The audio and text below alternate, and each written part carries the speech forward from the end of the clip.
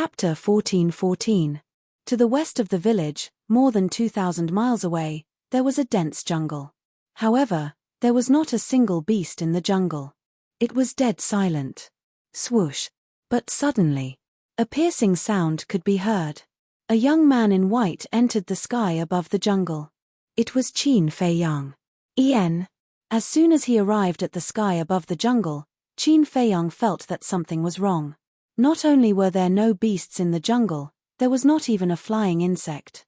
Moreover, there was a stench in the air. But it was very faint. Qin Feiyang was unable to distinguish what was emitting the smell for a while. He continued to fly forward.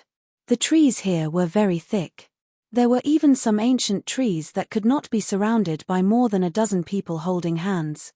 The thick vines were like horned dragons, and they were filled with a vigorous aura. But that stench was getting more and more obvious. Qin Feiyang gradually frowned. This stench made him suddenly think of something. Feces. The deeper he went into the jungle, the stronger the stench was. It was simply disgusting. Finally, Qin Feiyang could not help but cover his nose, hold his breath, and murmured, "Did I come to the wrong place?" But the Devil Cliff that second grandpa said is in this direction. He was a little puzzled. Soon, he went deep into the jungle for dozens of miles. Suddenly, a giant mountain came into sight. The giant mountain was more than 10,000 feet high. It was completely black. There were no plants on it. It was completely bare. And under the giant mountain, there was an ancient and dilapidated stone tablet. There were 3 bold words engraved on the tablet. Devil Cliff. This is Devil Cliff. Qin Feiyang was slightly stunned. He raised his head and glanced at the giant mountain. He slowly discovered that the pungent stench actually came from Devil Cliff. Swoosh. When Qin Feiyang approached Devil Cliff, the stench was simply overwhelming. Even the smell was crazily drilling into his pores. What exactly is this thing? Qin Feiyang was puzzled. He slowly approached Devil Cliff. Soon, he discovered that the entire surface of Devil Cliff was covered with a layer of sticky stuff. What is this? Qin Feiyang frowned. However, when he was about to reach the Devil's Cliff, his expression changed. He quickly stopped and retreated. That sticky thing was actually feces. He stood in the distance and looked at the Devil's Cliff, the corners of his mouth twitching. So this was Devil's Cliff. It was no wonder that Lu Zheng and the children in the village changed their expressions when they heard about Devil's Cliff. Only a ghost would want to come to such a place. "Second cousin, where are you? Come out, we're leaving," Qin Feiyang shouted, not daring to get any closer. "Bastard!" Immediately, a furious roar exploded halfway up the Devil Mountain, like rolling thunder, resounding through the sky. Following closely, he then saw Lu Zheng flying through the air in an aggressive manner. When Qin Feiyang saw that the situation was not good, he quickly turned around and fled. "Qin Feiyang, I'm not done with you today." Lu Zheng stared at Qin Feiyang's back, gnashing his teeth. He looked as if he wanted to skin Qin Feiyang alive. "Second cousin, let's talk nicely," Qin Feiyang said. Lu Zheng shouted, "There's nothing to talk about, unless you go to Devil's Cliff and stay there for 2 days. "I won't do it." Qin Feiyang pursed his lips. If he had known in advance that Devil's Cliff was such a place, he would not have come even if he was beaten to death. Lu Zheng suddenly burned with anger and shouted, "You also know that this is not a place for people to stay, then why did you cheat me?" "I didn't know." Qin Feiyang smiled apologetically. "Is not knowing a reason? How can there be such a good thing in the world?" Lu Zheng angrily chased after Qin Feiyang. Qin Feiyang did not fight back. He fled without looking back. On one hand, it was because he was in the wrong. On the other hand, it was because Lu Zheng also had a stench on him. The two of them chased one after the other. After about an hour, a vast sea came into sight. The Lu family was in the Reincarnation Sea. This was just a very big island. Qin Feiyang looked at the sea and frowned. Although he had not entered the sea, he could already feel the terrifying aura. And these auras were basically from 9-star combat emperors. It could be seen that the sea ahead was definitely not a place where ordinary people could set foot. Whoosh! He slammed on the brakes and stopped in the void. He turned around and looked at Lu Zheng. He said angrily, "Are you done yet?" If his second grandpa had not asked him to bring Lu Zheng along, he would not have bothered to take so long. "I'm not done." Lu Zheng rushed toward Qin Feiyang with monstrous anger. "The morning court in the throne room has already begun. I don't have time to mess around with you now. If you continue to pester me like this, don't blame me for being rude." Qin Feiyang covered his nose and raised his eyebrows. Lu Zheng had stayed on the Devil's Cliff for 2 days. He really smelled like a pile of feces. Seeing Qin Feiyang cover his nose, Lu Zheng was undoubtedly even more annoyed and almost lost his mind. Boom! Qin Feiyang did not waste any more words. His emperor's aura rolled out and directly sent Lu Zheng flying. He said, "When you calm down, come to the imperial palace to find me." After that, Qin Feiyang then opened the teleportation gate and rushed in without looking back. "Don't go!" Lu Zheng roared and immediately rushed toward the portal. Boom! But just as he was about to reach the portal, a surge of purple-gold dragon chi roared out of the portal like a tide. Lu Zheng was blasted away again. When he stabilized his body and rushed toward the portal again, the portal had already dissipated. "Bastard, I won't let you go," Lu Zheng roared again and again.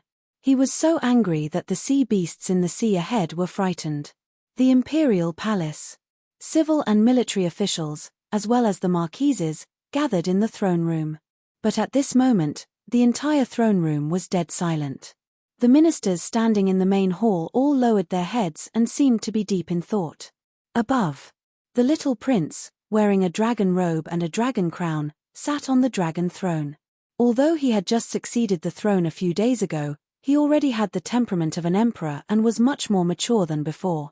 Next to him, the imperial preceptor stood upright with his hands behind his back, glancing at the people below with sharp eyes. However, at this time, the most eye-catching person was a young man in purple. He stood in front of the ministers, his body straight and his eyes straight, exuding a threatening aura. That's right. He was Zhuge Mingyang. The imperial preceptor raised his eyebrows, looked at everyone, and shouted, "Why are you all so silent? Zhuge Mingyang is the only son of the Marquis of Zhuge. Is there a problem with him inheriting the position of Marquis?" Civil and military officials, the various marquises, you look at me, I look at you, none of them daring to be the first to stand out and express their stance. Suddenly, Marquis Shao took a step forward, looked at the imperial preceptor and said, "The Zhuge family has been killed by Qin Feiyang, and only Zhuge Mingyang is left.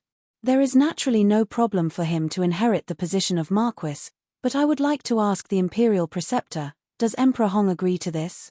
Such an important matter, how dare this imperial preceptor make his own decision?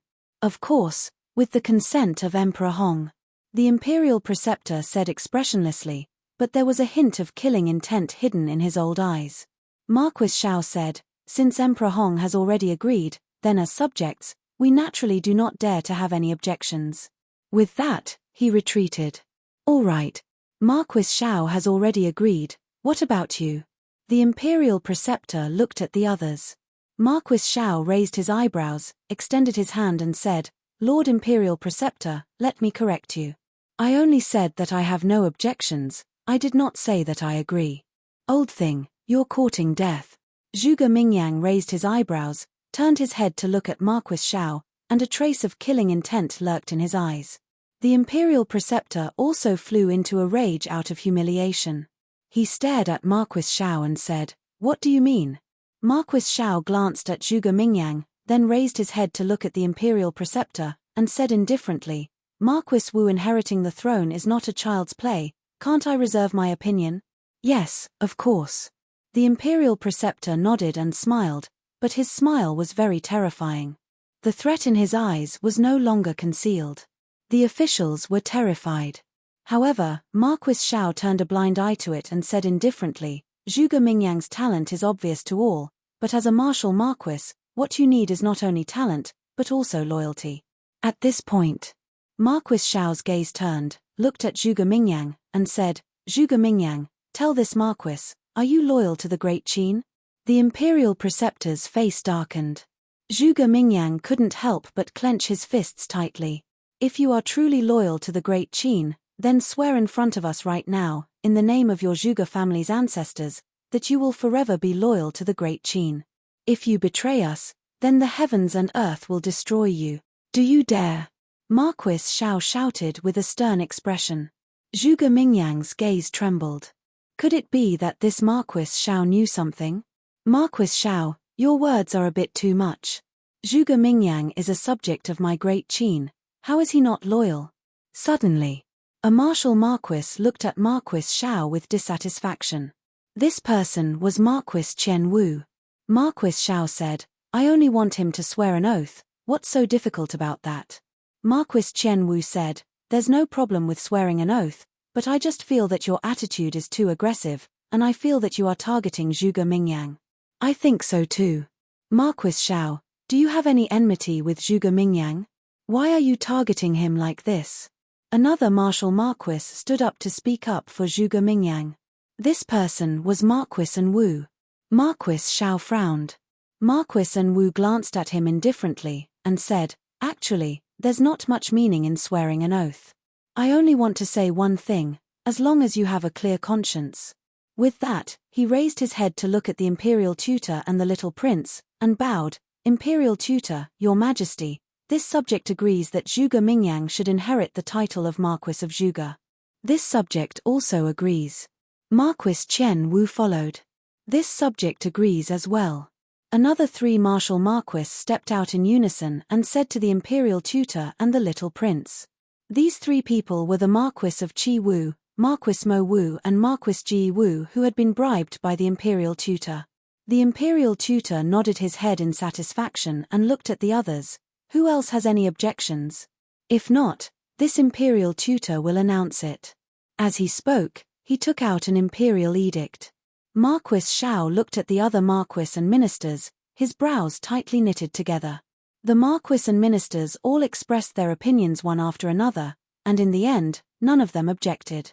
Qin Feiyang, hurry up and show yourself. Otherwise, no one will be able to stop the imperial tutor, Marquis Xiao muttered to himself. The imperial tutor coldly glanced at Marquis Xiao, waved his hand, and opened the imperial edict. All the civil and military officials immediately knelt on the ground, including the Marquis of Xiao. When the imperial edict was read, no matter who it was, they had to kneel down and listen.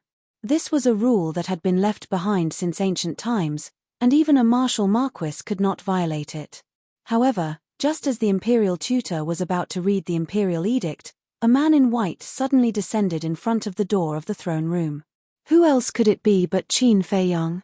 Looking at the imperial tutor who was about to read the imperial edict, Qin Feiyang heaved a sigh of relief. Fortunately, he had arrived in time. Following that, he sneered, strode into the throne room, and said, Zhuge Mingyang inherits the throne. Have you asked for my opinion, Qin Feiyang? Qin Feiyang. Chapter 14-15. Qin Feiyang. Why is he here? At the same time, there was an uproar in the throne room. All the marquises and ministers looked at Qin Feiyang in surprise. Zhuge Mingyang, the state preceptor, and the young prince also looked at Qin Feiyang with hatred in their eyes. The young prince suddenly shouted, outsiders are not allowed to enter the throne room during the morning court. Stop him. The Kirin army guarding the throne room didn't dare to stop Qin Feiyang, but after hearing the young prince's order, they could only brace themselves to stop Qin Feiyang. Qin Feiyang looked at the little prince. The hatred in his eyes was clearly visible. Hating me is the right thing to do. Because only hatred can make you grow quickly, Qin Feiyang murmured. Looking at the Kirin army in front of him, he lightly said, get out of the way. This is His Majesty White Sky's decree. We have to do it. Don't make things difficult for us, okay? The Kirin army looked at Qin Feiyang pleadingly. Qin Feiyang glanced at them one by one and nodded, okay, I won't make things difficult for you. The Kirin army sighed in relief. However, right at the moment when they thought that Qin Feiyang would retreat, Qin Feiyang suddenly waved his hand. A strong wind rose, and they were immediately blown away. Impudent! A Kirin army shouted angrily. Are you stupid? He already showed mercy. Why are you still shouting? If it weren't for the fact that we're commanders, we would have already gone to hell. Shut up. Anyway, we've already stopped him. It's not disobeying His Majesty White Sky's order. What happens next has nothing to do with us. The other members of the Chilean army immediately shouted at that person. Inside the hall, Qin Feiyang stepped in front of the ministers and stood next to Zhuge Mingyang. He cupped his hands and said, "This commoner Qin Feiyang greets His Majesty White Sky. I don't want to see you. Get out of here at once." The young prince stood up and shouted. Qin Feiyang said indifferently, "After I've finished dealing with the matters here, this commoner will naturally leave without the need for your majesty to say anything. In addition, you are now the ruler of a country, so you must pay attention to your image. Try not to do something like yelling and shouting in the imperial court again." The little prince angrily stared at Qin Feiyang. In the end, he coldly snorted, clenched his two small hands, and returned to the dragon throne. "Qin Feiyang, although you and His Majesty White Sky are brothers, you've already been expelled from the imperial palace. Please leave immediately." Marquis Qianwu's eyes flashed as he stood up and shouted at Qin Feiyang. He would never forget the death of his son. In the past, because he was afraid of Qin Feiyang, he did not dare to say a word. But now, with the imperial tutor, a peak false god, supporting him, he was no longer afraid. Qin Feiyang raised his eyebrows and turned to look at Marquis Qianwu with a playful look in his eyes. "Did I say something wrong? This is the most sacred throne room. How can a commoner like you barge in?" Marquis Qianwu coldly shouted, then looked at the ministers around him and said, "All of you, tell me, am I right?" Obviously, he was fanning the flames. But the result disappointed Marquis Qianwu. No one present dared to say a word. Even Marquis An Wu, Marquis Mo Wu, Marquis Ji Wu, and Marquis Qi Wu, who were in the same camp as him, remained silent. Qin Feiyang laughed in ridicule, looked at the ministers and said, "There's something I suddenly forgot. Can any of you remind me, how many times have I destroyed the throne room?" Everyone's heart trembled. From his tone, was he going to destroy the throne room again? If it was anyone else, they would definitely not think so. Because no one dared to be impudent in the throne room. But Qin Feiyang was a person who could not be treated with ordinary eyes. Qin Feiyang looked at Marquis Qianwu and sneered, "I even dared to destroy the throne room. Do you think I would be afraid of you fanning the flames here?" Marquis Qianwu's expression froze. The imperial tutor suppressed his anger and said in a deep voice, "Qin Feiyang, what exactly do you want?" Qin Feiyang smiled faintly, looked at the imperial tutor and said, "Last night, the ancestor gave me a dream. Do you know what it was?" The imperial tutor raised his eyebrows. "The ancestor told me two things. The first is about Zhuge Mingyang inheriting the Marquis title. The ancestor said that this Zhuge Mingyang has disloyalty to the great Qin and cannot be allowed to inherit the Marquis title." Qin Feiyang chuckled. "Ridiculous. Let's not talk about whether your dream is real or not, just your words are not credible." The imperial tutor sneered. "Of course my words are not credible. However, I wonder if Lord Imperial Tutor still remembers that I told you that I have a recording of your conversation with the Grand Valley Master?" Qin Feiyang teased. The Imperial Tutor's pupils constricted as he sent a voice transmission.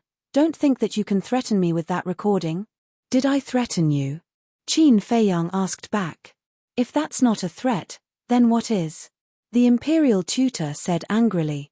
Qin Feiyang laughed. "I just want you to understand a principle. As long as I, Qin Feiyang, am here, you can't do whatever you want."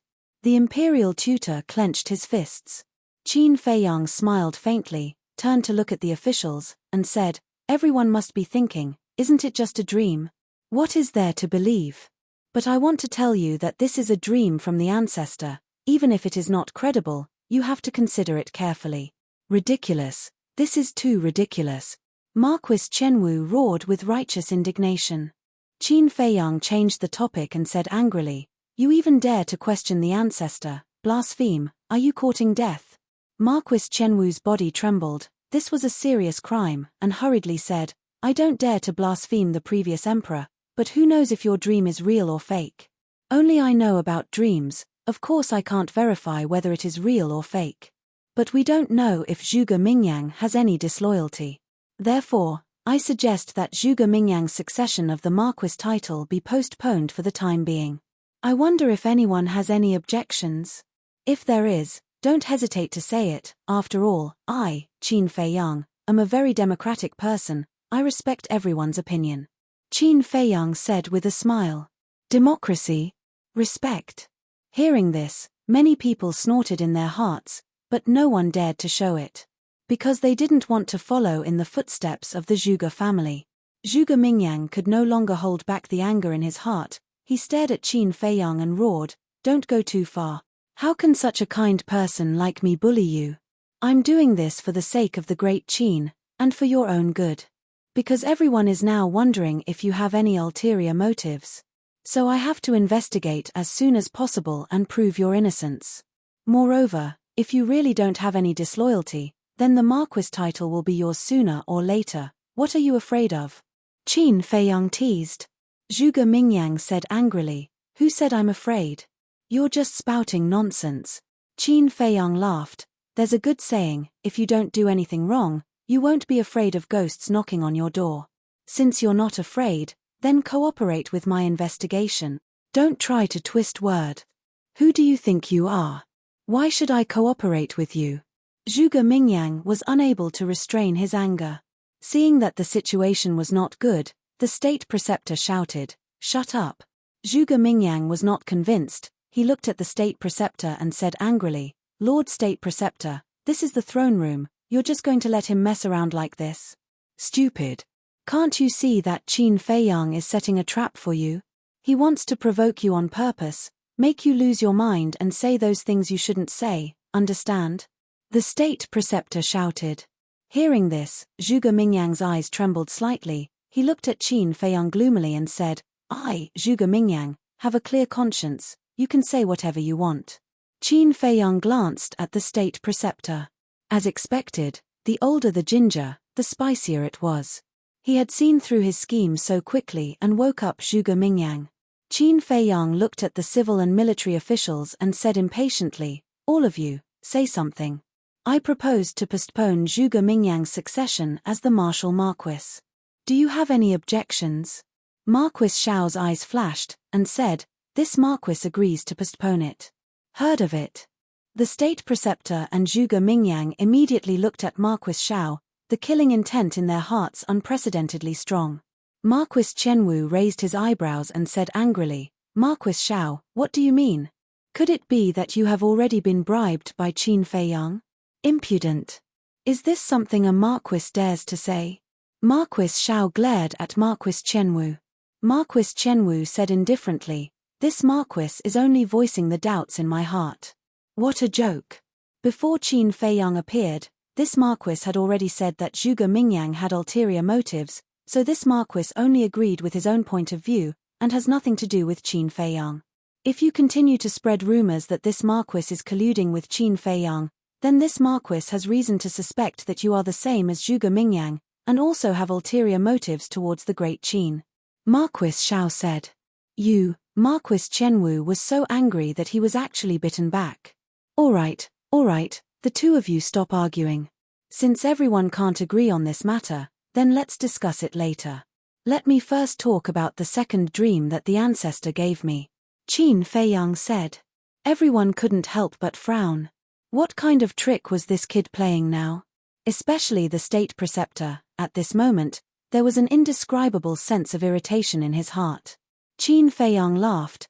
This second dream is related to some martial Marquis. The various martial Marquis immediately became nervous. The ancestor told me that recently, there have been some martial Marquis who have been very dishonest. They are clearly taking our great Qin's salary, but they colluded with some old bastard and colluded with him. Qin Feiyang swept his gaze across the group of martial Marquis with a playful expression. The group of martial Marquis, other than Marquis Xiao, were all somewhat flustered. Because they all knew who the old bastard Qin Feiyang was talking about was. And during this period of time, they had more or less interacted with the state preceptor. Of course. The ones who were the most flustered were Marquis Chenwu and the other four. Because they had already sided with the state preceptor. Marquis Xiao glanced at the state preceptor, and a cold smile flashed across his eyes. Looking at Qin Feiyang, he pretended to be confused and said, "Qin Feiyang, can you speak more clearly? We don't understand." "All right. I'll make it clearer. As a martial marquis of the great Qin Empire, who should you be loyal to? Naturally, you should be loyal to the great Qin and His Majesty the White Sky. But some people have made the wrong choice and pledged their loyalty to an old bastard. Marquis Chenwu, Marquis Anwu, Marquis Mou, Marquis Chiwu, Marquis Gawu, the five of you are the most senior marquis in my great Qin. Why don't you answer me? How should I deal with such a marquis?" Chapter 14:16. Marquis Chenwu and the other four who were called out immediately panicked. "What are you panicking for? Could it be that the ancestors' dream is true, and those dishonest martial marquis are you?" Qin Feiyang looked at the five of them suspiciously. "Don't spout nonsense. Our loyalty to Great Qin, to His Majesty White Sky, is witnessed by the heavens and earth." The five of them glared at Qin Feiyang angrily and said. Qin Feiyang said impatiently, "Then tell me, how should we deal with those martial marquis who are not loyal to Great Qin and His Majesty White Sky?" Marquis Chenwu said, "If there really is such a person, he should immediately be stripped of his position as a martial marquis." "Wrong." Qin Feiyang shook his head. "What's wrong?" Marquis Chenwu frowned. "Towards these disloyal and unjust martial marquis, only by killing them without mercy will we be able to uphold the imperial court and enforce the law." Qin Feiyang said word by word, killing intent surging in his eyes. Before he could finish, Thunder Leopard, Seahorse, Seal, Wang Yangfeng, and Wang Yishan appeared out of thin air. Impudent. The imperial tutor had always been paying attention to Qin Feiyang. Because he knew that Qin Feiyang would definitely cause a ruckus today, so when he saw Thunder Leopard, the other two beasts, and Wang Yishan appear, he realized that something was wrong and immediately attacked Qin Feiyang. Qin Feiyang ignored him, pointed at Marquis Chenwu and the other four, and shouted, "Kill them all. Old thing, this emperor has long disliked you, die." Lei Bao looked at Marquis Chenwu and laughed, then turned into a bolt of lightning and flew over like lightning. Seahorse, Seahorse, Wang Yishan, and Wang Yangfeng also immediately charged towards Marquis Anwu and the other three. Seeing this situation, the other marquis, ministers, and Zhuge Mingyang all ran outside as if they were running for their lives. Marquis Chenwu and the other four also wanted to escape, but would Thunder Leopard, the other two beasts, and Wang Yangfeng give them a chance? Obviously not. "Lord Imperial Tutor, save us." The five of them desperately called for help from the Imperial Tutor. The state preceptor rushed towards Qin Feiyang and roared, "Tell them to stop, or don't blame me for being merciless." Whoosh. But suddenly, an old figure appeared in front of the Imperial Tutor without any warning. It was Old Man Qin. As soon as Old Man Qin appeared, he struck out with his palm. The Imperial preceptor was caught off guard. Even though his cultivation was higher than Old Man Qin's, he still suffered a great loss. His entire body was sent flying and crashed into the wall beside the dragon throne. With a loud bang, a large hole was instantly created in the wall. Meanwhile, under the thunderous attacks of the Thunder Leopard, and Wang Yangfeng, Marquis Chenwu's group of five died on the spot without any suspense. Dead, it's not enough to kill Zhuge Wu who, he actually killed another five martial marquis, too presumptuous. Is there no one who can control him? The marquises, ministers, Kirin army, and Zhuge Mingyang standing outside were all dumbfounded. This bastard had no regard for the law. One had to know that this was still in the throne room. Done. Thunder Leopard, and Wang Yangfeng returned to Qin Feiyang's side and laughed. "Well done." Qin Feiyang nodded. Old Man Qin also retreated to Qin Feiyang's side and said in a low voice, "Killing Chenwu Marquis and the others in front of him, the Imperial Preceptor will definitely go crazy." Sure enough, it was as expected. Just as Old Man Qin finished speaking, the Imperial Preceptor's angry roar sounded out. "Qin Feiyang, even if you want to release that video, this Imperial Preceptor will not let you off today." Boom. A terrifying divine might erupted, causing the entire throne room to shake violently and immediately begin to collapse. Whiz. Following closely, the Imperial Preceptor rushed out of the hole like a crazed beast, charging towards Qin Feiyang's group. Quick! Old Man Qin urged. At this moment, the imperial preceptor gave off a great sense of fear. Qin Feiyang did not dare to hesitate and immediately prepared to bring everyone into the castle. But at this moment, his expression changed drastically, because he suddenly realized that the little prince was still sitting on the dragon throne. Moreover, the roof of the hall had already collapsed, and a huge beam was smashing towards the little prince. The little prince had just started cultivating, and with his weak body, if he was hit, there was no doubt that his blood would splatter on the spot. However, the furious imperial preceptor was completely unaware of the little prince's current danger. Of course, with the imperial preceptor's current state, even if he saw the little prince's situation, he might not necessarily care. Qin Feiyang waved his hand and sent Thunder Leopard, and Wang Yangfeng to the ancient tower. Then, he rushed towards the little prince like lightning and roared, "Old Man Qin, stop him!" Qin Feiyang's sudden action puzzled Old Man Qin. But when he saw the little prince, he immediately understood and immediately rushed towards the imperial preceptor. In the blink of an eye, Qin Feiyang rushed to the little prince's side and smashed the beam with his palm. He lowered his head and glared at the little prince, shouting, "Why didn't you leave just now? Do you want to die?" The little prince did not say a word and only looked at him coldly. Qin Feiyang could not help but feel helpless. He picked up the little prince and turned into a ray of light. He smashed the roof of the hall with his fist and rushed up into the sky. Boom! The divine might of Old Man Qin and the imperial preceptor shocked everyone. Figures continued to soar into the sky and looked towards the imperial palace. It's Qin Feiyang. What is he doing? Did he kidnap Emperor Hao Tian? Heavens, what is he trying to do? No matter what, Emperor Hao Tian is still his younger brother. How can he be so heartless? Looking at the little prince in Qin Feiyang's hand, everyone immediately roared with righteous indignation. It's the young lord. He really has broken through to the 4-star combat emperor realm. Damn it, this speed is too heaven-defying. At the same time, among the crowd, there were 8 young men and women. It was Wang Zicheng and the others. At this moment, they looked at Qin Feiyang from afar with disbelief. After the 2 continents were connected, there were now many people from the Forgotten Continent in the imperial city. Of course, in the Central Divine Kingdom's Divine City, there were also many people from Great Qin. It's really Qin Feiyang. This bastard is indeed a star of calamity. Wherever he goes, he brings disaster. However, I'm afraid he won't be able to escape this time. Is there even a need to say that?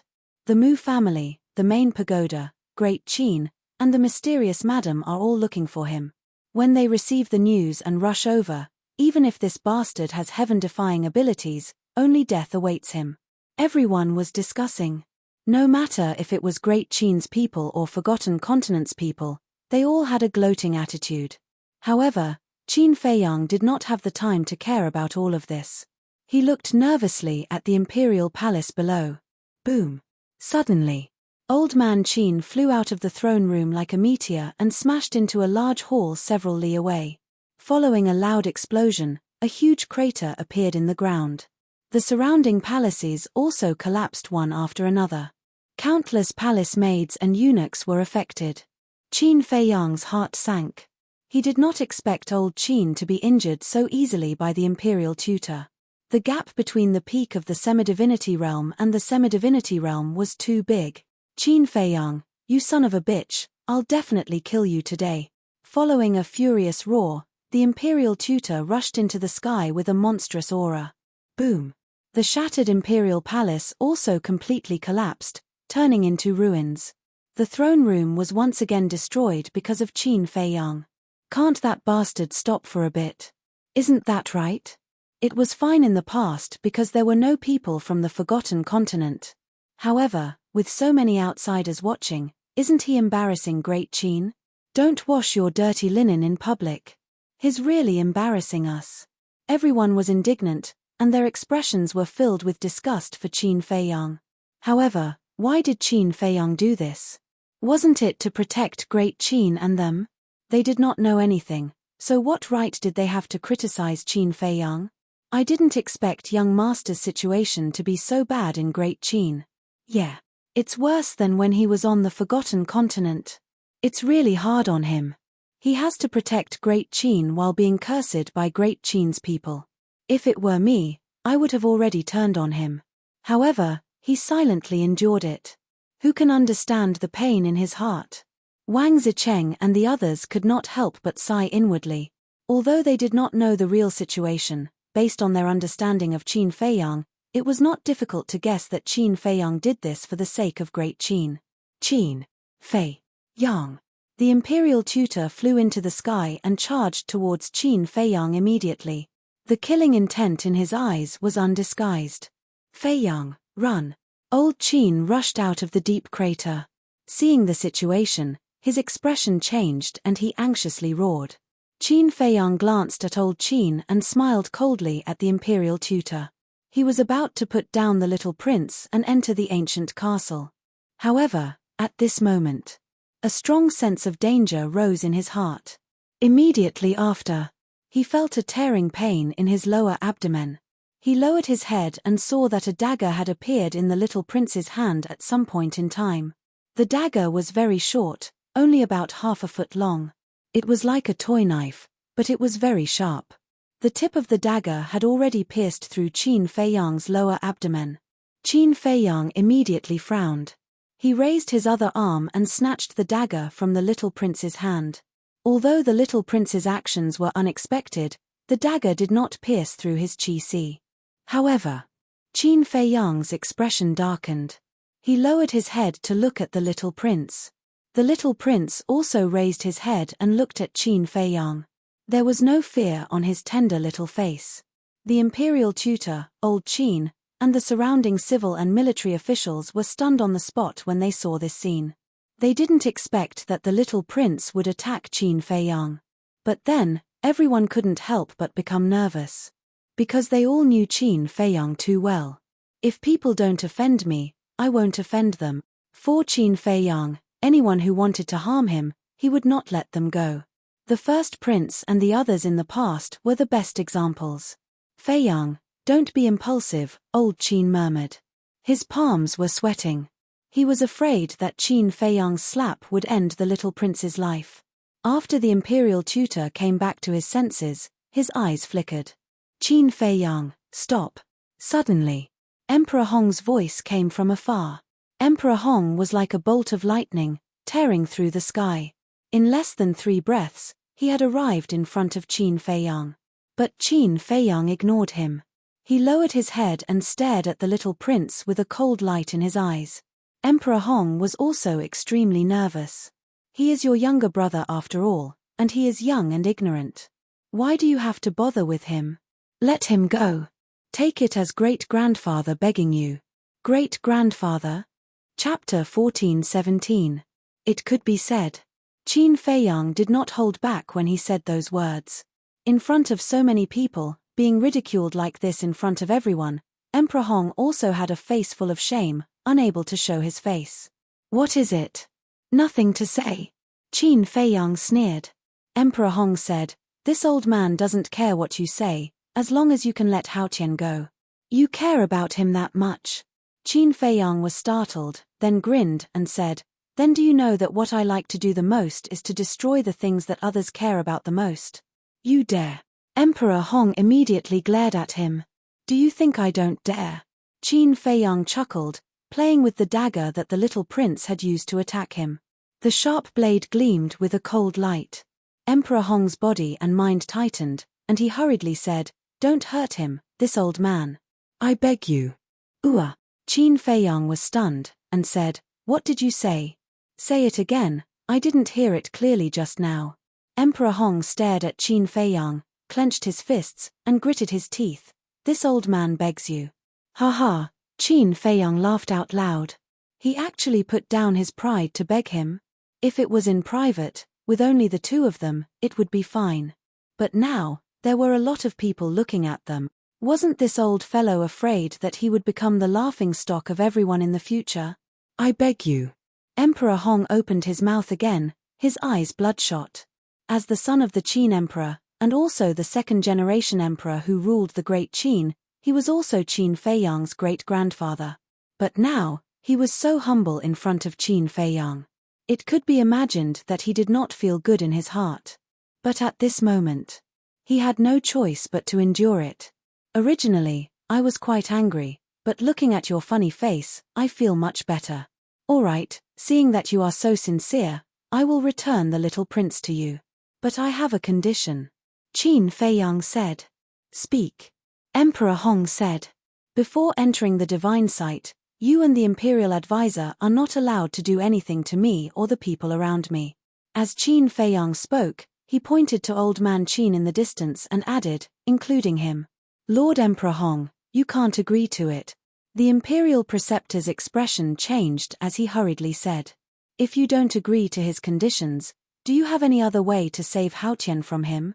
Emperor Hong was inwardly vexed. Looking at Qin Feiyang, he nodded and said, this old man promises you. Don't go back on your word. Qin Feiyang said.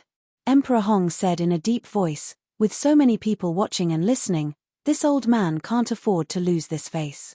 That's true. Qin Feiyang nodded. He lowered his head to look at the little prince, and said, grow up quickly, because with your current ability, you can't even get close to me, let alone avenge your mother. One day, I will personally send you to hell. The little prince enunciated each word clearly. Your courage is commendable, but it depends on whether or not you have the strength. Qin Feiyang laughed disdainfully, then picked up the little prince and threw him to Emperor Hong. Emperor Hong hurriedly extended his hands and caught the little prince. He asked with concern, are you all right, child? I'm fine. The little prince shook his head. It's good that you're fine. Emperor Hong heaved a sigh of relief. With a light wave of his hand, the little prince landed safely on the ground. A group of Kirin army immediately surrounded him and carefully protected him. The imperial preceptor looked at Emperor Hong and said, my lord, you have to think twice. Not only did he kidnap the little prince, he also killed 5 martial marquis in the imperial court. Kidnap? Qin Feiyang laughed coldly, looked at the imperial preceptor and said, if I hadn't saved him, he would have been smashed to death by the beam. I would like to ask, what were you doing at that time? Have you ever worried about his safety? That was also caused by you. If you didn't have people kill Qianwu Marquis and the others, would Imperial Preceptor be so angry? To the point of losing his mind? The Imperial Preceptor coldly snorted. Qin Feiyang said, so to say, saving him is still my fault. The Imperial Preceptor laughed sinisterly. It was your fault to begin with. Emperor Hong asked, which martial marquis did he kill? The Imperial Preceptor looked at Emperor Hong and said truthfully, Qianwu Marquis, Anwu Marquis, Mowu Marquis, Jiwu Marquis, Chiwu Marquis, all the civil and military officials can testify. How preposterous! Emperor Hong was furious. With a wave of his hand, a vast and mighty pressure surged out and enveloped Qin Feiyang in an instant. Old Man Qin's expression changed as he roared, Emperor Hong, you are the son of the previous emperor. Just now, you personally agreed to Qin Feiyang's conditions. I hope you can take care of your face and be a man of your word. You've already made this old man lose all his face. Would this old man still care? Moreover, this boy held the Son of Heaven hostage, killed loyal people, and committed all kinds of evil. If this old man continues to ignore it, how will the world talk about this old man behind his back? They will definitely say that this old man cares about family ties, bends the law for personal gain, and covers up and connives at Qin Feiyang. This crime is even greater. This old man doesn't want to be a sinner for all eternity. Therefore, this old man will place righteousness before family today and get rid of this malignant tumor, returning peace to Great Qin. Emperor Hong said, his words righteous and awe-inspiring. Well said. The imperial preceptor praised. That's right. This kind of evil person should be eliminated as soon as possible. Lord Emperor Hong, we all support you. The entire Great Qin's people also support you. Some martial marquis also roared, filled with righteous indignation. Emperor Hong looked at them one by one, his old face full of gratification.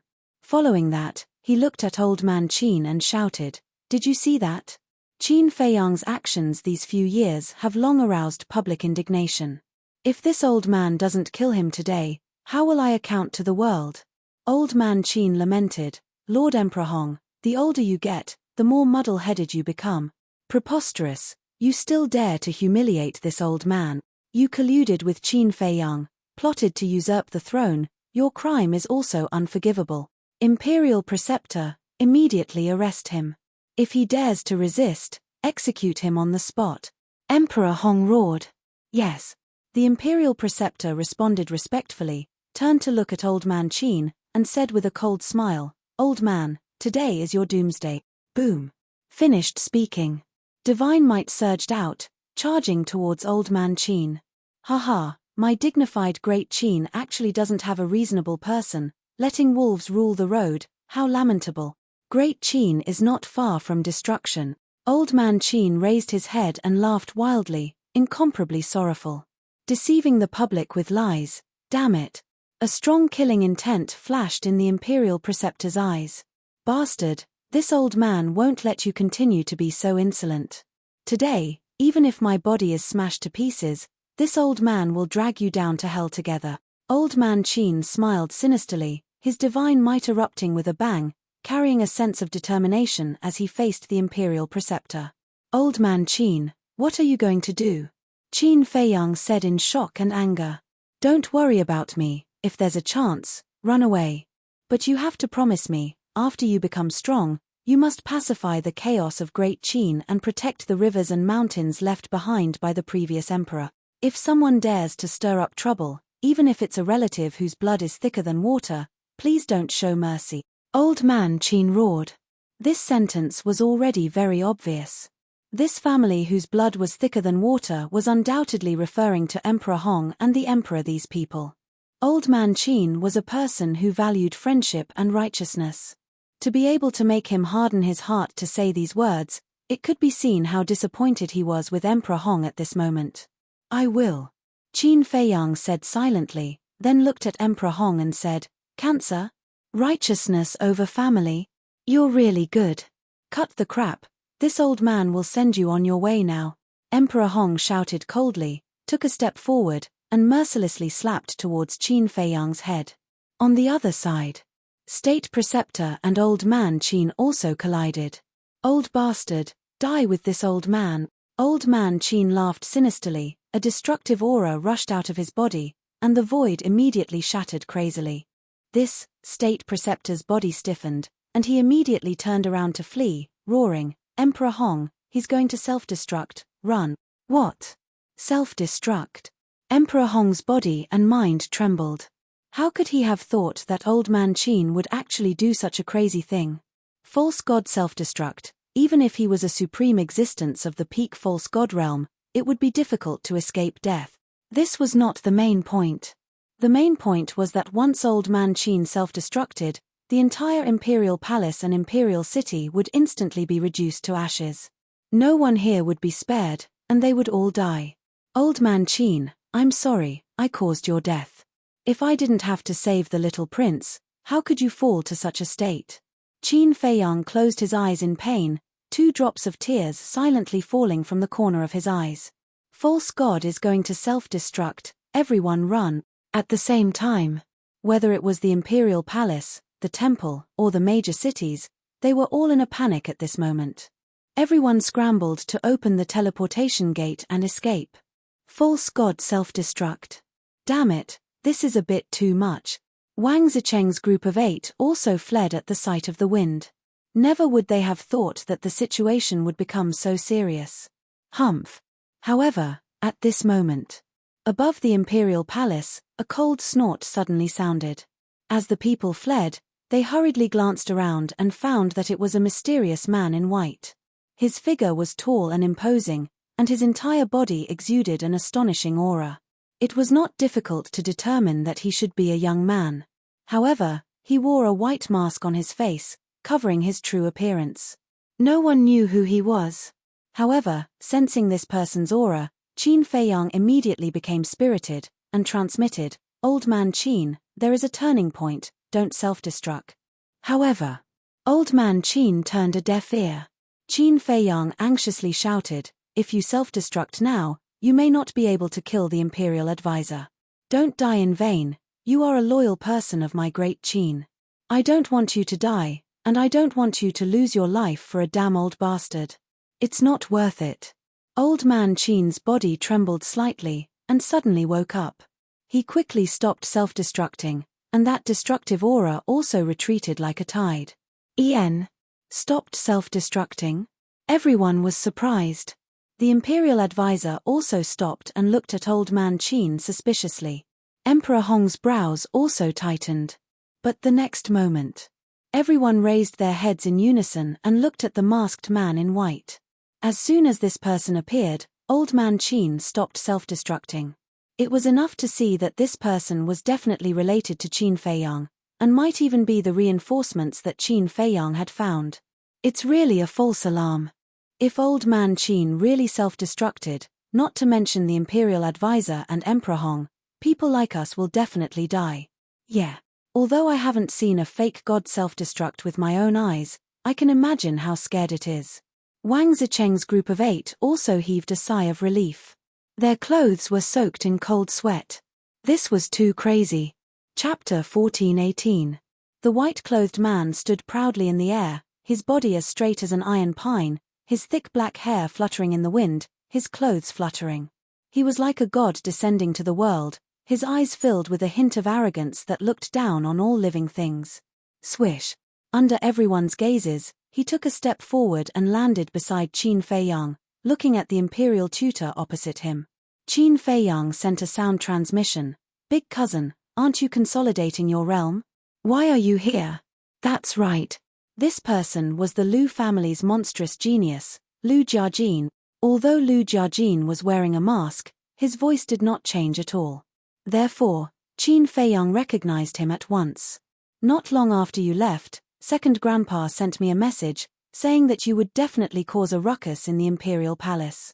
He was afraid that something would happen to you, so he asked me to come and help you. Fortunately, I came in time, otherwise, my great Qin would have lost a loyal person." Lu Jiajin thought. Qin Feiyang smiled bitterly and sighed. Second Grandpa really knows things like a god. Lu Jiajin smiled, looked at the imperial tutor and said coldly, "I don't want to talk nonsense with you, immediately withdraw your pressure, or else I will flatten your imperial city." This was a completely commanding tone. Impudent. Emperor Hong was furious. Lu Jiajin said arrogantly, "So what if I am impudent? I have the capital to be impudent, because as long as I am willing, I can destroy your great Qin empire in an instant." Domineering. Everyone's hearts trembled. Who was this, to actually dare to show such an arrogant side in front of Emperor Hong? Emperor Hong's face was as gloomy as water. So lively. Suddenly, another mocking voice sounded. 2 figures flew out from the space-time gate, flying above the imperial palace like lightning. Lu Xingchen, Mu Changyun. Emperor Hong's gaze turned, looking at the 2 gloomily. "This is not good." The imperial tutor muttered, ignoring old Qin, quickly rushed to Emperor Hong's side, looking at Lu Xingchen and Mu Changyun vigilantly. Seeing this, old man Qin quickly flew to Qin Feiyang's side. Lu Xingchen chuckled and said, "I just received news that someone is bullying Qin Feiyang, so I came to see who has the guts to bully this Lu Xingchen's brother." Lu Xingchen and Qin Feiyang have such a good relationship. Have they already reached the stage where they call each other brothers? Everyone was shocked. First, there was an arrogant and mysterious man. Now, there was Lu Xingchen leading reinforcements. Qin Feiyang's backer was not simple at all. Emperor Hong said in a solemn voice, "This is my great Qin's family matters. You all don't have the qualifications to interfere. You hurt my brother and I can't intervene. Do you think you're the god of creation?" Lu Xingchen laughed disdainfully. He glanced at Lu Jiajin curiously, then looked at Emperor Hong and said, "Didn't you hear what this brother said just now? Immediately put away your tortoise's might, or I'll get angry. If I get angry, your great Qin will really be finished." Emperor Hong glanced at Lu Jiajin and Lu Xingchen, his expression uncertain. Lu Xingchen raised his eyebrows and said, "Looks like you have to force me to make a move. Changyun, immediately go and call your big brother out of seclusion." Yes. Mu Changyun responded respectfully. He smiled coldly at Emperor Hong and turned to rush towards the spatial gate. Mu Changyun's big brother was naturally Mu Changfeng. The two brothers were both supreme existences at the peak of the false god realm. Damn it! Emperor Hong clenched his fists and quickly withdrew his pressure. Lu Xingchen laughed mockingly and said indifferently, "Come back." He's still tactful. There's no need to alarm your big brother. Hearing this, Mu Changyun turned in the air and landed beside Lu Xingchen. Emperor Hong swept his gaze across the group of people and said gloomily, "Can you all scram now? We don't dare to leave now. You're too despicable. What if you attack Brother Qin again after we leave? Don't make any promises to us. We won't believe you. Because of what happened before, the people below have already told me. You clearly agreed to Qin Feiyang's conditions, but in the end, you went back on your word. You even said that you would place righteousness above family. Such a hypocritical thing, only a shameless old thing like you can do it. So, your credibility with us is already zero." Lu Xingchen mocked. "Then what do you want?" Emperor Hong said angrily. Lu Xingchen laughed and said, "That depends on Brother Qin. He can do whatever he wants." Emperor Hong looked at Qin Feiyang. Qin Feiyang's eyes flashed with a cold light, and said, "You didn't expect that the situation would change so quickly, right?" Emperor Hong clenched his fingers tightly, making cracking sounds. "Humph! How can such a lively scene be missing from my main pagoda at this time?" Another hoarse cold snort sounded in the sky. Main pagoda. Everyone was shocked and hurriedly looked over. They saw an old man rushing out of the space-time gate, his aura incomparably powerful. He seems to be called Wang Su, a senior figure of the main pagoda, with an important position. But what is he doing here? Everyone was suspicious. I didn't expect that a mere Qin Feiyang could actually cause such a huge commotion in the Great Qin Empire. Is the Great Qin Empire without the Qin Emperor so weak? After Wang Su appeared, another voice came from the spatial gate. This time, there was a hint of mockery in this voice. This was a woman's voice. The next moment, a woman in white flew out of the spacetime gate and entered everyone's line of sight. Who is she? I've never seen her before. The people of Great Qin were shocked. However, the people of Forgotten Continent said, "You haven't seen her before, but you must have heard of her name." What name? The people of Great Qin were bewildered. Mysterious Madam. The people of Forgotten Continent said. What? She is the Mysterious Madam? What is she doing here again? Could it be that she's here to settle the score with Qin Feiyang? Wait, the main pagoda and Qin Feiyang also have a deep grudge. Could it be that she's also taking the opportunity to kill Qin Feiyang? Everyone whispered to each other, discussing animatedly. High up in the sky, Wang Su looked at the Mysterious Madam, a cold light flashing in his eyes. The Mysterious Madam said, "You'd better not look at me like that again, or else I'll dig out your eyeballs and feed them to the dogs." So arrogant. Even the senior figures of the main pagoda are not in their eyes. They are indeed as lawless as the rumors say. People muttered. Humph. Wang Su snorted through his nose, turned around, and swooped down, flying towards the place where Qin Feiyang and the others were. The Mysterious Madam smiled contemptuously and flew down as well. Not good. Last time in the Endless Sea, young master set a trap for the main pagoda and the Mysterious Madam and stole the God Crystal. They definitely won't let this go. Wang Zicheng frowned. That's right. And I also received news that the main pagoda master and the imperial tutor are colluding to kill young master together. The black monkey said in a deep voice. Sigh. Indeed, before the first wave has subsided, another wave has risen. Young master's situation will probably be even more dangerous than before. The 8 of them were all worried. They really wanted to help. But facing the main pagoda, the Mysterious Madam, and a colossus like Great Qin, they wanted to help but were powerless. At the same time, seeing the Mysterious Madam and Wang Su appear one after another, Qin Feiyang's heart sank.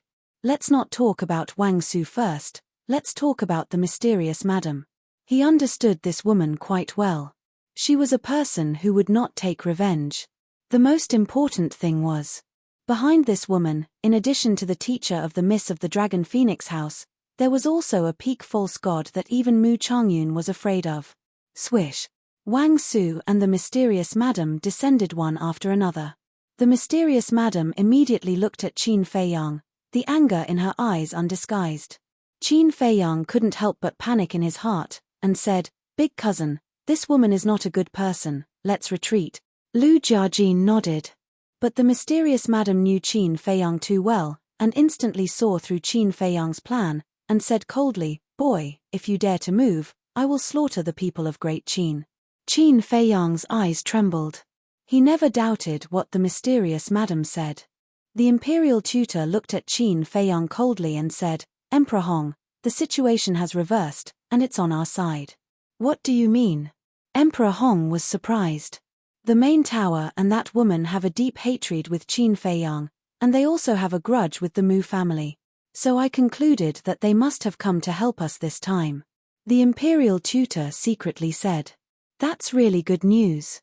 Emperor Hong was overjoyed, looking at the mysterious madam and Wang Su. He cupped his hands and said with a smile, "This old man is the son of the Qin Emperor, Qin Hong." The mysterious madam glanced at Emperor Hong and said, "Since you are the son of the Qin Emperor, you are also Qin Feiyang's elder, but why did you make such a fuss?" "It's a long story. These years, he has done evil things in the Great Qin, but this old man couldn't bear to do anything to him, but he turned this old man's patience into capital. This time, it's even more excessive. Not only did he kidnap the emperor, but he also killed 5 of my Great Qin's marquis, causing the anger of both men and gods. This old man couldn't help it, so he hardened his heart and planned to put justice before family. But who would have thought that he actually had so many henchmen? The existence of this child is really a shame of my Great Qin." Emperor Hong sighed. "This Qin Feiyang really deserves to die." The mysterious madam nodded, killing intent flashing in her eyes. Seeing this, Emperor Hong and the imperial tutor were relieved. Wang Su and the mysterious madam were here to kill Qin Feiyang.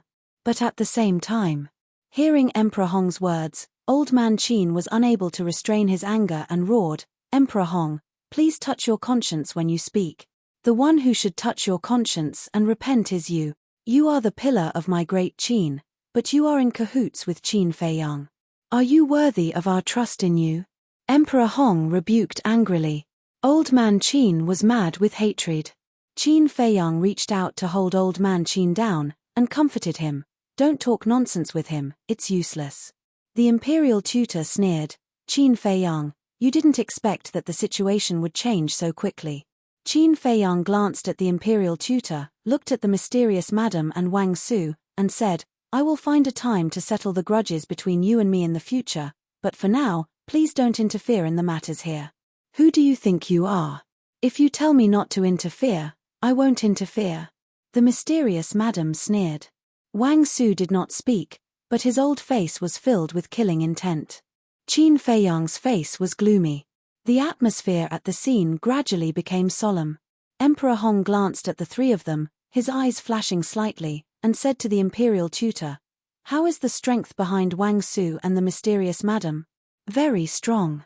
According to my inquiries, there are 3 false gods in the main tower, and the mysterious madam herself is a false god, and there is a peak false god behind her," the imperial tutor said.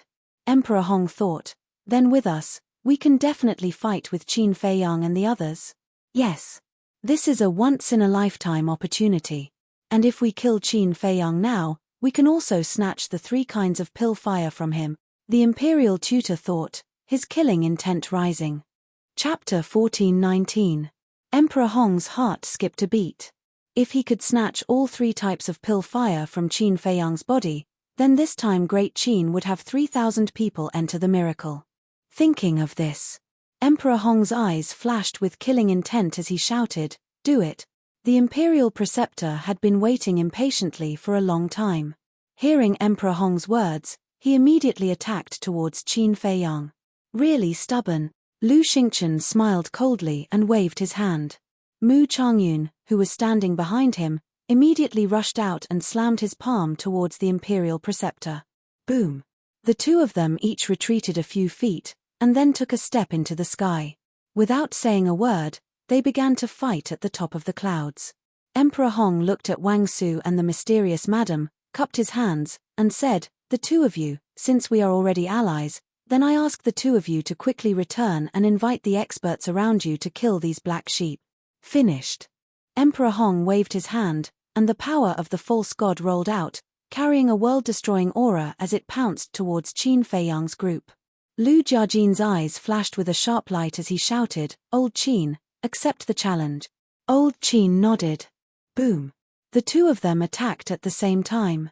Two waves of false god power emerged, like two huge waves, sweeping through the sky and colliding with Emperor Hong's false god power. Puff.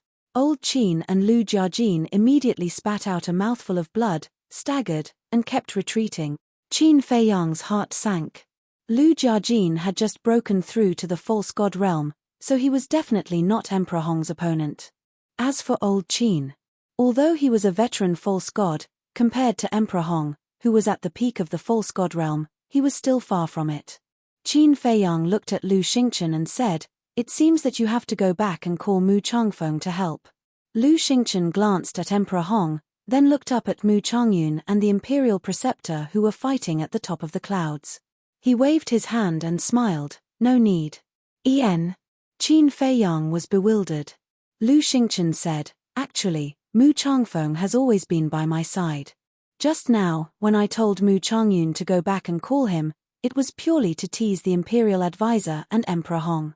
Qin Feiyang was stunned. Had he always been by Lu Xingchen's side? Why didn't he see Mu Changfeng? But very soon, Qin Feiyang was suddenly enlightened. Mu Changfeng should be in Lu Xingchen's spatial divine item. Emperor Hong repelled Old Man Qin and Lu Jiajin with one move, and his confidence immediately soared. Looking at Qin Feiyang and Lu Xingchen, he said proudly, "As long as I don't give you the chance to call Mu Changfeng over, with this old man's and imperial preceptor's abilities, it's enough to kill all of you." "Really?" Lu Xingchen smiled playfully. Before he finished speaking, an old man appeared in front of Lu Xingchen out of thin air. Who else could it be but Mu Changfeng? Sure enough, he's inside the spatial divine item. Qin Feiyang muttered, "How is this possible?" Emperor Hong's face was filled with disbelief. Lu Xingchen sneered, "I, Lu Xingchen, have never done anything that I am not sure of. Since I will bring Mu Changyun here, I will naturally bring Mu Changfeng along as well." Emperor Hong said in shock and anger, "Then before, why did you let Mu Changyun go back?" "I was just teasing you. Did you really take it seriously?" Lu Xingchen laughed mockingly, looked at Mu Changfeng and said indifferently, "You know what to do." Mu Changfeng nodded, looked at Emperor Hong and said, "A father's debt is repaid by a son. Today, you will pay for the sins your father committed." Boom. After he finished speaking, a monstrous killing intent shot out from Mu Changfeng's eyes. "Damn it." Emperor Hong cursed, raised his head to look at Wang Su and the mysterious lady, and roared, "What are you still standing there for? Go back and call for help." However, whether it was Wang Su or the mysterious lady, they were both indifferent, as if they didn't hear anything. What's going on? Emperor Hong was bewildered. Qin Feiyang also looked at the two of them suspiciously. The mysterious lady glanced at Qin Feiyang, looked down at Emperor Hong condescendingly, and said indifferently, "Who said I would make a move?" Emperor Hong was taken aback, and said, "Don't you have a grudge with Qin Feiyang?" The mysterious lady said contemptuously, "I do have a grudge with Qin Feiyang, but I didn't say that I would help you kill him. It's you who thinks you're smart, who thinks that I'm your ally." For a moment, Emperor Hong's mind was in a mess. At the same time, when the imperial advisor heard the mysterious lady's words, his face also changed. How could this be? An uneasy premonition arose in his heart. He hurriedly pushed Mu Changyun away with his palm and landed beside the imperial advisor. He looked at the mysterious lady and said, "You're not here to kill Qin Feiyang, then what are you here for?" "Me." The corner of the mysterious lady's mouth lifted, and said, "I'm here to protect him." "What?" Emperor Hong and the imperial advisor were dumbstruck. In the distance, Wang Zicheng and the rest also looked at each other. Qin Feiyang himself also had a look of astonishment. Lu Xingchen, Mu Changyun, Mu Changfeng, and Wang Su also had faces full of astonishment.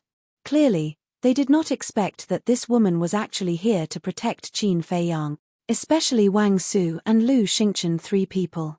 Because they all knew that Qin Feiyang had snatched the divine crystal from the mysterious lady's hands in the endless sea.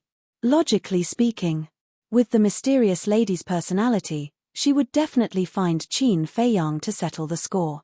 But now, she actually wanted to protect Qin Feiyang instead? What was this woman thinking? After the imperial advisor came back to his senses, he looked at the mysterious lady and said, "Didn't you say before that Qin Feiyang really deserved to die? Why do you still want to protect him? Deserves to die is one thing, and protecting him is another.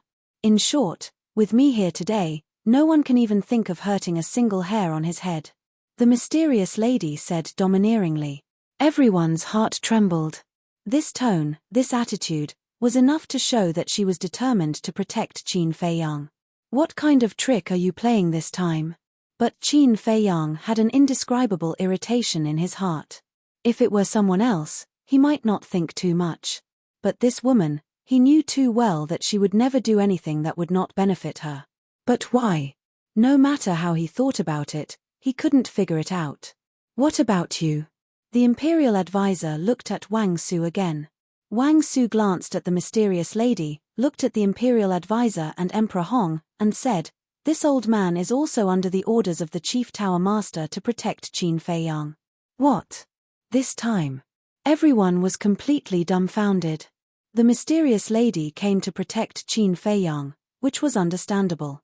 After all, in the Forgotten Continent, the mysterious lady had repeatedly helped Qin Feiyang. But why did the Chief Tower also want to protect Qin Feiyang? What was going on here? Why did all the super forces suddenly stand together with Qin Feiyang? In the distant void, Wang Zicheng and the others were also dumbfounded. The big barbarian bull muttered, "Do you think that the young master paid a huge price to buy them off? It doesn't look like it. If the young master really bought them off, then he wouldn't have been so nervous just now." Wang Zicheng shook his head. Then what's going on? The Chief Tower Master is such a hypocrite. How could he let go of his grudges to help the young master? Did the sun rise from the west? The 8 of them were puzzled. Not only them, but the others also couldn't figure it out. However, everyone knew that the situation had completely tilted towards Qin Feiyang. The Chief Tower, the mysterious lady, the Mu family, and the mysterious masked man, the 4 forces had joined forces to protect Qin Feiyang. Who? Qin Feiyang took a deep breath and temporarily put down the doubts in his heart. Looking at the imperial tutor and Emperor Hong, he smiled and said, "This situation is really changing rapidly. So quickly, it's leaning towards me again. Don't you think it's funny?" The two's faces were gloomy to the extreme. They couldn't understand what kind of charm this Qin Feiyang had. It actually made the Mu family, the Chief Tower, and the mysterious lady would rather let go of their hatred to help him. "Brother Qin, you're wrong. The situation has always been on our side. Just now, it was just their wishful thinking, a play of their own foolishness." Lu Xingchen chuckled. "Cut the crap." The mysterious lady glared at Qin Feiyang and Lu Xingchen, and said coldly, "Qin Feiyang, just say it, what do you want to do next?" Lu Jiajin said, "Why don't we join forces to kill the imperial tutor, Emperor Hong, and the little prince, and push you to the throne of Great Qin?" "That's a good idea." I raise both hands in agreement. Lu Xingchen said with a smile. Hearing their conversation, the imperial tutor and Emperor Hong couldn't help but feel panic in their hearts. Now, several super forces were standing behind Qin Feiyang. If Qin Feiyang really had this idea, then no one would be able to stop him today. Qin Feiyang looked at Emperor Hong in silence. The imperial tutor's heart stirred, and he sent a sound transmission. "Lord Emperor Hong, looking at Qin Feiyang's eyes, it seems like he still has some feelings for you. Why don't you use this to get him out of the great Qin Empire?" Emperor Hong frowned. The imperial tutor continued to instigate. "Now, this is the only way to resolve this calamity. I've lived for so many years, but this old man has never been in such a sorry state before. I really deserve to die." Killing intent flickered in Emperor Hong's eyes as he looked at Qin Feiyang and said, If you still think of me as your great-grandfather, immediately take these lackeys of yours and scram out of the great Qin Empire. Never come back. This again. Do you really think that you're very important in my heart? Qin Feiyang was so angry that he laughed. Emperor Hong also flew into a rage out of humiliation. When I looked at you just now, I was just sympathizing with you, because you're like a pitiful worm right now.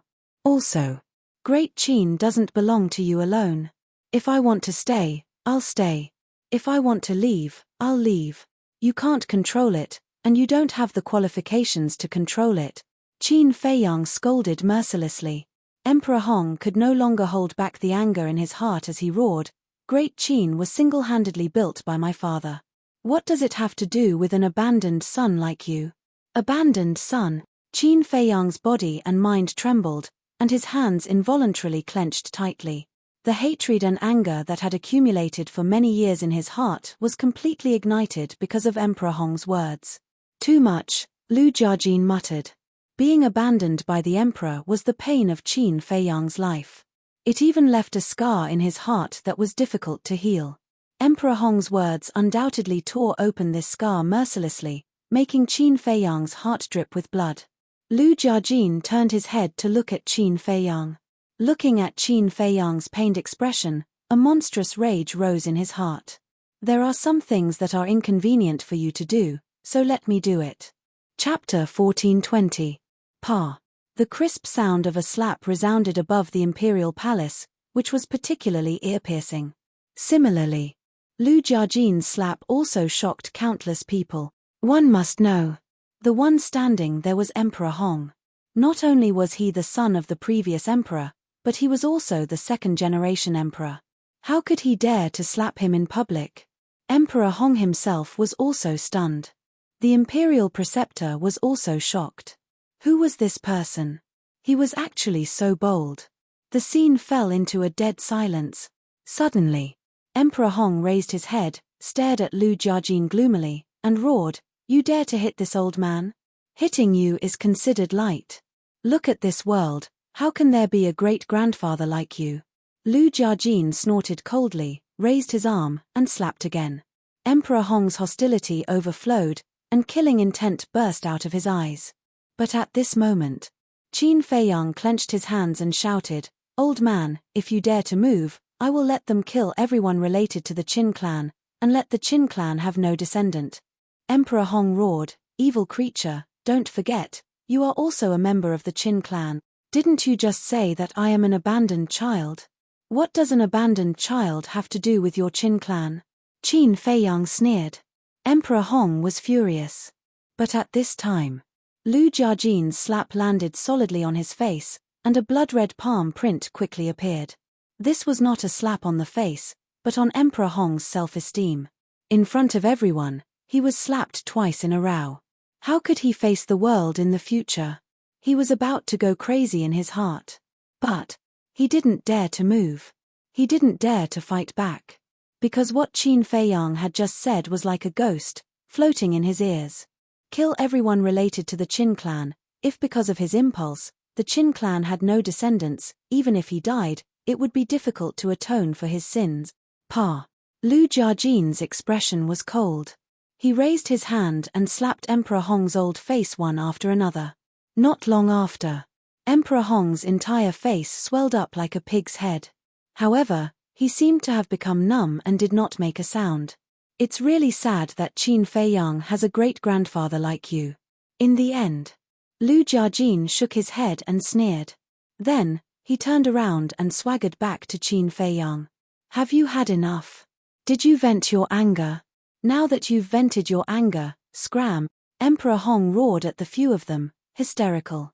The mysterious madam looked at Qin Feiyang and asked, Do you want the throne of the great Qin or not?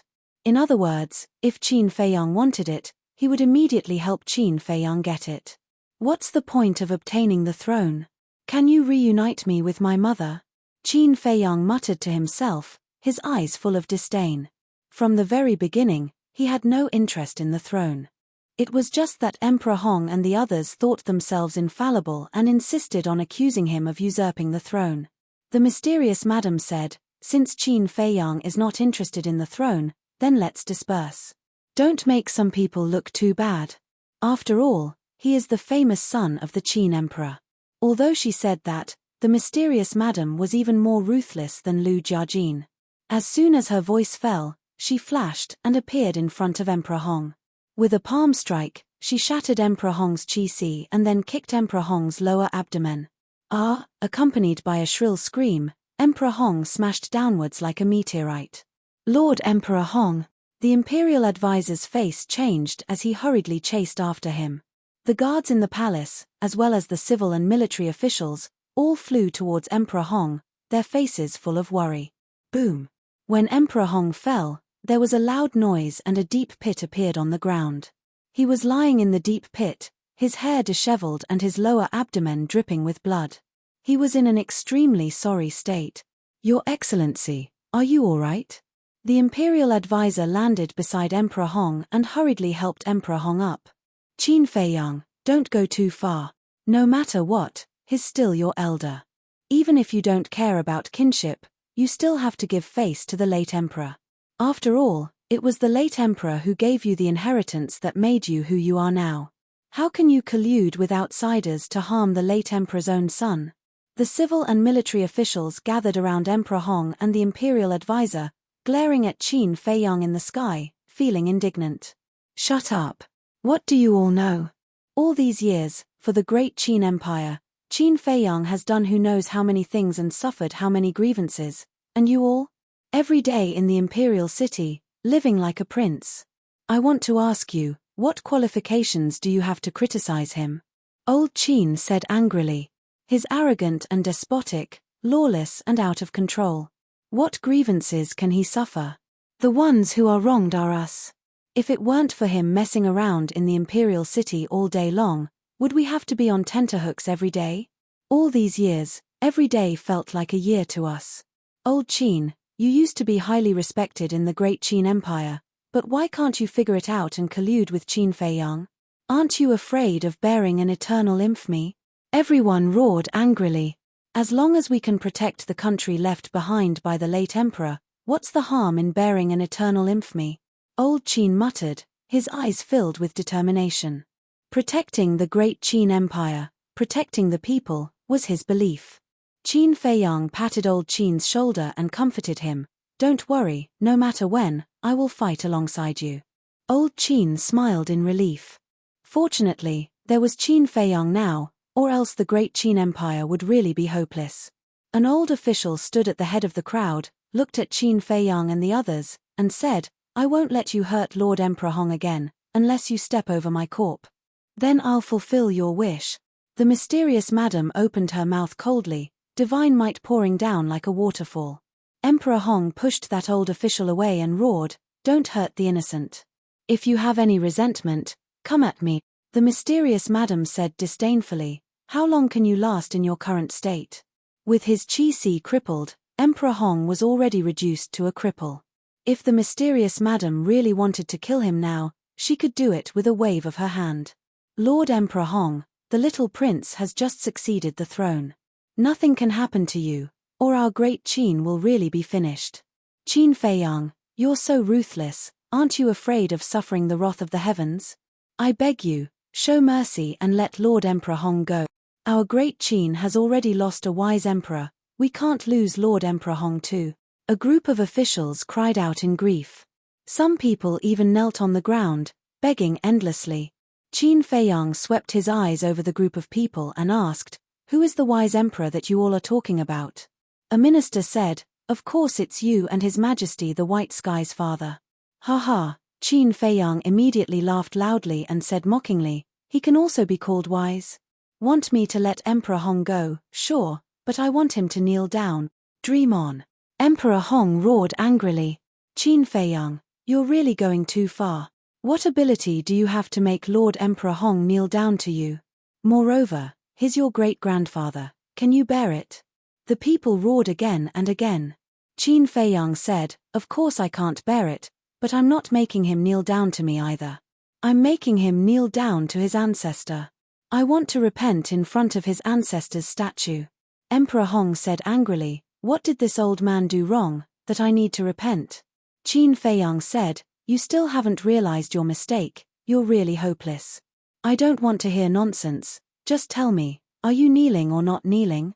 "Not kneeling," Emperor Hong said. "Since that's the case, then don't blame me for being ruthless." Qin Feiyang's eyes flashed with killing intent. Thunder Leopard and the other two beasts appeared out of thin air, and said, "Go, capture all the princesses, as well as the little prince. I will let the Qin clan have no descendants right now." "No problem." Thunder Leopard laughed. "Bastard, you really deserve to be cut into pieces." Emperor Hong was filled with grief and indignation. Qin Feiyang glanced at Emperor Hong, looked at Thunder Leopard and the other two beasts, and shouted, "What are you standing there for? Hurry up and go." "All right." The three beasts shouted and rushed down. Emperor Hong's gaze trembled as he hurriedly said, Don't, quickly call them back. I'll kneel right away." Finished. He gritted his teeth and knelt on the ground with a thud. "Come back," Qin Feiyang said. "How boring." When Thunder Leopard and the other two beasts heard this, they immediately pursed their lips and returned to Qin Feiyang's side in extreme displeasure. Qin Feiyang waved his hand, and a wave of battle chi surged out, pouring into the ground below. Boom! The ground suddenly trembled, and soil flew up. Not long after, a statue of a god holding a broken sword, which was more than 100 feet tall, condensed and stood in front of Emperor Hong. Looking at the statue, Emperor Hong felt sorrow from the bottom of his heart, and roared, "Father, why did you give the inheritance to that unfilial bastard?" "The unfilial one is you." Qin Feiyang coldly snorted, his gaze turned to the imperial preceptor, and said, "You also kneel down for me." "On what basis?" The imperial preceptor was stunned and immediately flew into a rage. Qin Feiyang sneered, "As a subject of great Qin, do you still need a reason to kneel to the late emperor? Or is it that the one who really wants to usurp the throne is you?" The imperial preceptor's body trembled, holding back the anger in his heart, and knelt beside Emperor Hong. Qin Feiyang had already made it so obvious, if he still didn't kneel, it would be equivalent to admitting it in disguise. One had to know. Right now, all the officials in the imperial court, the people of the imperial city, were all watching. An old minister said, "Since we have to kneel, then we will also kneel and accompany Emperor Hong and Lord Imperial Preceptor. Yes. At this time, we must unite and face the outside world together." The other ministers nodded one after another, glaring at Qin Feiyang. "Up to you," Qin Feiyang said indifferently. Lu Xingchen shook his head and sighed. "I didn't expect that the wise Qin Batian would actually give birth to such a muddle-headed son like you. How laughable. You are not allowed to blaspheme, father." Emperor Hong raised his head and looked at Lu Xingchen gloomily. "I don't care. In the future, don't let me hear you bully brother Qin in the imperial capital again, or else it won't end so easily like today. Changyun, Changfeng, let's go." Lu Xingchen sneered, waved his hand, and left with Mu Changyun and Mu Changfeng. Wang Su glanced at Qin Feiyang and the others, and also turned and left without saying a word. But the mysterious lady didn't leave. Lu Jiajin didn't leave either. Emperor Hong looked at Qin Feiyang, Elder Qin, the mysterious lady, and Lu Jiajin, and said, "Why aren't you scramming? I'll say it one last time, don't make a fuss in front of me. If you annoy me, even if the Heavenly King comes down, he won't be able to save you." The mysterious lady looked down coldly at Emperor Hong and said, "You." Emperor Hong blew his beard and glared. The mysterious lady smiled contemptuously, turned to look at Qin Feiyang, and said, "It's time to settle our accounts, there are too many people here, let's find a place where there's no one." Qin Feiyang's eyelids twitched. Chapter 1421. Lu Jiajin saw Qin Feiyang's nervousness and sent a sound transmission, "Little cousin, don't be afraid. Although the power behind her is very strong, she is now alone. With me and old man Qin here, she wouldn't dare to do anything to you." "That's right. If she dares to touch you, this old man will make sure she doesn't return." Old man Qin thought. Hearing the words of the two, Qin Feiyang heaved a sigh of relief. He glanced at Emperor Hong and the others, then looked at the mysterious lady and said, "Let's go to the restaurant." It was definitely impossible for him to bring this dangerous woman to the castle or the ancient tower. Wait. How long do we have to kneel? Emperor Hong said angrily. Kneel until I'm satisfied. If I find out that you're cheating, then don't blame me for being impolite. Qin Feiyang snorted from his nose, then turned around and left with the mysterious lady and Lu Jiajin. Evil creature. Emperor Hong was so angry that his beard was blowing and his eyes were glaring, his body trembling crazily. As the second-generation emperor of the Great Qin dynasty and also Qin Feiyang's great-grandfather, he was actually forced to kneel in public. How could he have any face left? Seeing this, the imperial advisor hurriedly sent a sound transmission. My lord, a wise man does not fight when the odds are against him. Now, please endure it and stop shouting at them. When did you become so spineless? Emperor Hong glared at the imperial advisor angrily, then looked at Qin Feiyang's back and muttered, I hope you can continue to be so arrogant. To him, what he had experienced today was the greatest humiliation in his life. Therefore, other than hatred, there was nothing else for Qin Feiyang. How wonderful! In the distant void, Wang Zicheng clapped his hands and laughed. To be able to turn danger into safety like this, young lord's methods are indeed not something we can compare to. The big barbarian bull sighed. Back then, when they followed Qin Feiyang, they were all forced and unwilling. But now that they looked back, being able to follow Qin Feiyang was also a good thing. As long as this person did not die, he would definitely have astonishing achievements in the future. They could also benefit from it. First District. Fragrant Moon Inn. Qin Feiyang and the other three arrived at the gate one after another. The waiter of the restaurant immediately welcomed them with a flattering smile. Young Master Qin, Old Man Qin, and these two lords, please come in. In the meantime, the surrounding people also retreated to the side, as if they had seen a devil, and kept quiet out of fear. The street in front of the Fragrant Moon brothel instantly fell into a dead silence. The mysterious madam glanced at the Fragrant Moon Inn and nodded. This place looks pretty good. Qin Feiyang said with a smile, of course we have to go to the best place to entertain our distinguished guests. And Fragrant Moon House is the most high-end restaurant in the imperial capital. Stop flattering me. The mysterious lady glared at him. Qin Feiyang smiled awkwardly and looked at the waiter. Take us to a secluded room. All right. The shop assistant nodded and hurriedly led the way. Qin Feiyang had long been a taboo in the imperial capital. Furthermore, in the hearts of the people, his position was comparable to a super overlord like the Hong Emperor and the imperial advisor. Therefore, regardless of whether it was the restaurant's waiter or the restaurant's diners, none of them dared to be negligent. Entering the restaurant, the people inside all stood up and bowed. Although they all hated Qin Feiyang in their hearts, none of them dared to show it. 8th floor. In a private room. After the waiter brought Qin Feiyang and the other three in, he immediately left tactfully and closed the door. Inside the private room, there was a separate dining room, tea room, reception room, and bedroom. The decorations were extremely luxurious. Everyone, sit. Qin Feiyang directly entered the tea room and sat on the main seat without any trace of politeness. In order to protect Qin Feiyang, Old Man Qin and Lu Jiajin sat beside Qin Feiyang, one on the left and one on the right. The mysterious madam looked at the three of them and snorted coldly. She walked to the opposite side of Qin Feiyang and sat down. She said, I didn't expect your situation in the imperial capital to be so unbearable. How should I describe you? Fiend. Bane.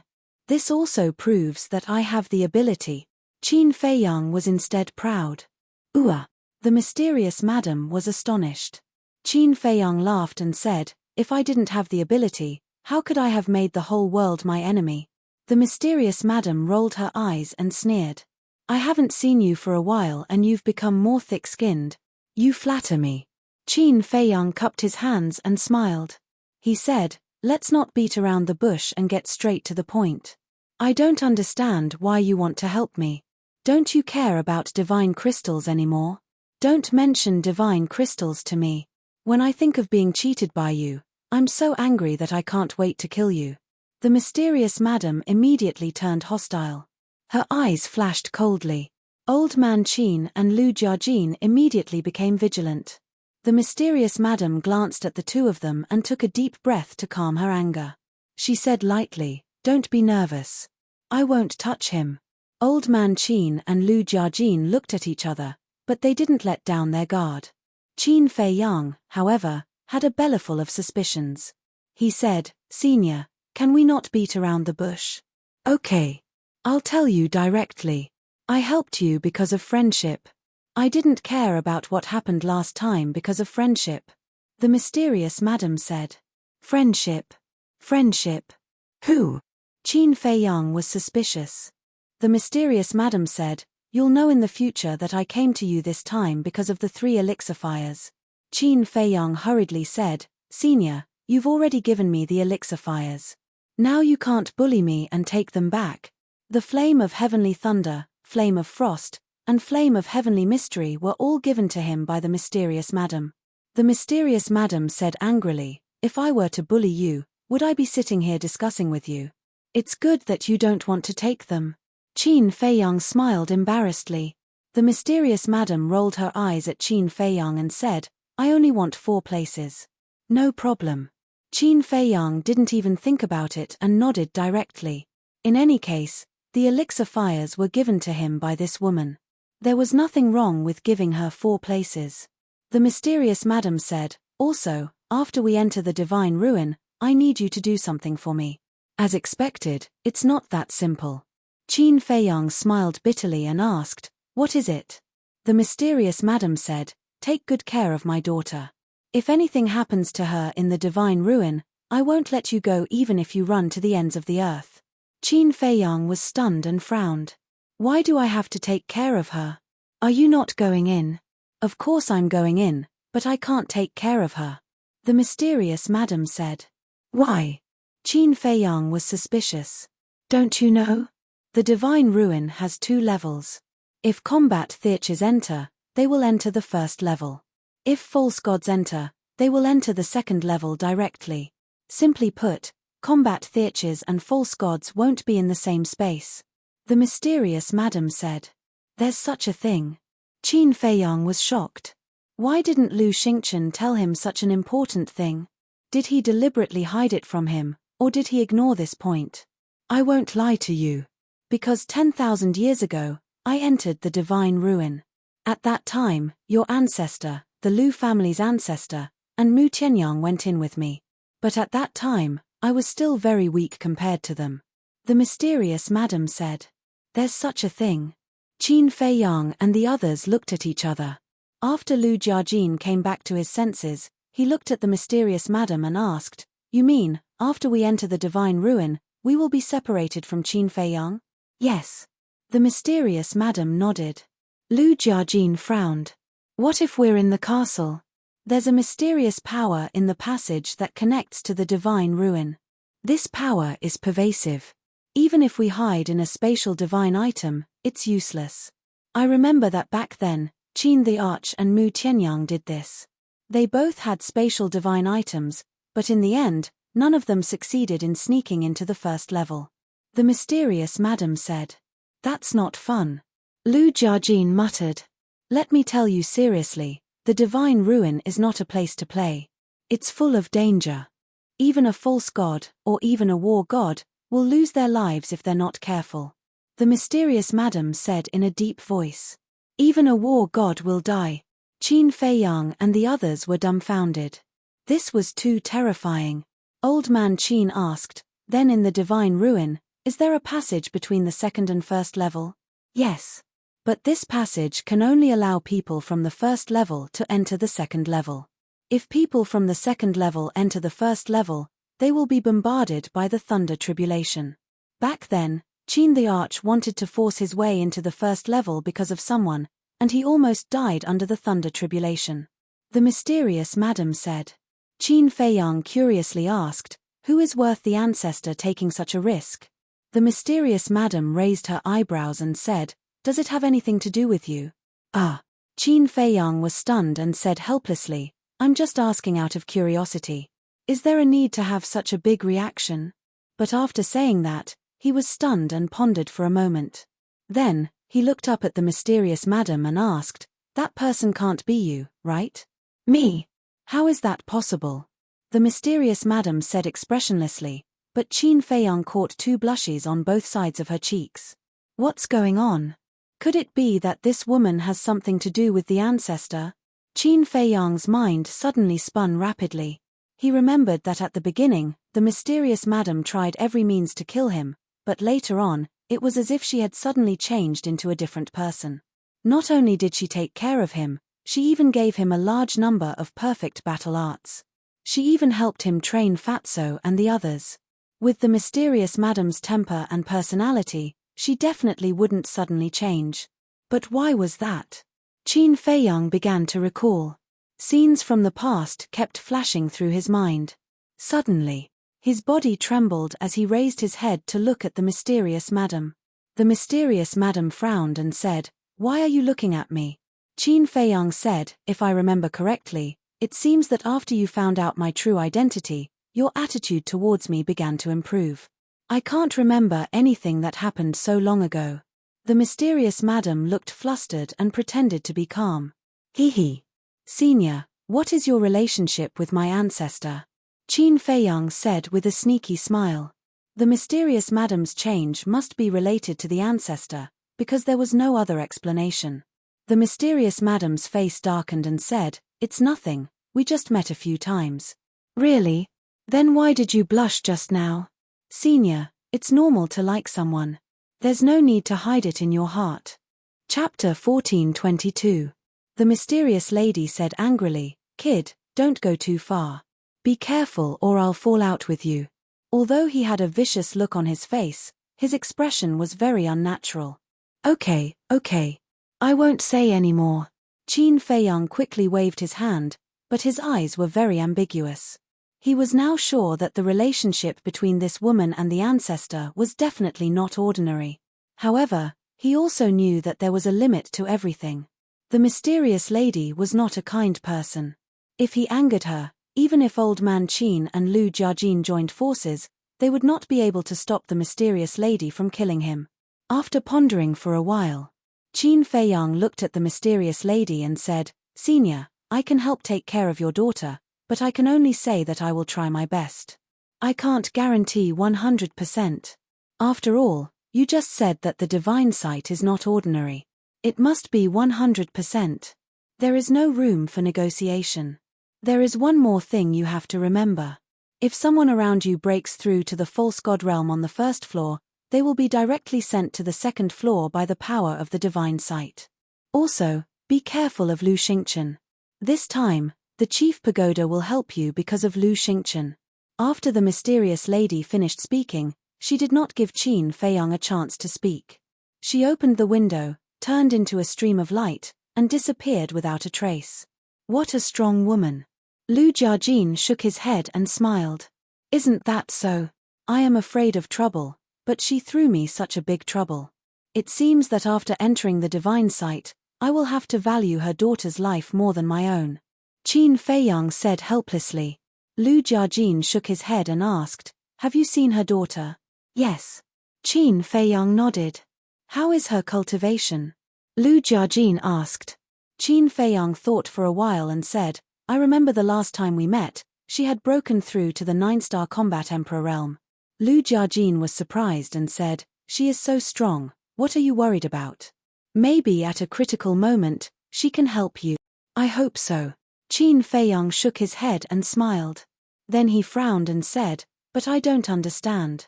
Why did she say that the main tower came to help me because of Lu Xingchen?" Elder Qin pondered for a moment and said, "Could it be that after Lu Xingchen went to the Forgotten Continent, he secretly reached some kind of agreement with the tower? This shouldn't be. The hatred between the Mu Jiao and the HQ is as deep as the sea. If you say that Lu Xingchen brought people to attack the HQ, I can still believe it. But I don't believe that he reached some kind of agreement with the HQ." Qin Feiyang pondered. Lu Jiajin said, "You must know that there are no eternal enemies in this world, only eternal benefits." "Benefits?" Qin Feiyang murmured. He suddenly stood up and said with a smile, "Let's go, we will sneak into the main tower and take a look.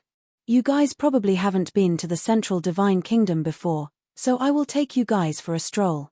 He had to investigate this matter thoroughly, or else he would feel uneasy. Imperial Palace.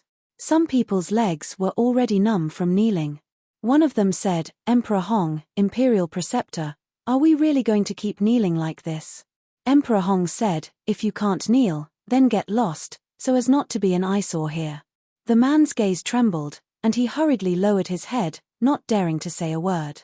Whoosh! At this moment, a figure broke through the air and landed beside the Imperial Preceptor. It was Yang Wei. Yang Wei looked at the Imperial Preceptor and Emperor Hong with schadenfreude, and then whispered a few words in the Imperial Preceptor's ear. Of course. This schadenfreude, he definitely didn't dare to show it. What? After hearing Yang Wei's words, the Imperial Preceptor suddenly stood up, his old face full of shock. What? Emperor Hong looked at him suspiciously. The Imperial Preceptor hurriedly moved closer to Emperor Hong's ear and whispered, "My subordinate reported that His Majesty Hao Tian just took a potential pill." Emperor Hong's face froze, and he suddenly roared, "Why did he do this? Does he not want to live?" The Imperial Preceptor said in a deep voice, "Now is not the time to be angry. We must hurry up and save him, or else he will definitely explode and die." Swish! Emperor Hong immediately got up and tore through the air like lightning. The Imperial Preceptor also brought Yang Wei and quickly chased after him. What happened this time? Why are you in such a hurry? Seeing this scene, everyone present was bewildered. Someone asked, "Then do we still have to continue kneeling? The two lords have already left, what are we still kneeling for? Hurry up and leave, lest Qin Feiyang bump into us, we won't have a good fruit to eat." Hearing this, everyone bowed to the statue one after another, then got up and opened the teleportation gate, fleeing for their lives. Central Divine Kingdom, deep in the main tower, in a courtyard. Chief Pagoda Master, Gongsun Bei, and Wang Su sat around a stone table, their faces gloomy, silent, as if they were waiting for something. Swish! Suddenly, accompanied by the sound of breaking through the air, a young man cut through the sky and landed in the courtyard. It was young Master Hao. After experiencing that incident, the current young Master Hao had undergone earth-shaking changes. Not only did his cultivation become stronger, but his whole person also seemed mature and steady, exuding a threatening aura all over his body. "Father, Elder Wang, Brother Gongsun, I just received news that you went to the imperial capital to help Qin Feiyang." As soon as young Master Hao appeared, he angrily walked toward the three. "Yes." Chief Pagoda Master looked up at him and nodded. "Why do you want to help him? Wasn't the lesson from back then enough?" Young Master Hao roared. Chief Pagoda Master clenched his hands and didn't say anything.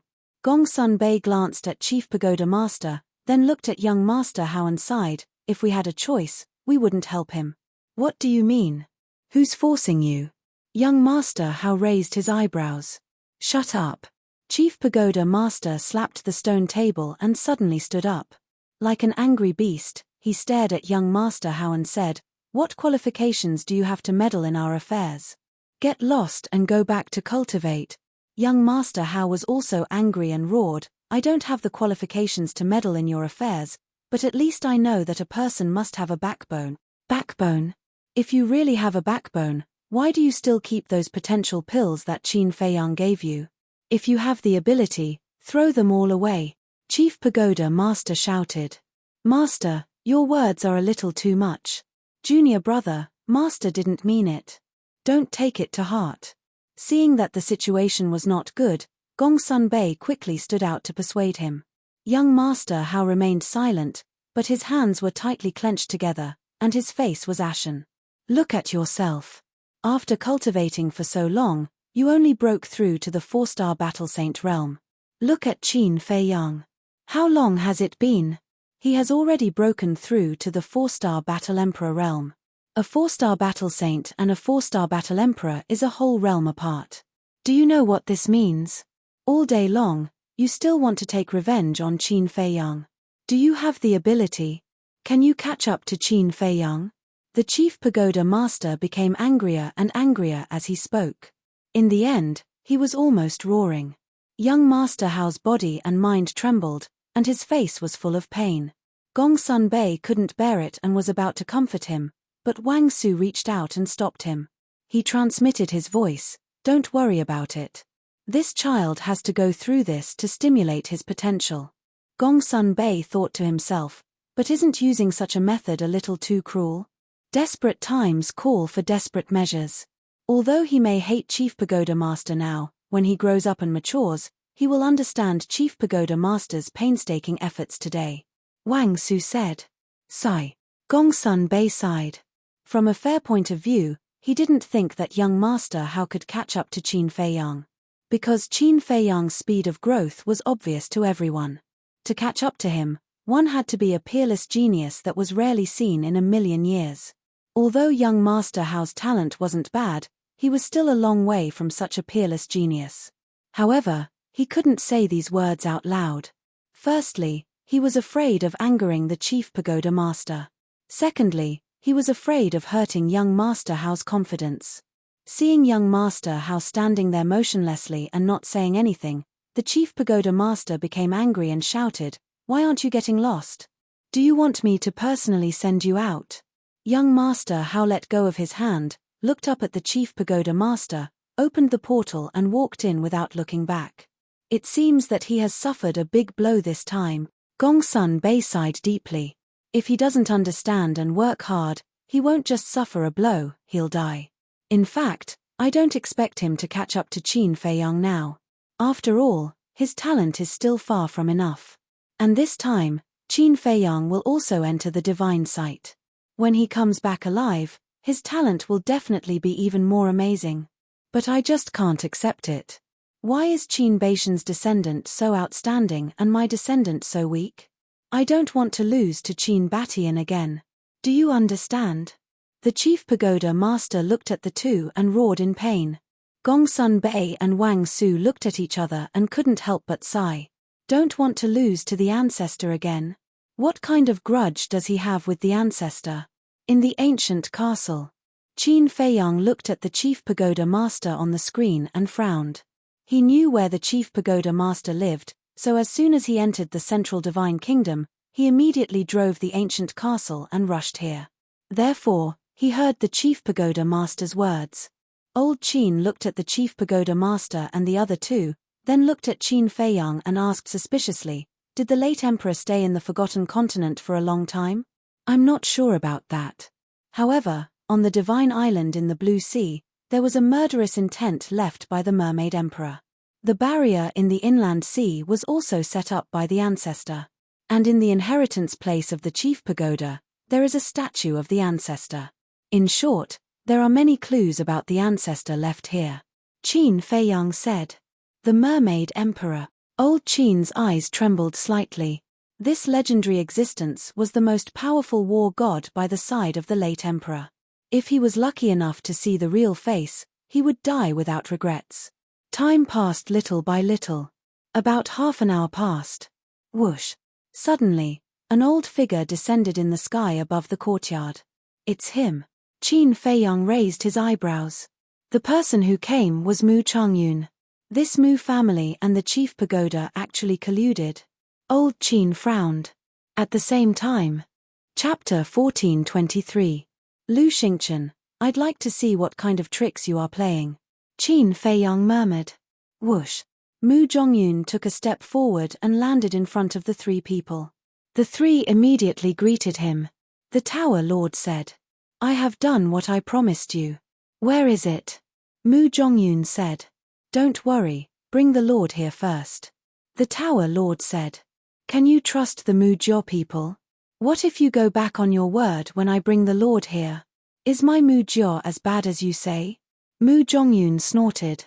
The Tower Lord said, "We have been together for so many years, do you think I don't know? Good. This old man will give it to you first."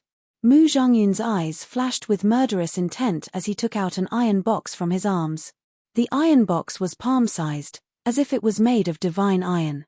It was full of a hard texture. "What you want is inside." After Mu Zhongyun finished speaking, he waved his hand and threw the jade box to the Chief Tower Master. The Tower Lord quickly caught it in his hand. He looked quite excited as he opened the iron box. A cluster of alchemy fire suddenly appeared in everyone's sight. Heat waves rolled. Heavenly astral flame. Wang Su and Gongsun Bei murmured. With this flame, your tower can let people enter the miracle. Speaking of which, you are making a profit. Mu Jongyun sneered. Don't make sarcastic remarks. The heavenly astral flame, including the other 9 kinds of alchemy fire, originally belonged to our tower. It's you who shamelessly robbed us. Otherwise, it's not me begging you now, it's you begging me. The tower lord roared. When he thought of this matter, his heart felt suffocated. The strong are respected, don't you understand? Mu Jongyun smiled disdainfully. Hurry up and bring the lord here, don't play tricks, otherwise, your tower will definitely suffer in the end. The tower lord's eyes flashed with murderous intent. Gongsun Bei, bring him here immediately. Although Mu Jongyun's words were a threat, he could only be threatened. Because now the world knows that the relationship between Lu Xingchen and Qin Feiyang is very good, and the relationship between Qin Feiyang and the mysterious madam is also very complicated. In other words, if they become enemies with Lu Xingchen, the tower will face a 3-way attack. With the combined might of the 3 parties, his main pagoda was unable to deal with them. Gongsun Bei nodded and soared into the air, quickly disappearing. Chief Pagoda Master withdrew the heavenly astral flames and looked at Mu Jongyun. There's something I don't understand. Mu Jongyun coldly said. Chief Pagoda Master said, last time, Qin Feiyang tricked your Mu Jiao so miserably, why are you still helping him now? You even let my tower? This is the decision of the higher-ups. I can't interfere, and I don't dare to interfere. Mu Changyun said. Of the tower? Could it be Lu Xingchen? The chief tower master frowned. Mu Jongyun nodded. Who is he? Even you have to be so respectful to him? The tower lord was suspicious. He is the lord of my Mu Jiao. His decision is our decision. By the way, don't think about dealing with the lord. Otherwise, my Mu Jiao will use the power of the whole family to fight against your tower. Mu Jongyun said. The tower lord and Wang Su looked at each other. They didn't expect that Lu Xingchen's position in the Mu Jiao's heart was so high. They also investigated Lu Xingchen's identity. But the result of the investigation was only Lu Xingchen's identity and deeds in the Great Qin Empire. They didn't know anything about his relationship with the Mu Jiao. Whoosh. Soon. Gongsun Bei carried a middle-aged man in ragged clothes and landed beside the 3 of them. Ancestor Yun. Looking at Mu Jongyun, the middle-aged man suddenly shouted excitedly. This person is Mu Qing's father, the lord of the Mu Jiao. From his appearance, it can be seen that he has been tortured in the tower during this time.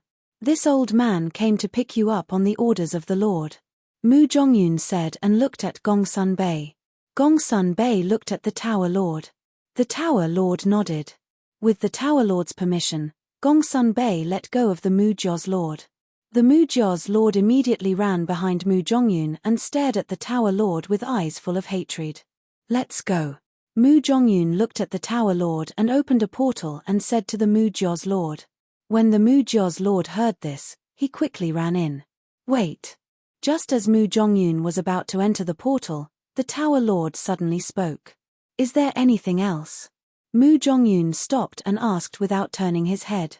The tower lord said in a deep voice. I hope you can keep the matter of the past a secret. This depends on the lord's intention. This old man can't make the decision. After Mu Jongyun finished speaking, he stepped into the portal. The teleportation gate soon dissipated as well. Gongsun Bei retracted his gaze and asked suspiciously. My lord, what did you just say? Wang Su also looked at him suspiciously. No matter what, don't ask, just do your job well, and, the tower lord looked at Wang Su and said. You go to the imperial capital in person and ask the state preceptor. I think he should know the details of Lu Xingchen. Good. Wang Su nodded. Go back. The tower lord waved his hand. Gongsun Bei looked at each other and turned around and strode away. The chief tower master stood alone in the courtyard with his hands tightly clenched together. He looked up at the sky, and a trace of hostility that could not be dissipated crept up his forehead. Qin Feiyang, Lu Xingchen, Mu Jiao, you just wait, I will make you pay the price sooner or later. Inside the castle. Old man Qin suddenly said. It turns out that they didn't cooperate, It's just a deal. Qin Feiyang also breathed a sigh of relief. But then, his brows wrinkled. What's the problem? Seeing this, Old Man Qin and Lu Jiajin looked at him suspiciously. Qin Feiyang pondered for a moment, then he raised his head to look at the two people and said, I know Lu Xingchen too well. He wouldn't care about someone like the Muzhou's patriarch, but why would he exchange the heavenly star flames with the main tower? You know, one more pill fire is equal to 1,000 more spot. Is there such a possibility? He used the heavenly flames to trade with the Tower Lord, mainly to help you rescue the Muzhou's Lord. Is it just an additional condition? Lu Jiajin said. Impossible. If he wants to help me, Mu Changfeng and Mu Changyun's strength is more than enough, there's no need to ask the Tower Lord. So I concluded that asking the Tower Lord to help me is an additional condition. He really wants to save the Muzhou's Lord. Qin Feiyang said. Speaking of this, he suddenly seemed to think of something. His face showed a look of understanding. He smiled and said, I think I know why. Why? Old Man Qin and Lu Jiajin were puzzled. It must be for the sake of Mu Qing. Mu Qing's eye of heaven is the most important thing to the Muzhou. If Lu Xingchen doesn't save the Muzhou's Lord, it is very likely to cause Mu Qing's dissatisfaction and even rebellion. So, in order to appease Mu Qing, he reluctantly gave up the pill fire in exchange for the Muzhou's Lord. Qin Feiyang smiled. It makes sense. If it were me, I would also meet all the conditions of Mu Qing.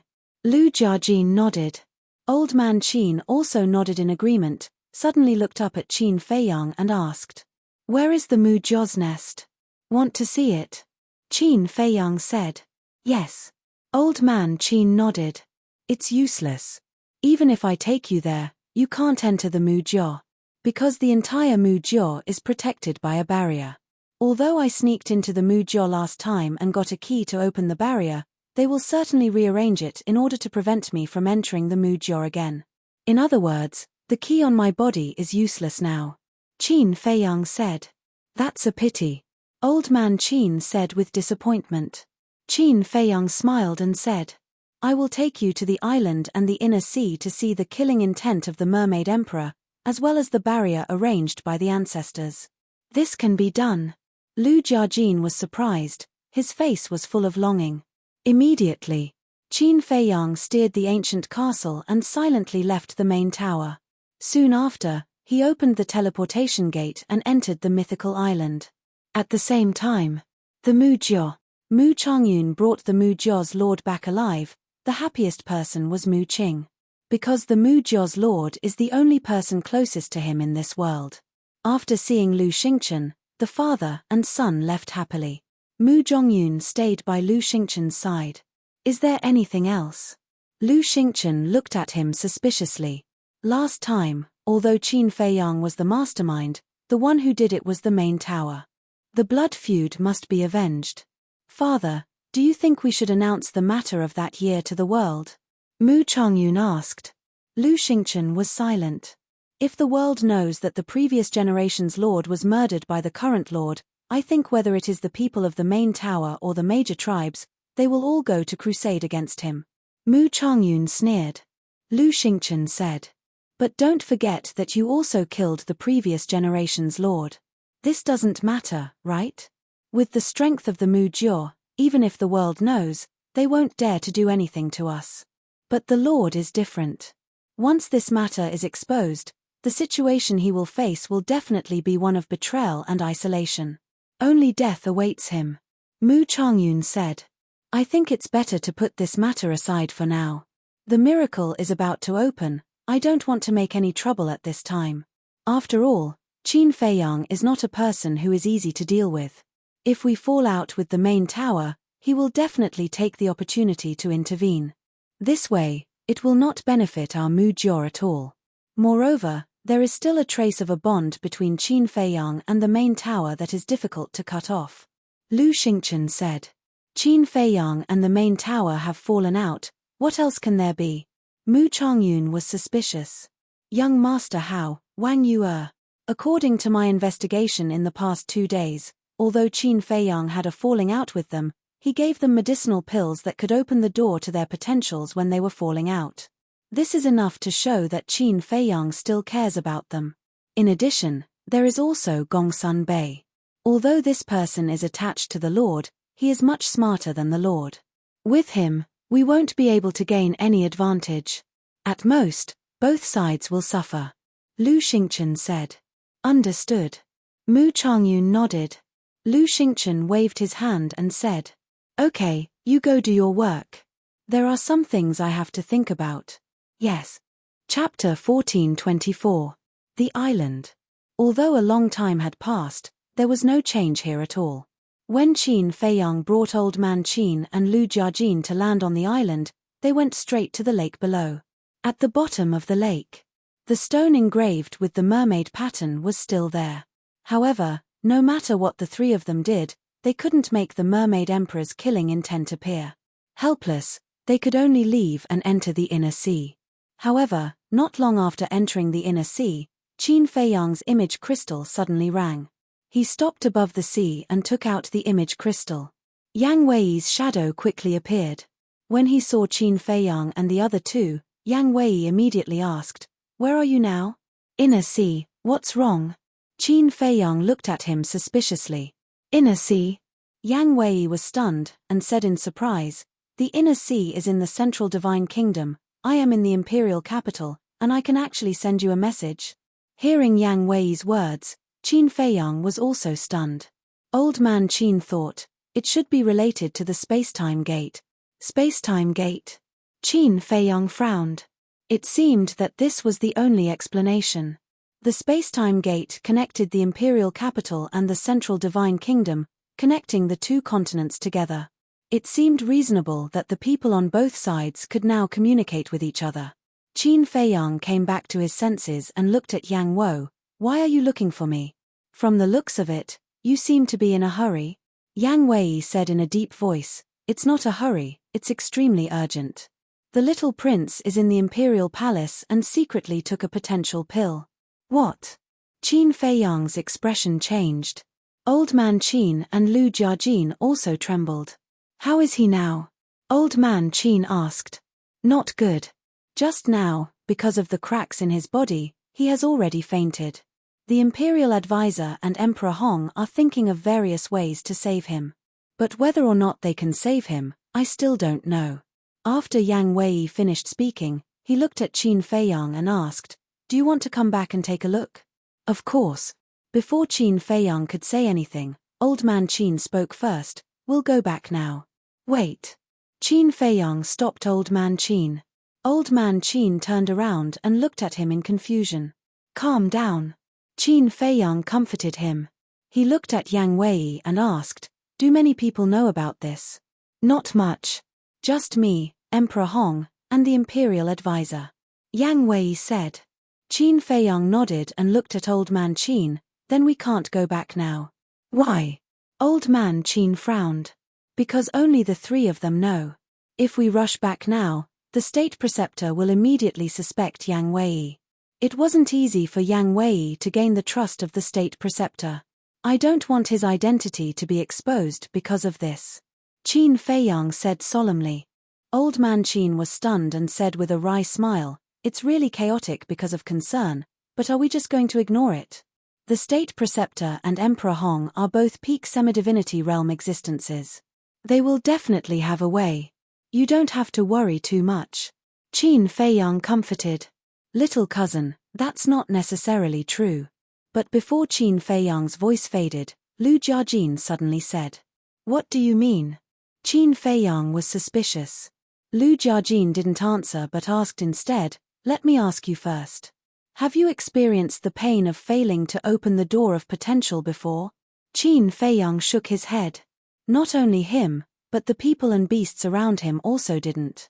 Using the small creation pill to open the door of potential was one thing, but the small creation pill and the potential pill were two completely different concepts. Even if the small creation pill failed to open the door of potential, it wouldn't have any impact on the self. Lu Jiajin said, You haven't experienced it, but someone in our village has. What happened to them in the end? Qin Feiyang asked. He couldn't help but feel uneasy in his heart. I believe you also know that using the potential pill and the potential pill to open the door of potential, once it fails, one's cultivation will be crippled and one's vitality will be greatly damaged. In the worst case, one's body will explode and blood will splatter on the spot. Lu Jiajin said. I know. Qin Feiyang nodded. Although it's said so, after failing, the probability of losing one's life is extremely high.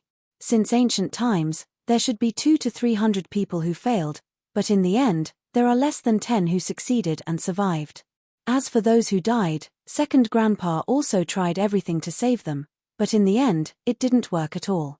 You have to know that they are all people with cultivation and meet the conditions to open the door of potential. Even they will die, let alone the little prince. Right now, the little prince has probably just come into contact with cultivation. In other words, he's just an ordinary child. And he's still so young. With his weak body, he won't be able to withstand the enormous energy of the potential pill. So I think that even with the Imperial Preceptor and Emperor Hong here, the little prince's life will be difficult to protect this time. Lu Jiajin said. Hearing this, Qin Feiyang's heart couldn't help but sink. He didn't expect that after failing, the chances of survival would be so small. Feiyang, the little prince is your younger brother, you can't just ignore him. Moreover, if you're not interested in the throne, then someone has to manage the great Qin Empire in the future, right? And right now, His Majesty only has you and the little prince, 2 sons. If the little prince dies, what will happen to great Qin in the future? Old man Qin said anxiously. Don't worry. Qin Feiyang comforted her. He looked at Yang Wei and said, go back immediately and keep an eye on him. If the situation becomes more and more serious, immediately think of a way to spread this matter. Only when it reaches the point where everyone knows about it, can I go and help him. That's simple. Yang Wei smiled confidently, and the phantom quickly dissipated. Lu Jiajin asked, little cousin, if the little prince's situation really reaches an irreversible point, how do you plan to help him? I don't know either. I really don't understand why he was so impulsive. Isn't this treating his life as a game? Qin Feiyang was very angry. Old man Qin sighed, he's still so young, how can he understand these things? I reckon that he must have been blinded by hatred. I think so too. Lu Jiajin nodded, looked at Qin Feiyang and said with a smile, he hates you and wants to avenge his mother. Moreover, back then, Emperor Hong personally announced that you killed the emperor. His hatred for you must be getting stronger and stronger. But your cultivation is too high, he has no chance to take revenge. So, he yearns to become stronger quickly, so he secretly took the potential pill. And he's so young, probably no one told him the consequences of using the potential pill carelessly. Lu Jiajin said. Is this still my fault? Qin Feiyang frowned. It's not your fault, because no matter who it is, they would do the same. It's that woman who's wrong. As the Empress of Great Qin, she actually didn't abide by the virtue of a woman. It's Emperor Hong who's wrong. If he didn't slander you for killing the emperor, the little prince's hatred for you wouldn't be so strong. Old man Qin said gloomily. Emperor Hong and that woman were the culprits of all this. But after saying that, old man Qin suddenly thought of something, his body trembled slightly, looked at Qin Feiyang and Lu Jiajin, and said, I thought of a way that can definitely save the little prince. What way? The two looked at him in surprise. Fire of life. Old man Qin said word by word. Yeah, how could I forget it?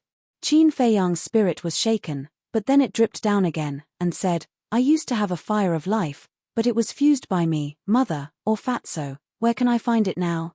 But Qin Feiyang didn't notice that when he heard the words fire of life, Lu Jiajin's eyes flickered. And when old man Qin heard Qin Feiyang's words, his expression also became dejected. That's right.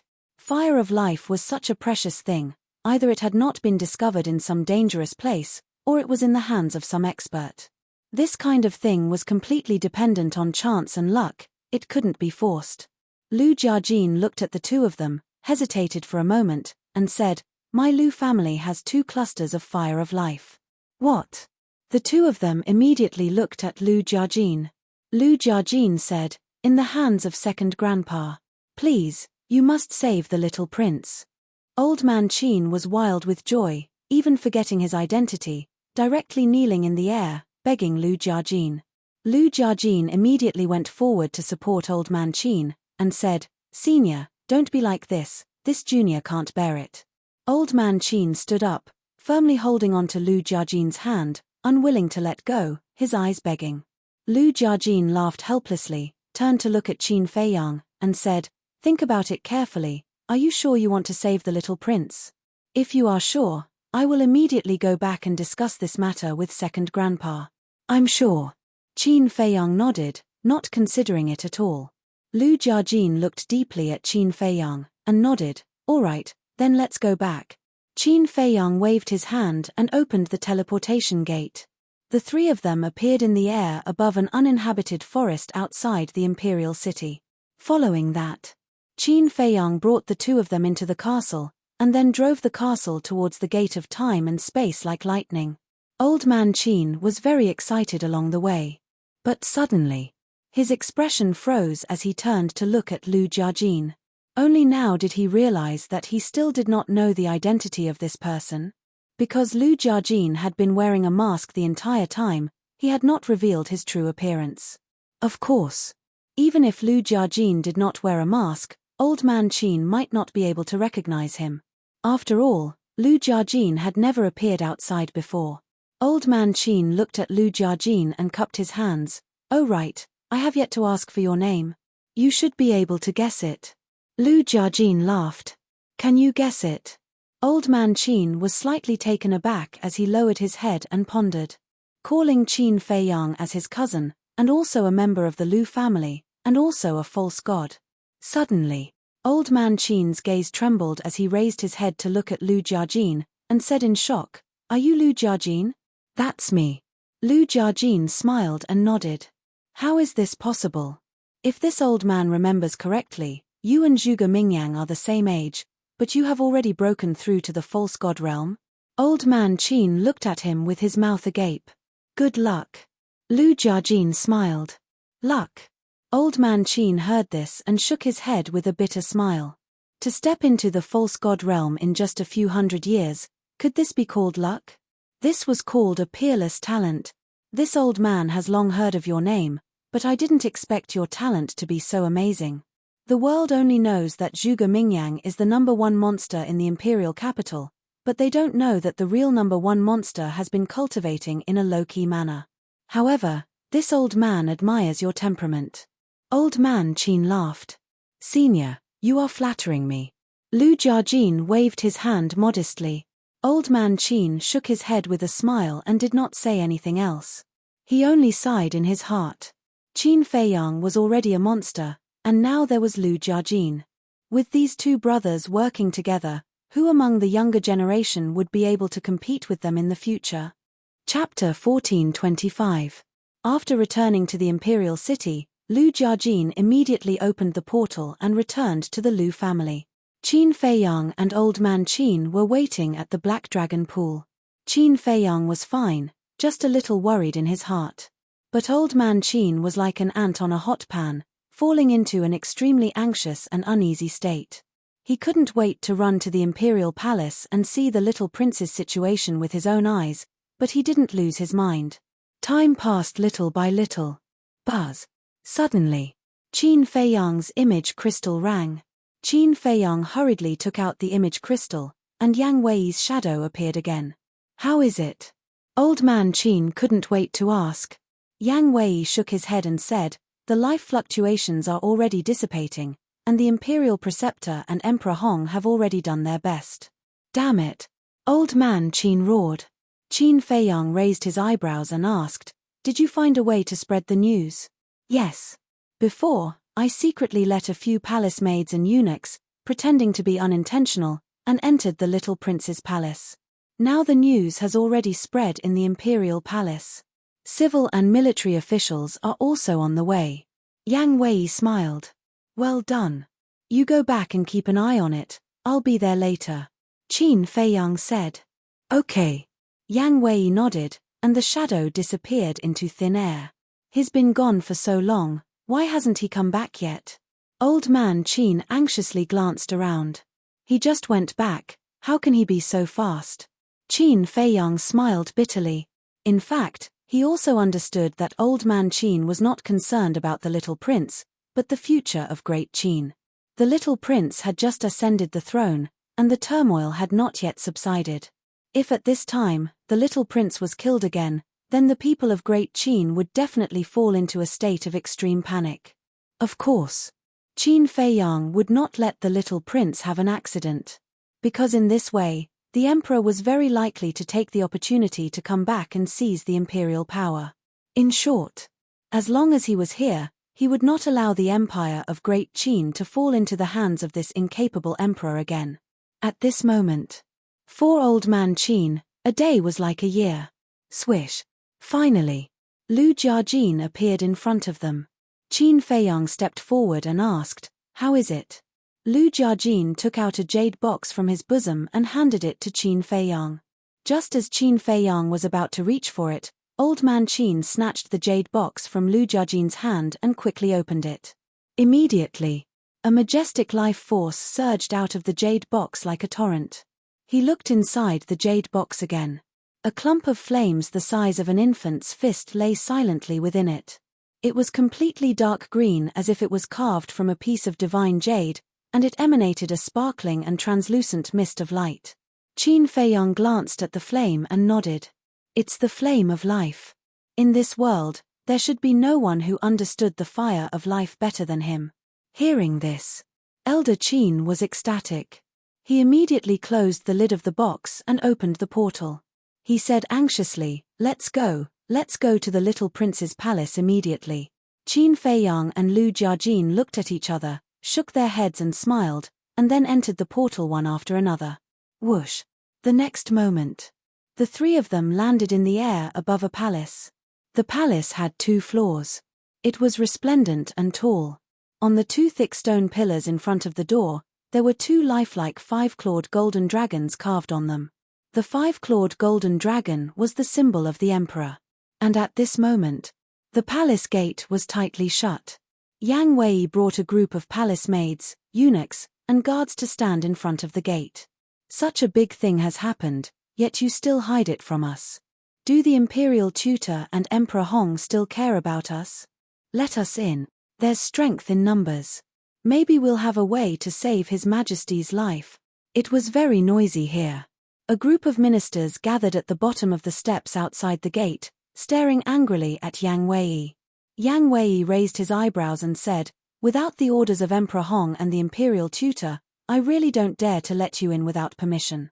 Please don't make things difficult for me." "What are you talking about?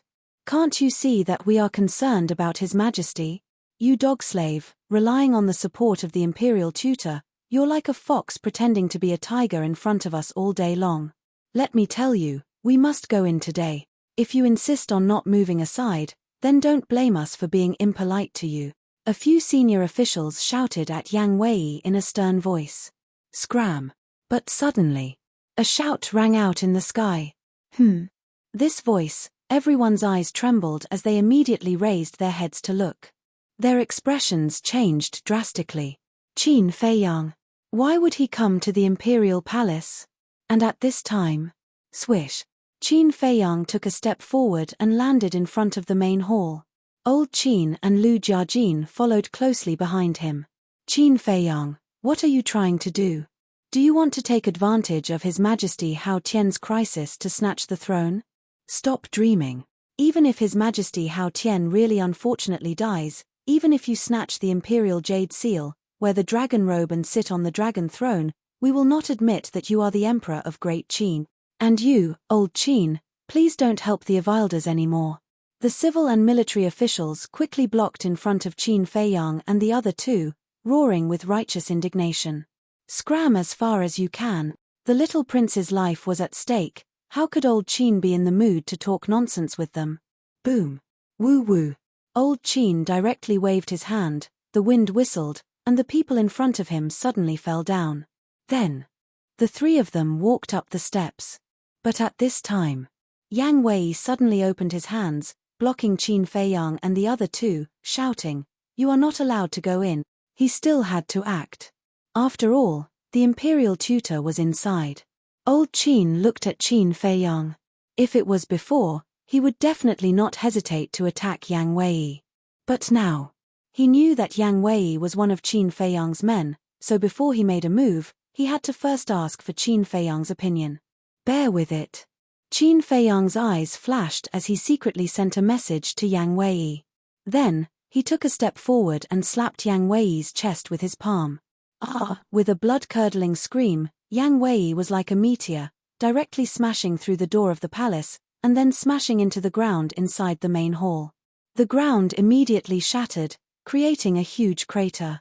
The moment the imperial tutor and Emperor Hong heard the commotion, they immediately turned their heads to look at Qin Feiyang and the other two, their eyes flashing with a fierce light. Yang Wei crawled up in a sorry state, ran to the imperial tutor's side, and said, "Master, I'm sorry, I really can't stop them." The imperial tutor said, "Retreat to the side."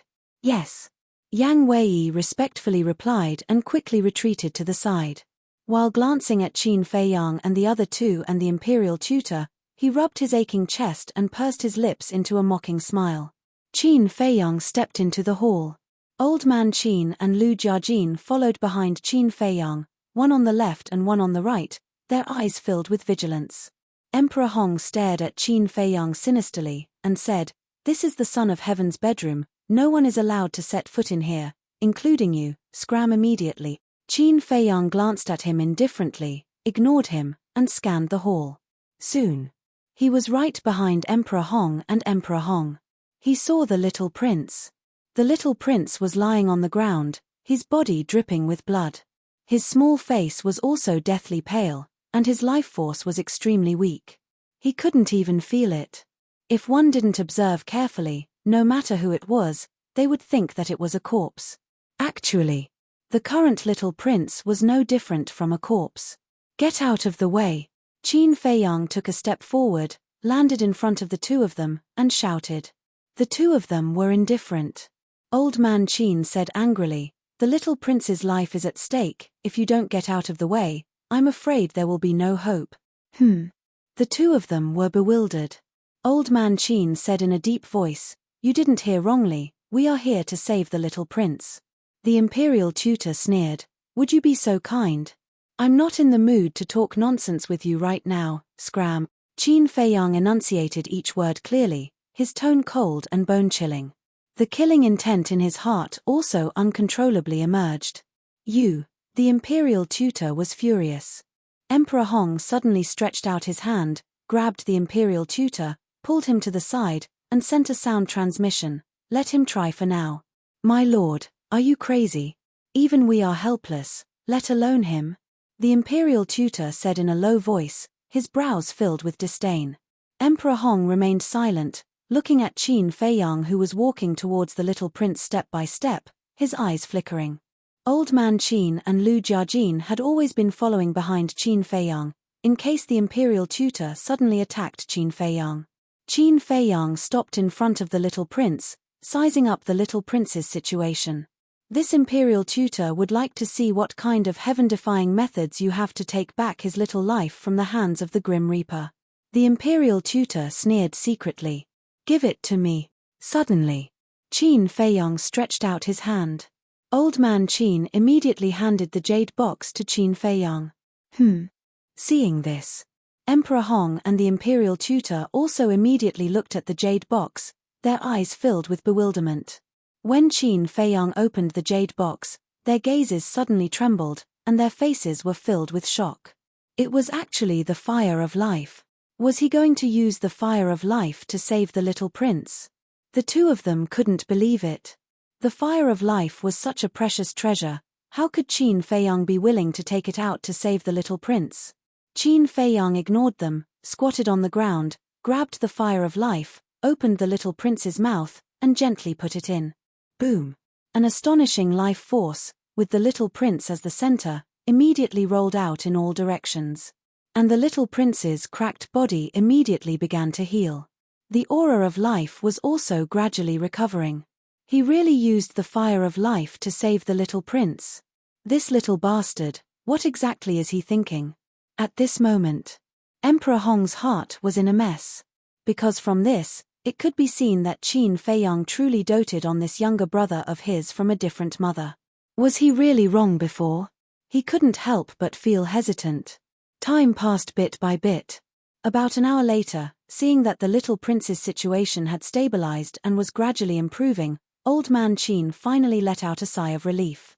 Qin Feiyang also let out a long breath, got up, looked at the little prince, and muttered, "I can save you once, but I can't save you a second time. Take care of yourself." Finished. Qin Feiyang then looked at old man Qin and Lu Jiajin, and laughed, "Let's go. En." The two of them nodded. Wait. But just as the three of them turned to leave, Emperor Hong suddenly blocked their way. Qin Feiyang raised his eyebrows. Yang Wei also became nervous, afraid that Emperor Hong would burn the bridge after crossing the river. However, it wasn't impossible for this to happen. Chapter 1426. Qin Feiyang looked at Emperor Hong and frowned. "What do you want to do? Let's talk in private." Emperor Hong asked. "Let's talk." The imperial tutor's heart trembled. Could it be that because Qin Feiyang saved the little prince, Emperor Hong's heart was moved? Qin Feiyang was also rather surprised, and said, "What else is there to talk about between us?" Emperor Hong said, "The grudge between us is indeed very deep, but no matter what, you and I are both descendants of the Qin clan, there's no need to be so cold." "Haha, a descendant of the Qin clan, are you joking? If you really treated me as a descendant of the Qin clan, would you be so cruel to me? Cold? Compared to your indifference, what is this?" Qin Feiyang laughed loudly, his eyes full of ridicule. Emperor Hong raised his eyebrows, and said, "It won't take up too much of your time. All right. I'll treat it as respecting the old and loving the young," Qin Feiyang said indifferently. Looking at Qin Feiyang's arrogant and disrespectful attitude, Emperor Hong was rather annoyed, and said, "Follow me." After saying that, he walked towards the second floor of the main hall. The imperial tutor immediately waved to Yang Wei and said, "Come over and take care of Emperor Hao Tian, I will accompany Lord Emperor Hong." Without waiting for Yang Wei's response, Emperor Hong waved his hand without even turning his head. "Taking care of Hao Tian is more important, there's no need to accompany me." But the imperial tutor's face was filled with worry. There's no buts. With this old man's strength, he doesn't dare to act rashly in front of this old man. Moreover, we're upstairs. If something really happens, it won't be too late for you to catch up when you hear the commotion. Emperor Hong said. "All right." The imperial tutor nodded, feeling unwilling in his heart. Seeing all of this, Qin Feiyang and the other two couldn't help but smile at each other, then turned around and followed. On the second floor, in a guest hall. "Please sit." Emperor Hong stood in front of the main seat, looking at Qin Feiyang trio. Qin Feiyang said, "If you have something to say, just say it. Don't waste our time." Emperor Hong said angrily, "As a descendant of the younger generation, is this the attitude you should have? Attitude? I've already given you enough face by coming up here. I advise you not to push your luck and take advantage of your seniority," Qin Feiyang said in disgust. Emperor Hong clenched his fists, anger rising in his heart. "You're not going to tell me?" Qin Feiyang asked. "Who?" Emperor Hong took a deep breath and said, "First of all, this old man is very grateful to you for saving Hao Tian. There's no need. I saved him out of my own will. It has nothing to do with you," Qin Feiyang said. "Even so, I still have to thank you. Secondly, this old man wants to know why you didn't hesitate to use your flame of life to save him."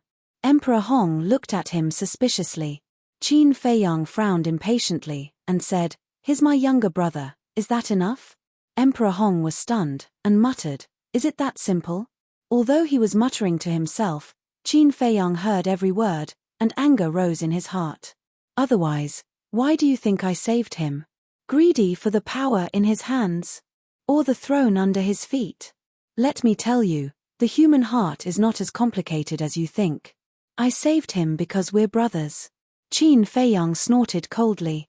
Saving someone, and being suspected of having bad intentions? How could there be such a laughable thing in this world? Seeing Qin Feiyang angry, Emperor Hong frowned and nodded. "All right, this old man will believe you for now. As long as I have a clear conscience, do I need you to believe me? Who do you think you are? Qin Feiyang sneered. Facing the naked ridicule, Emperor Hong's anger rose from his heart, but in the end, he endured it. He looked at old Qin and Lu Jiajin, then looked at Qin Feiyang and said, "Can you let them leave first?" "No," Qin Feiyang said without any hesitation. His tone carried a tone that said there was no room for discussion. Emperor Hong fell silent. "Is there anything else? If there is, then say it quickly. My time is precious." Qin Feiyang said with a face full of irritation. "Yes." Emperor Hong nodded fiercely, looked at Qin Feiyang and said, "This old man has a request." "Speak." Qin Feiyang shouted, his patience reaching its limit. Emperor Hong said, "The miracle is about to open, but the 10 keys to open the miracle are all in the hands of you and the Mu family, so this old man hopes," at this point. Emperor Hong found it difficult to continue, and his expression was rather awkward. Qin Feiyang's face twitched, and said jokingly, "You don't want me to give you a key, do you?" Emperor Hong hurriedly said, "I don't want you to give it to me. This old man can spend a lot of money to buy it. There are countless opportunities hidden in the miracle. Can you afford it?" Qin Feiyang looked at him playfully. Emperor Hong said, "You can state your conditions." When he opened his mouth, he was already prepared to be slaughtered by Qin Feiyang. "I'm sorry, although you are very sincere, in my opinion, there is nothing more valuable than these keys in this world. Besides, what you have, I have. What you don't have, I have too. What else do you have that can arouse my interest? If there's nothing else, I'll take my leave." Qin Feiyang smiled contemptuously and turned to walk outside. "Stop. Let's put aside your identity for now, and just talk about the fact that you received my father's inheritance. If my father didn't give you the inheritance and let your bloodline revert to its ancestor, would you have today's achievements? But what about you now? Just because of some trivial matter, you don't care about the interests of my great Qin. Is this how you repay your kindness?" The Flood Emperor shouted with a stern expression. Qin Feiyang stopped in his tracks, and his 10 fingers gradually clenched. "A person must have a conscience. You must know kindness and be grateful," Emperor Hong said again. "That's enough. Being crippled by the Calamity Spirit Pill and expelled from the imperial capital, is this a trivial matter? You slandered me in front of the civil and military officials and the people of the imperial capital for murdering the emperor and stealing the imperial jade seal. Is this a small matter? My mother suffered so much in the imperial palace. I relied on my own ability to walk out of the spiritual state step by step and return to the imperial capital, but you guys shouted at me to kill me. Is this a small matter? If this is a small matter in your eyes, then tell me, what is a big matter?" Qin Feiyang suddenly turned around and stared at Emperor Hong. Emperor Hong said, "This old man doesn't understand these things. This old man only knows that father has done you a favor, and you should repay it." "Repay it?" Qin Feiyang murmured, shook his head in amusement, and said, "If it weren't for the ancestor, do you think Great Qin would still exist?"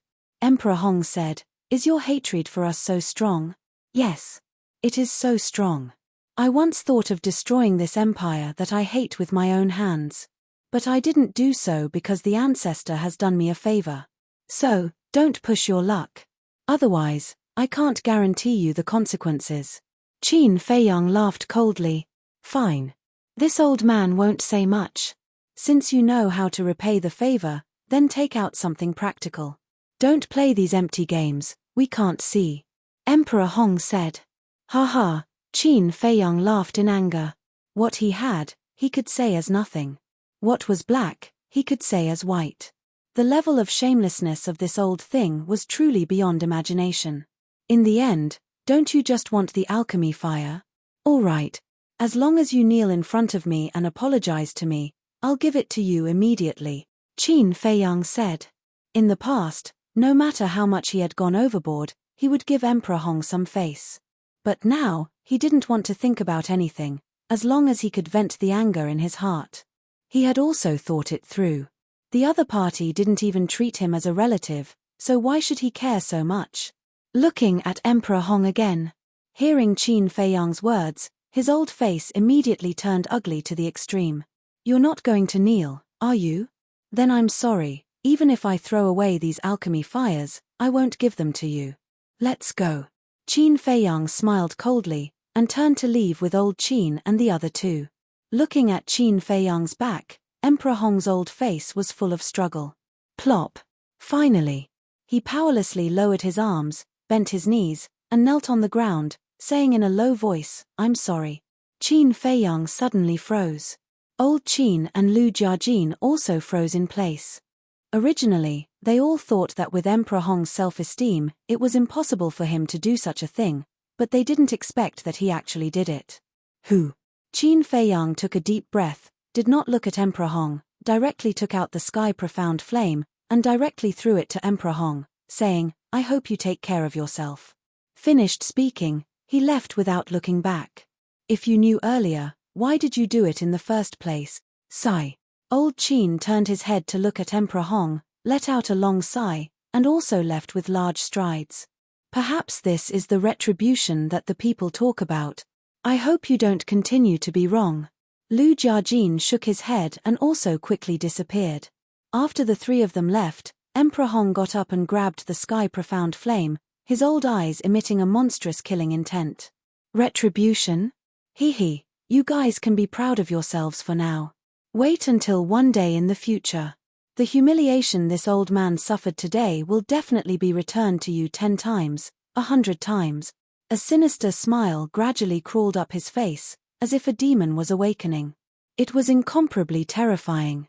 Bright Heaven Palace. Qin Feiyang returned here once again. Although during this period of time, Qin Feiyang was being suppressed every day, no one dared to come to the Bright Heaven Palace. Therefore, this place had always been empty, and no one cleaned it. On the ground, there were many withered yellow leaves, and the tables and chairs in the hall were also covered with a thin layer of dust, filled with a bit of loneliness and depression. Qin Feiyang stood in the center of the hall, scanning the surroundings, his eyes filled with emotion. A moment later, Qin Feiyang turned his head to look at old Qin beside him, and said with a smile, "You go to the ancient tower to rest first." "All right." Old Qin nodded. Qin Feiyang waved his hand, and old Qin immediately disappeared. Immediately, Qin Feiyang looked at Lu Jiajin, cupped his hands and said, "Big cousin, thank you, and also sincerely thank second grandfather for me. If not for the Lu family's help this time, the little prince would definitely have no way to survive. We're all family, what's there to be polite about?" Lu Jiajin shook his head and smiled. Family. Chapter 1427. Him. Lu Jiajin shook his head and smiled. Thanks to you, he took a bath in a river next to the village to get rid of the stench on his body.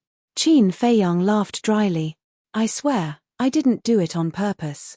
If I had known in advance that the Devil Cliff was such a place, I definitely wouldn't have cheated him like this. Lu Jiajin waved his hand. It doesn't matter. It's good to let him suffer a little. Then, are you going back to the village or? Qin Feiyang asked. Lu Jiajin said, I heard that the time rules in your castle are different from the outside.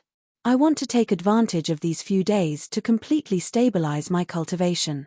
Qin Feiyang smiled. Sure enough, as second grandpa and Lu Zheng said, you're a cultivation maniac. How can I not cultivate? After all, this is a world where one's fist matters. Lu Jiajin said. Qin Feiyang nodded.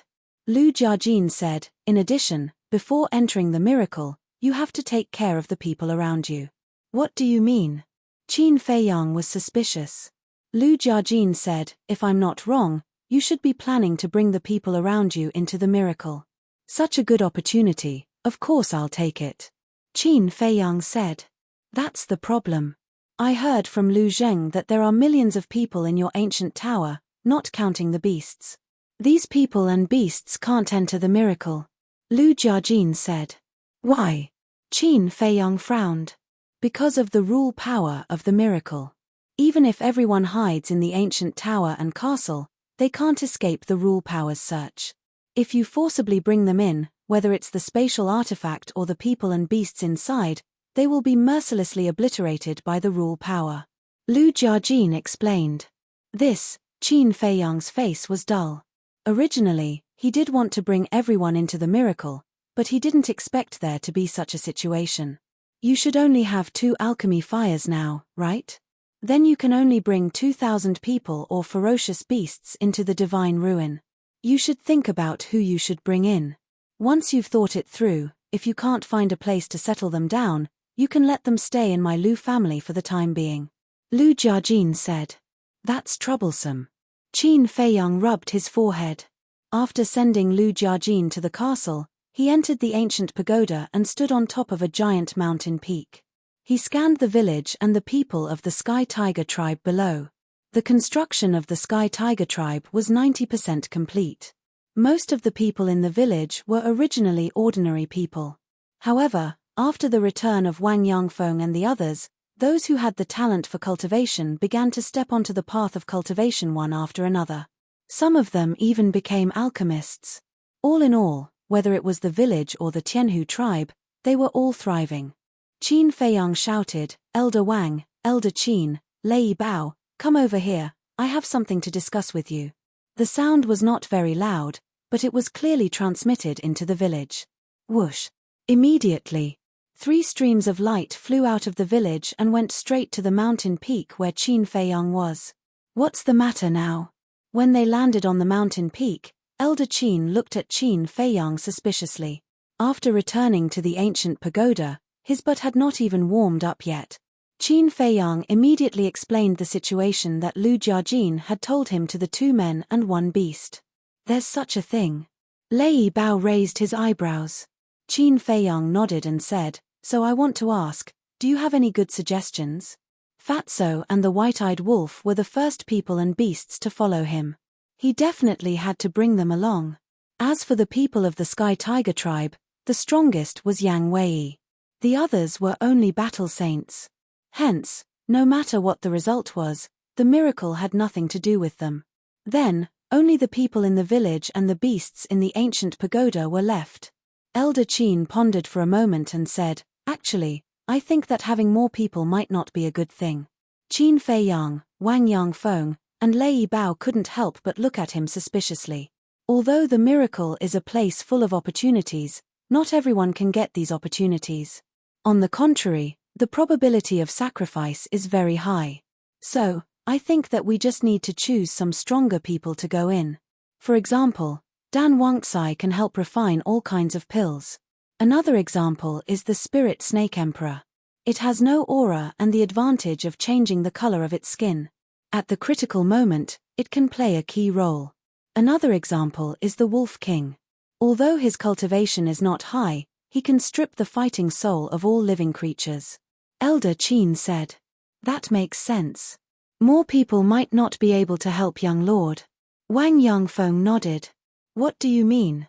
Qin Feiyang looked at the 2 and asked. My suggestion is that the people in the ancient pagoda should not go in, especially the people and beasts at the peak of the 9-star Battle Emperor realm.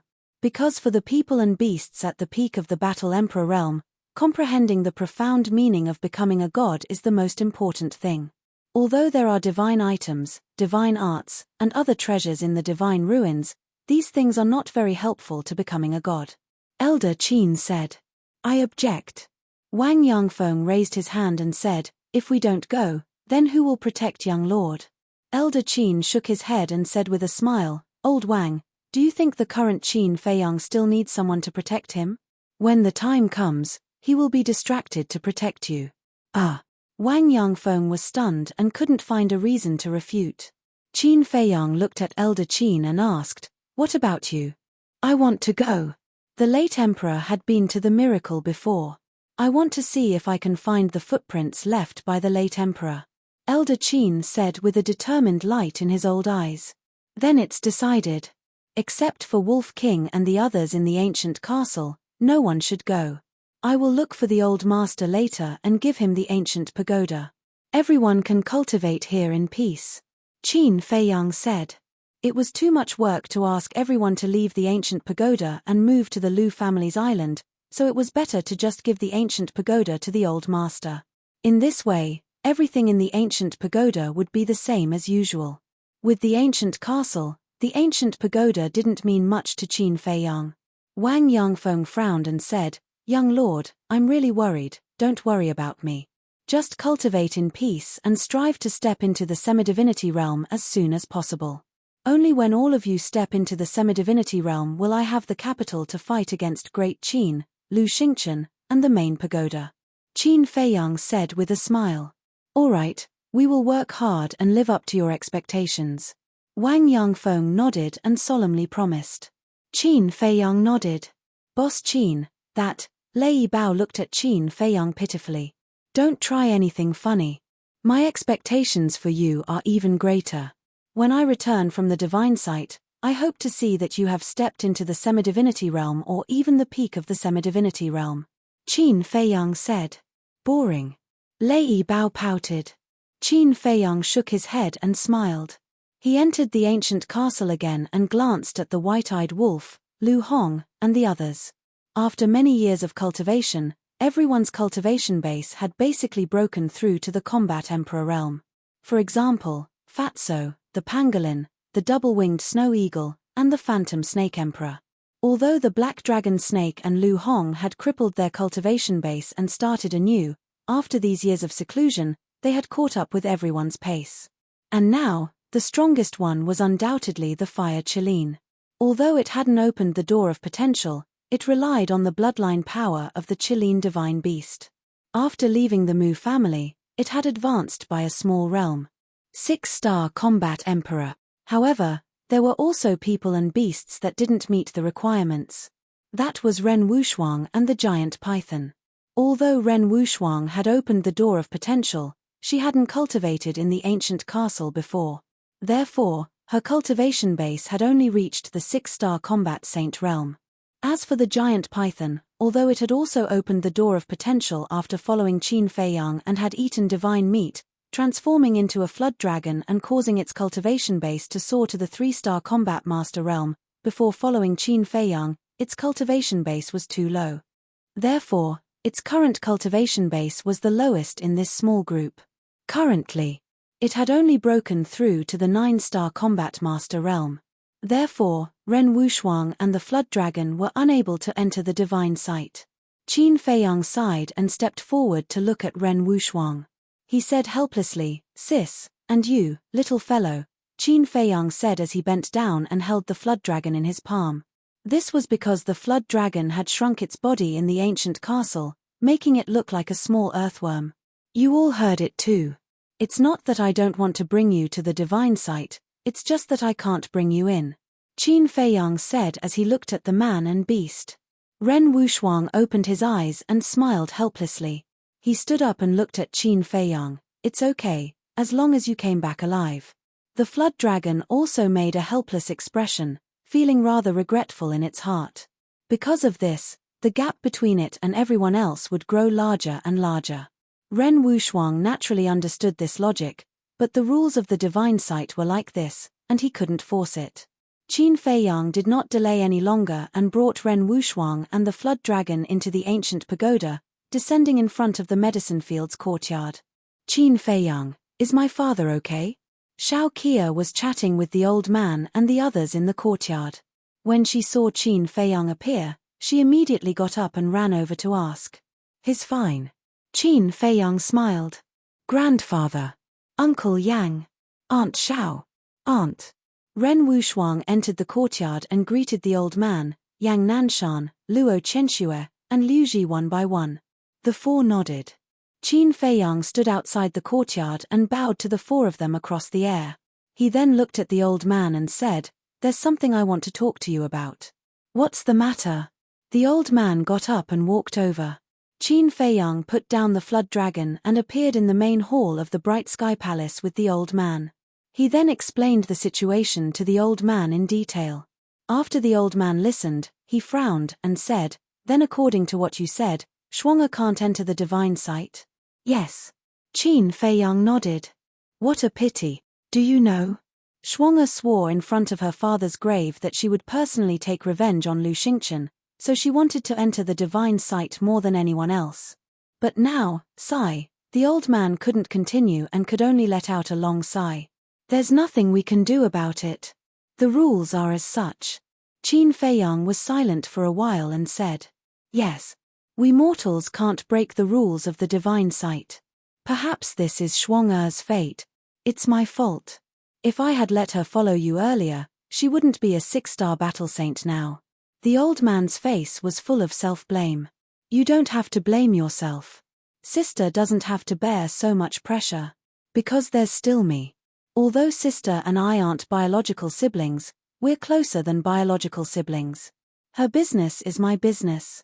I'll settle the score with Lu Xingchen. Qin Feiyang said, his words cold and threatening. Then I'll leave everything to you. The old man smiled. Yes. Chapter 1428. Lu family. No matter what happened outside, there would not be the slightest bit of change here. It was peaceful and quiet. Although the second grandfather's cultivation was strong, he was a good person. He was neither arrogant nor rash. Although the old man's cultivation was weak, he was neither servile nor overbearing in front of the second grandfather. The two of them had similar personalities. Thus, the moment the two old men met, they were like old friends and chatted happily. Qin Feiyang accompanied them for a while before leaving silently. Feiyang, you're back. Xiao He has already sent us a message about what you did in the imperial city. You killed 5 martial marquis and forced Emperor Hong and the imperial tutor to kneel. I have to say, you're amazing. A few old men dressed in sackcloth saw Qin Feiyang and immediately laughed. You're too kind. Qin Feiyang quickly waved his hand. Although these old men were dressed in ordinary clothes, they were actually peak 9-star combat Emperor realm experts. Don't be modest. In this world, only you would dare to kill Great Qin's martial marquis in the throne room. Although it's a bit arrogant, we agree. Because after this incident, the remaining martial marquis will definitely not dare to collude with the imperial tutor. The old men chuckled. Qin Feiyang smiled embarrassedly and asked suspiciously, who is the Xiao He you were talking about? An old man said, he is your second grandfather's disciple. You are a junior, so you can't call him Xiao He. You have to call him Uncle He. Second grandfather's disciple. Qin Feiyang's heart trembled. Your Uncle He opened a small restaurant in the first district of the imperial city. He is specifically responsible for gathering news about the imperial city. So no matter what happens in the imperial city, we will be able to receive the news immediately. That small restaurant is called Lai Feng Lu. If you have any trouble in the future, you can go there and ask your Uncle He for help. A few old men said. Lai Feng Lu. Qin Feiyang silently remembered this name. Let's not talk about this anymore. Come with me to my house. There are a few jars of old wine at home that I can't bear to drink. Today, I'll let you have it. Old man, you only know how to drink all day. Don't you know that drinking is bad for your health? Child, Grandpa has some wild mountain tea that he brewed himself. It tastes pretty good. Go and try it. Everyone was as enthusiastic as ever. Qin Feiyang's initial plan was to look for Lu Zheng.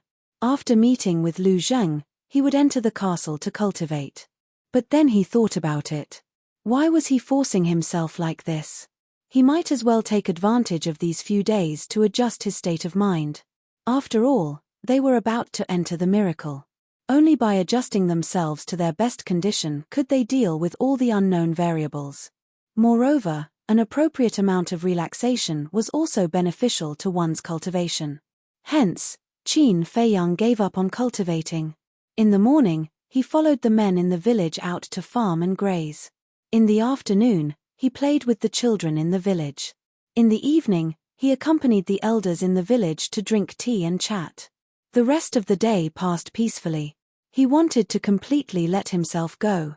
The next evening, Lu Zheng appeared at the village entrance. The stench on his body had disappeared, but the anger in his heart was still there. Especially when he saw that Qin Feiyang was living so comfortably in the village, he was even more unhappy. He directly challenged Qin Feiyang. Qin Feiyang didn't care. If he wanted to fight, then so be it. But when they fought, Qin Feiyang suppressed his cultivation. But even if he suppressed his cultivation, in the end, Lu Zheng was still beaten black and blue. The people in the village didn't stop him either. They all treated it as a show. The third day, Qin Feiyang finally met Uncle Black. This was a dark-skinned man who was very forthright. His cultivation had also reached the peak of the 9-star combat emperor realm. But late that night, after everyone finished drinking, Uncle Black left the village. Qin Feiyang didn't even have a chance to chat for a while. Time passed in the blink of an eye. The day of the miracle's opening had finally arrived. Early morning. The sun rose from the east. It was full of vitality. Qin Feiyang opened the door and stood in the courtyard. He faced the morning sun and stretched lazily. For the past few days, he slept very soundly every night. He hadn't relaxed like this for a long time. He felt that every part of his body was incomparably comfortable. Suddenly, he smelled the aroma of rice. He retracted his gaze and looked at the stone table at the side. There were 5 or 6 delicious side dishes and 3 bowls of millet porridge neatly placed on it. Get up. Go wash up and get ready to eat. The old master walked out of the kitchen with 2 plates of side dishes. He looked at Qin Feiyang and smiled. Okay. Qin Feiyang nodded. The old master had been staying in the village for the past few days. Although his cultivation wasn't very high, because of Qin Feiyang, the villagers respected him very much. And second grandpa didn't treat him as an outsider. Not only did he let the old master stay in his house, but he also brought the old master around every day. It's better to come at the right time than to come at the right time. Just as Qin Feiyang and the others were about to eat, Lu Zheng ran over and sat directly opposite Qin Feiyang. He picked up a bowl of millet porridge and wolfed it down. Second grandpa scolded, "Brat, don't you see that old Master Ren is here? You have no manners at all." Lu Zheng quickly looked up at the old master and smiled.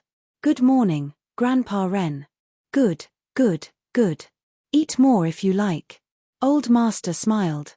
"Of course I like it," Lu Zheng said. Qin Feiyang glanced at Lu Zheng and said disdainfully, "You really don't stand on ceremony at all." Lu Zheng raised his eyebrows and said angrily, "Don't talk to me. I haven't forgiven you yet. Do I need your forgiveness?" Qin Feiyang rolled his eyes. Old master and second grandpa looked at each other and couldn't help laughing. Second grandpa looked at Qin Feiyang and said with a smile, "Ask your eldest cousin to come out. Let's have breakfast together." "Okay." Qin Feiyang moved his mind and Lu Jiajin immediately appeared beside him. "Second grandpa. Grandpa Ren." Lu Jiajin behaved very well and was polite. "Okay." Second grandpa nodded and asked, "How is your cultivation?" "After 40 days of meditation, it's almost stable." Lu Jiajin said. "That's good. Sit down and eat. Take it as us 2 old men sending you off." Second grandpa smiled. "Okay." Lu Jiajin nodded and sat next to Qin Feiyang. Old master got up and brought Lu Jiajin a bowl of millet porridge. "Thank you, Grandpa Ren." Lu Jiajin took the bowl of millet porridge, looked at old master, and thanked him. Then he ate it in small bites. The time for the meal passed quickly. Jin Jing Feiyang. Second grandpa looked at the 3 of them and his face became extremely serious. Qin Feiyang and the other 2 put down their bowls and chopsticks and looked up at second grandpa suspiciously. Second grandpa said, "I only have one thing to say to you. You must come back alive." The 3 of them nodded heavily. Second grandpa glanced at the 3 of them and then looked at old master. After a short silence, old master looked at Qin Feiyang and the other 2 and said with a smile, "To be honest, with your cultivation, I'm really not qualified to preach to you." Lu Jiajin said with a smile, "Grandpa Ren is Feiyang's elder, which means you're also my and Lu Zheng's elder. There's no harm in speaking frankly." "Okay. Then I'll take advantage of my seniority to say a few words. In terms of strength and intelligence, you're all the best of the younger generation. No one can even compare to you. But this time, it's not only the younger generation that's going to enter the miracle, but also the older generation. For example, the state preceptor, Mu Changyun, and so on. These people are all existences that you can't compete with now.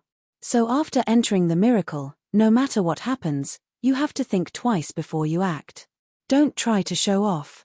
The most important thing is that you have to be united. To paraphrase a popular saying, if brothers are of one heart, their sharpness can cut through gold. Also, like your second grandpa, I hope that you can all come back alive. Old Master said. Thank you for your teachings, Grandpa Ren. Lu Jiajin did not look down on Old Master because of the difference in cultivation at all. Instead, he respected him. Second Grandpa waved his hand and said, when a bird grows up, it will eventually fly out. In the future, this world will be your stage. Go ahead and do whatever you want. Qin Feiyang and the other two looked at each other and stood up one after another. Qin Feiyang waved his hand, and Old Master Qin appeared out of thin air. Old Master Qin looked at Old Master and Second Grandpa. He cupped his hands and said with a smile, "Hello, both of you." The two of them smiled and returned the greeting. Immediately after, the ancient pagoda flew out from between Qin Feiyang's eyebrows and flew to Old Master Qin, saying, "I'll leave everything in the ancient pagoda to you." Okay. Old Master Qin nodded. Goodbye, Second Grandpa. Goodbye, Grandpa Ren. The three of them bowed deeply and opened a teleportation door. Lu Jiajin also took out the mask from his Chenkuan bag and put it on his face again. Lu Zheng was sent to the castle by Qin Feiyang. Whoosh. Immediately after, Qin Feiyang and Lu Jiajin turned into streams of light and rushed into the portal one after another. Old Master Qin looked at Second Grandpa and said, "I don't know if I'll survive this trip. If I can come back alive, I'll definitely come back and drink with the two of you." My pleasure. Second Grandpa and Old Master Qin laughed. Also, Old Master Qin looked at Second Grandpa and pleaded, "If there are any changes in Great Qin during this period, please help, Old Master Lu." "I will." Second Grandpa nodded. "Thank you very much then." Old Master Qin thanked him and turned around to step into the portal. It's a miracle. So many people's dreams, and so many people's graves. Is it worth it? Second Grandpa sighed. Whether it's worth it or not, only those who go in will know. We're not qualified to say anything. Old Master Qin laughed. Yes. Second Grandpa nodded. When Qin Feiyang and the other two arrived in the sky above the square of the first district, countless people had already gathered in the first district. Everyone looked at the gate of time and space with a look of longing. Qin Feiyang, Old Master Qin, and that masked man, they really came. But this time, so many experts have entered the miracle, and there are even pseudo-gods. It's probably a problem whether Qin Feiyang can come back alive. Seeing Qin Feiyang and the other two arrive, the people immediately whispered to each other. Qin Feiyang and the other two didn't pay any attention to him. They directly soared into the sky and entered the space-time gate. The sky above the Imperial City and the main tower of the Central Divine Kingdom was also crowded and noisy. Chapter 1429. Qin Feiyang stood proudly, sweeping his gaze across the Pill Pagoda square below. Apart from those who came to join in the fun, there were three groups of people who attracted the most attention. On one side was the main pagoda. On one side was the Mu family. On the other side was the Great Qin. The three super forces stood on the square in a tripartite manner, all of them remaining silent. But the difference was that the Mu family only had three people, Lu Xingchen, Mu Changyun, and Mu Changfeng. There was no suspense. The rest of the Mu family must be hiding in a spatial divine object like Fatso and the others. Great Qin and the main pagoda did not have any spatial divine objects, so the people who were going to the miracle were gathered in the square, led by the main pagoda master and Emperor Hong. No more, no less, both sides had exactly 1,000 people. The imperial preceptor, Zhuge Mingyang, Yang Wei, and Wang Zicheng were all there. Wang Su and Gong Sun Bei were also there. And beside Wang Su, Qin Feiyang saw two extremely familiar faces. Wang Yu, young Master Hao. The two of them looked the same as before. One was pitilessly beautiful, like a beauty that could topple a country, and the other was handsome and tall, like jade.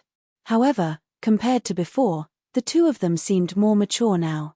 Especially Wang Yu. In the past, she was a charming, youthful, and lively woman. But now, there was no expression on her face, and her entire body carried a coldness that kept people 1,000 miles away. Sigh. Qin Feiyang sighed inwardly, brought Elder Qin and Lu Jiajin, and landed beside Lu Xingchen. Lu Xingchen smiled and said, I'm just waiting for you. Qin Feiyang smiled faintly and asked, where is the miracle? Lu Xingchen said, when the 10 keys are gathered, the miracle will naturally appear. But, at this point, Lu Xingchen glanced at the imperial preceptor and Emperor Hong, frowning slightly, and sent a sound transmission. Didn't we already agree not to give them the pill fire? Why are you still giving it to them? Qin Feiyang said, didn't you also give the heavenly dipper flame to the main pagoda? Lu Xingchen was stunned. Qin Feiyang said, are you wondering how I know? Lu Xingchen did not deny it. Don't do it unless you don't want others to know. Qin Feiyang sneered. Lu Xingchen shook his head and laughed. He said in admiration, Brother Qin is indeed a difficult character to deal with. I can't hide anything from you. After saying that, he looked towards Emperor Hong and the main pagoda, and said, since everyone is already here, then take out the pill fire and summon the miracle. Emperor Hong immediately took out the profound sky flame. The chief pagoda master also took out the heavenly astral flames. Lu Xingchen waved his hand, and clusters of alchemic fire appeared. Different colors. There was also a bone-white alchemy fire. There was an alchemy fire that was as golden as gold. There were also alchemy fires that were as green as leaves. There were 6 clusters in total. Everyone took it out, but only Qin Feiyang remained indifferent. Lu Xingchen looked at Qin Feiyang suspiciously and asked, Brother Qin, why don't you take out the heavenly thunder flame and the ice-cold flame? Qin Feiyang said, I still have to wait for a few people. Who? Everyone looked at him in surprise. The person who could make Qin Feiyang wait was definitely not a simple person. When they come, you will naturally know. Qin Feiyang said indifferently, looking at Wang Yu and young Master Hao. The two also looked at Qin Feiyang. Young Master Hao's eyes were full of hatred. But Wang Yu's expression did not change at all. It was as cold as frost. No one knew what she was thinking at the moment. A moment later, young Master Hao retracted his gaze, turned to look at Wang Yu, and warned, Sister, after going to the miracle, you must be careful. Wang Yu nodded. Young Master Hao glanced at Qin Feiyang again, snorted coldly in his heart, then turned around and soared into the sky, disappearing into the depths of the pagoda. His cultivation was not high enough, so he was unable to enter the miracle. He came here purely to send Wang Yu and the others off. As for Wang Yu, back then, when they went to the Blue Sea together, she was already a 9-star war saint. Moreover, before Qin Feiyang left, he even gave her the potential pill, and the small fortune pill. She must have already opened the door of potential. As a result, her cultivation had long since broken through to the War King. And judging from her current aura, she was still a 3-star war emperor. Suddenly, Qin Feiyang's eyes flashed, and sent a sound transmission to Lu Xingchen. Other than what you told me before, is there anything else I need to pay attention to in the miracle? Lu Xingchen shook his head. Really? Qin Feiyang looked at him suspiciously. Lu Xingchen laughed. Of course, why would I lie to you? Humph. Qin Feiyang secretly snorted. This guy was really not honest at all. If Lu Jiajin had not told him that the miracle would kill the living beings in the ancient pagoda, he would have really brought the ancient pagoda, as well as all the people and beasts in the ancient pagoda, into the miracle. And this point, as someone who had been to the miracle before, it was impossible for Lu Xingchen not to know. But why didn't Lu Xingchen tell him about such an important matter? There was no suspense. Lu Xingchen definitely wanted to use the rule force of the miracle to get rid of all the people and beasts around him. In this way, the forces that he had painstakingly cultivated over the years would instantly vanish into thin air, leaving him all alone. This bastard, his intentions were truly hateful. Swish. About 100 breaths passed. Suddenly, 4 figures descended from the sky. The leader was the mysterious madam. Next was the young lady of the Dragon Phoenix house, her teacher, and the middle-aged man that even Mu Zhongyun was afraid of. Although there were only 4 of them, none of the people present dared to underestimate them. This was because among the 4 of them, there were 3 false gods, and one of them was even at the peak of the false god realm. As for the remaining young lady of the Dragon Phoenix house, her cultivation was not bad at all. 9-star war emperor. Sorry to keep everyone waiting. The The mysterious madam chuckled and waved her hand, bringing the three young ladies of the Dragon Phoenix house to Qin Feiyang's side. Mu family, Qin Feiyang, and the mysterious madam, these three parties are actually standing together. Could it be that they have secretly formed an alliance? Seeing this scene, the people from Great Qin and the main pagoda couldn't help but ponder. Lu Xingchen looked at the mysterious madam and the other three and frowned. They are the people you are waiting for? That's right. Qin Feiyang nodded. These people are not easy to deal with. Is this really okay? Lu Xingchen asked, looking a little angry. He never thought that Qin Feiyang would actually bring the mysterious madam along. Qin Feiyang smiled faintly. It's more lively with more people, what's wrong with that? Finished. With a wave of his hand, the heavenly thunder flame and the ice frost flame appeared. All 10 types of pill fire had finally appeared. And just as the heavenly thunder flame and the ice frost flame appeared, the 10 types of pill fire seemed to have some sort of connection with each other. Boom. They recovered on their own, erupting with terrifying auras.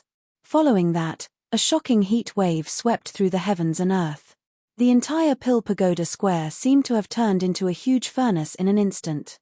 Even Qin Feiyang, a 4-star war emperor, was sweating profusely in an instant, let alone those below the war emperor. Other than those who wanted to enter the miracle site, everyone retreated.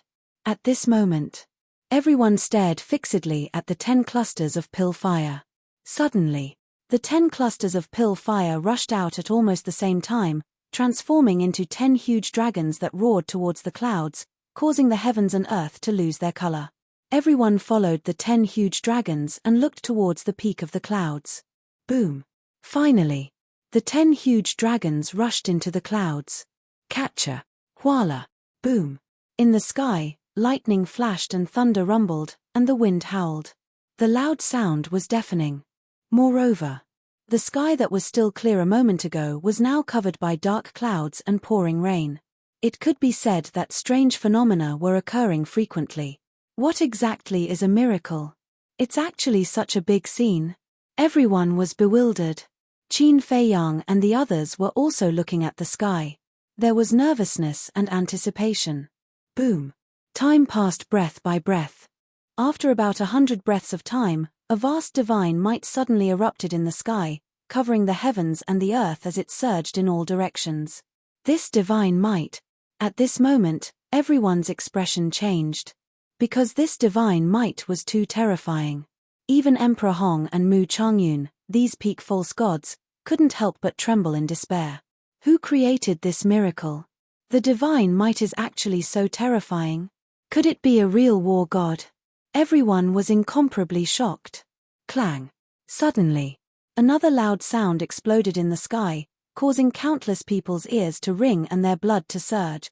Look, there seems to be something appearing in the clouds.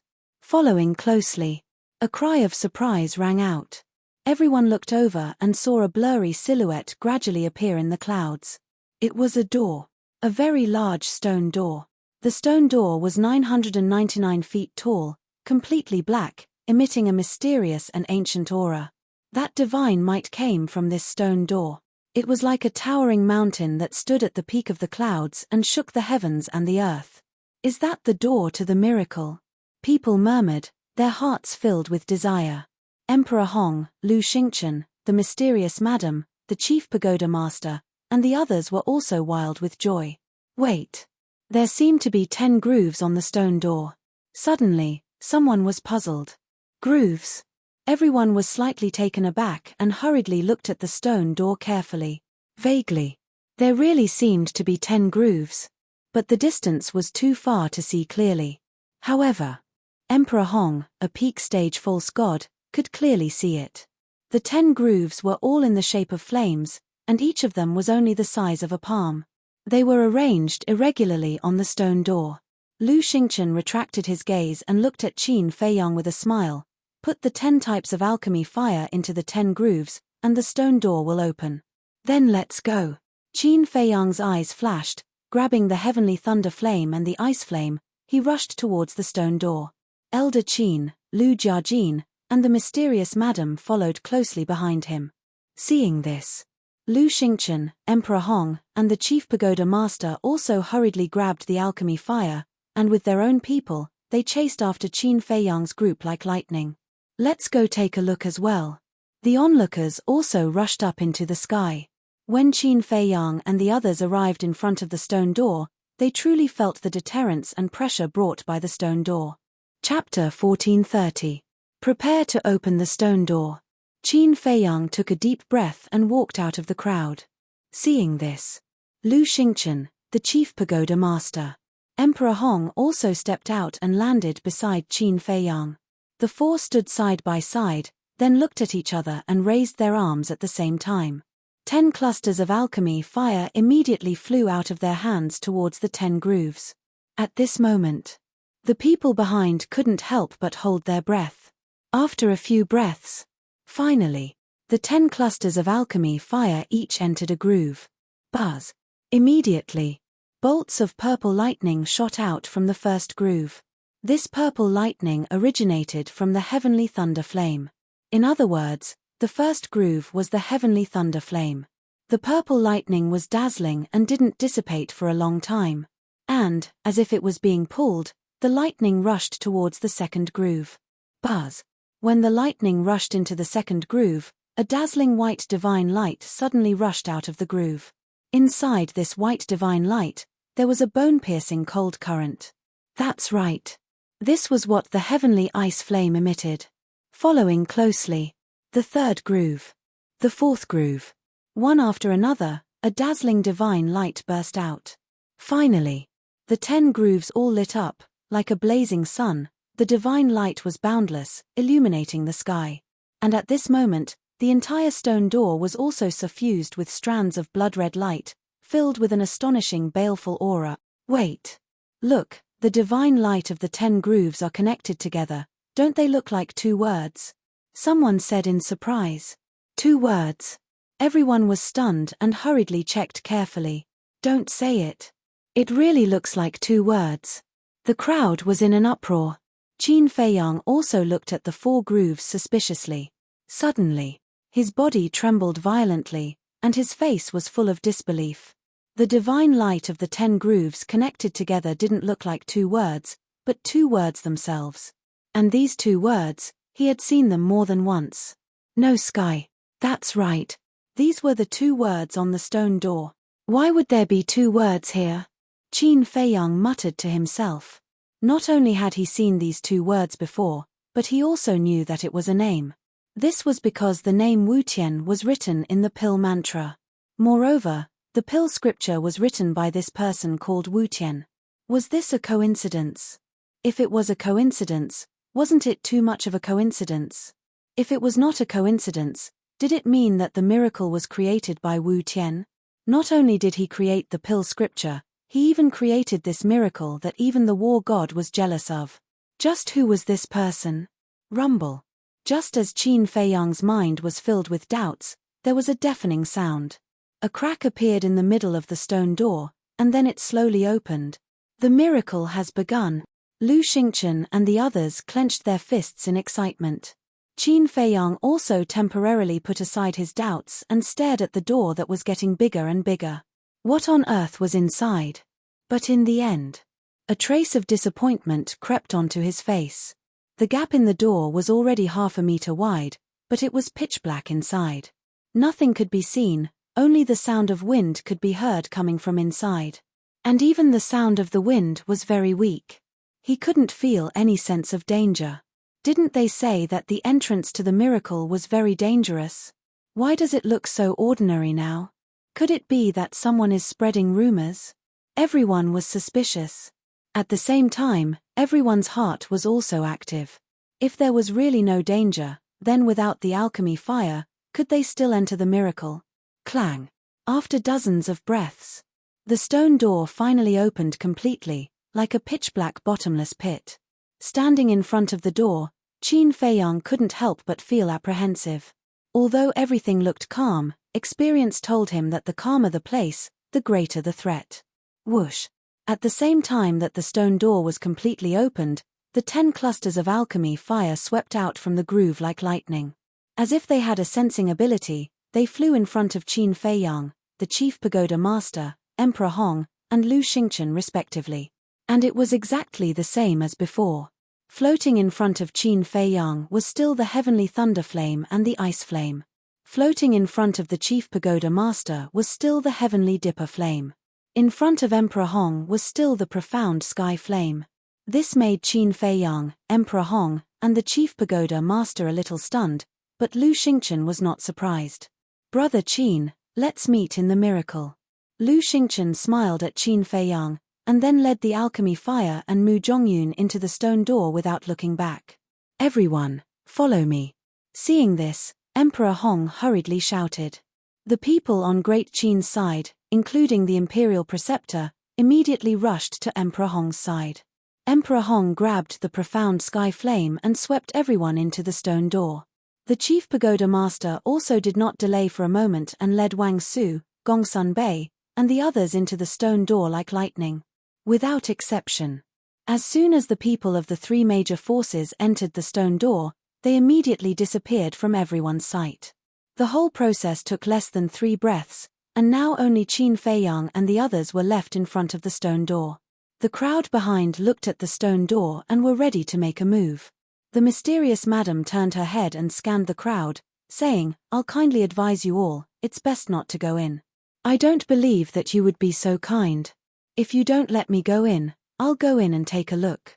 It was fine if the mysterious madam did not speak, but once she spoke, the crowd became restless. There were even a few one-star combat emperors who directly rushed into the stone door with a face of displeasure. However, after the few of them entered, there was no sound from the stone door. The mysterious madam said, "They've already lost their lives. It's just that outside, we can't hear their screams."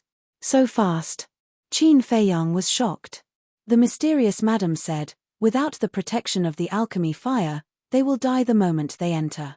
Qin Feiyang was secretly speechless. Old Qin urged, "Let's quickly go in too." Qin Feiyang nodded. "Wait." The mysterious madam suddenly said. "What's wrong?" Everyone looked at her suspiciously. The mysterious madam said, "Before you go in, I have to tell you one thing in advance, so that you won't be caught off guard." "Go ahead." Old Qin said. The dangers inside the divine ruin were unpredictable. The more they understood the situation in advance, the more insurance they would have. The divine ruin is randomly teleported. In other words, even if you go in together, you might not appear in the same place. So, after you go in, don't do anything. Look for your companions first. The mysterious madam instructed. Qin Feiyang's expression changed and asked, "How big is the first floor of the divine ruin?" "I don't know." The mysterious madam shook her head. Qin Feiyang frowned and said, "Haven't you been there before? How can you not know?" The mysterious madam said, "The size of the divine ruin is not something you can imagine. In short, no one in this world knows how big the divine ruin is." "Then how do we find it?" Qin Feiyang asked. "Don't worry. There's a way that can let you find everyone easily. This way is the enslavement seal," the mysterious madam said. "Enslavement seal?" Qin Feiyang was stunned. "That's right. The enslavement seal can peek into the other party's inner thoughts and can also sense the other party's approximate location. Although it's not as good as Mu Qing's omniscient eye, it can save you a lot of time," the mysterious madam said. "Is it really useful?" Qin Feiyang expressed his aptitude. One must know that it was a divine ruin. The rule force inside was very likely to block the enslavement seal's detection. "It's useful. When I first obtained the enslavement seal in the divine ruin, I immediately found someone to test it." The mysterious madam nodded. "Hee. Didn't you say that the enslavement seal was created by you? You must have let it slip." Qin Feiyang smiled slyly. "Ah." The mysterious madam was stunned and scolded with a smile. "You stinky brat, remember that you can't fly in the divine ruin, nor can you send messages, let alone open a portal." Qin Feiyang's heart sank. This was still a big problem. "In short, I don't care about others, but you have to protect my daughter well." The mysterious madam stared at Qin Feiyang and said gloomily before looking at Old Man Qin and Lu Jiajin, "As for you guys," Lu Jiajin said, "needless to say, it's impossible for me to sign the enslavement seal with you. Same for me. Old man Qin said. The mysterious madam said, you have to think carefully. If you encounter the state preceptor and the others, without us around, you will definitely die. I only want to help you because of Qin Feiyang. Everyone has their own fate. Lu Jiajin smiled indifferently. In that case, I won't force you. When we have the chance to meet, we will join hands. After the mysterious madam finished speaking, she looked at Qin Feiyang and said, quickly go and sign the enslavement seal with the people in the castle. They want it too. Qin Feiyang was stunned. Yes. Even if they are in the castle, they will be sent to other places by the rule force.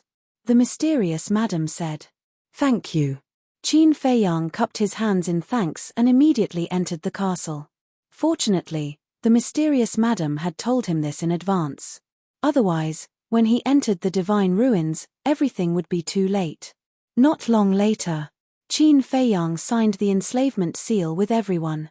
Following that, Qin Feiyang left the castle and appeared beside the mysterious madam. He turned to look at the Miss of the Dragon Phoenix Pavilion. Come. The Miss of the Dragon Phoenix Pavilion smiled sweetly. Qin Feiyang looked at the mysterious madam again. The Miss of the Dragon Phoenix Pavilion was the mysterious madam's precious daughter. Even if the Miss of the Dragon Phoenix Pavilion herself agreed, he did not dare to act rashly. It was better to ask for the mysterious madam's opinion first. The mysterious madam glanced at the Miss of the Dragon Phoenix Pavilion, then looked at Qin Feiyang and said, after entering the divine ruins and finding my daughter, immediately remove the enslavement seal. All right. Qin Feiyang nodded, his hands formed a seal, and an enslavement seal instantly appeared, entering the Miss of the Dragon Phoenix Pavilion. Soon, the enslavement seal was completed. Qin Feiyang seemed to have thought of something as he looked at the mysterious madam and asked, Senior, can Mu Qing's heavenly eye and blood soul technique sense the other party's location in the divine ruins? Blood soul technique definitely can't. After all, it's just a battle technique. But I'm not sure about the heavenly eye, because there has never been a similar situation before. The mysterious madam said. Qin Feiyang nodded and laughed, then let's go. He turned to look at the stone door, took a deep breath, grabbed the heavenly thunder flame and the ice flame, and prepared to bring everyone into the stone door. Brother Qin, wait a moment. However, at this moment, a voice sounded from behind. This voice. It sounds familiar. Qin Feiyang was surprised. He turned his head and looked towards the direction of the voice, only to see 4 young figures rushing out from the gate of time and space like lightning. How could it be them? Chapter 1431. It was a man and 3 women. They looked ordinary, but they had an outstanding temperament. No matter where they were, they would be noticed immediately. Moreover, their auras were very strong. Even Qin Feiyang could not see through them. Swish. The 4 of them rushed to Qin Feiyang and bowed to the mysterious lady and the others. Greetings, seniors. You are. The mysterious lady was suspicious. The young man cupped his hands and said, I am Ling Yu. These 3 are my friends, Feng Ranran, Luodan, and Zhao Yu. The mysterious lady was stunned and turned to look at Qin Feiyang. They are also my friends. Qin Feiyang thought to himself. But he was puzzled. According to Lu Xingchen, these 4 people had mysteriously disappeared. Why did they suddenly appear now? Moreover, their cultivation had become so strong. Ling Yu turned to look at Qin Feiyang and said with a smile, Brother Qin, long time no see. Qin Feiyang smiled faintly and said, It has indeed been a long time. How have you been recently? After leaving the temple, we have been carefree and relaxed. Naturally, we have been quite good. Ling Yu smiled. Elder Qin was surprised. You were disciples of the temple? Yes. We came to the capital together with Brother Qin. Ling Yu nodded. Then why did you leave? Elder Qin frowned. Ling Yu sighed and said, The temple is full of intrigue and intrigue. We really don't like this atmosphere. Elder Qin said, Which place in the world doesn't have intrigue and intrigue? If you want to grow, you have to experience this. Elder Qin is right, but it is naturally best to hide and relax. Ling Yu smiled faintly and looked at Qin Feiyang. I wonder if Brother Qin has any extra spots. You are also going to the miracle? Qin Feiyang was surprised. If not, why would we come to you? Ling Yu smiled. Qin Feiyang pondered for a while and nodded. Okay, I have a lot of spots anyway. Thank you, Brother Qin. Ling Yu cupped his hands gratefully. Count me in. Suddenly, a faint laughter rang out. Boom. Following closely, a terrifying aura surged out from the gate of time and space. What is it? Everyone looked at the space-time gate in shock. Soon, a gigantic creature flew out of the gate of time and space and landed in the sky above the Pill Pagoda Square. It was a large dog that was over 30 meters long. Its fur was dark red, and its entire body emitted a monstrous evil aura. What was even stranger was, there were actually 6 dog heads on the big dog's shoulders. Each of the dog heads was as big as a dustpan, with 6 pairs of eyes. 12 eyes, as if they were made of blood, emitting a ferocious glint. Looking at its appearance, could it be the legendary hellhound? According to legend, the Hell Godhound is a divine beast that is responsible for guarding the gates of hell. It is extremely ferocious. The crowd immediately began to discuss. It really is the infernal divine hound. Old Man Qin and the others looked at each other. A smile crept onto Qin Feiyang's face. Because when he saw the Hell Godhound, he knew who it was. Damn dog, can you wait for me? Why are you running so fast to reincarnate?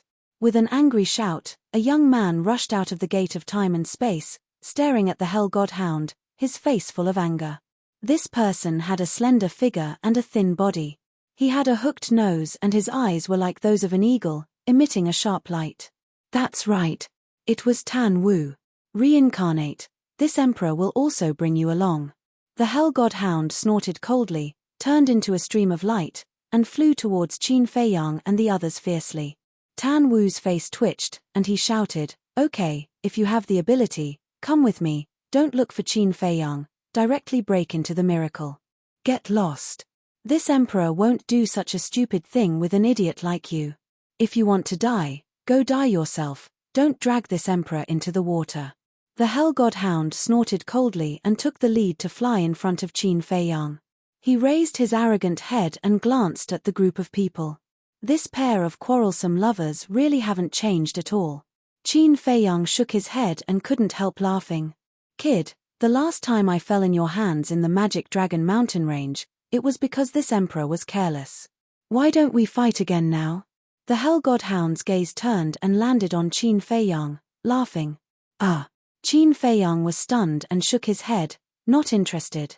Not interested? I think you don't dare to. The Hell Godhound looked at Qin Feiyang provocatively. Qin Feiyang rolled his eyes.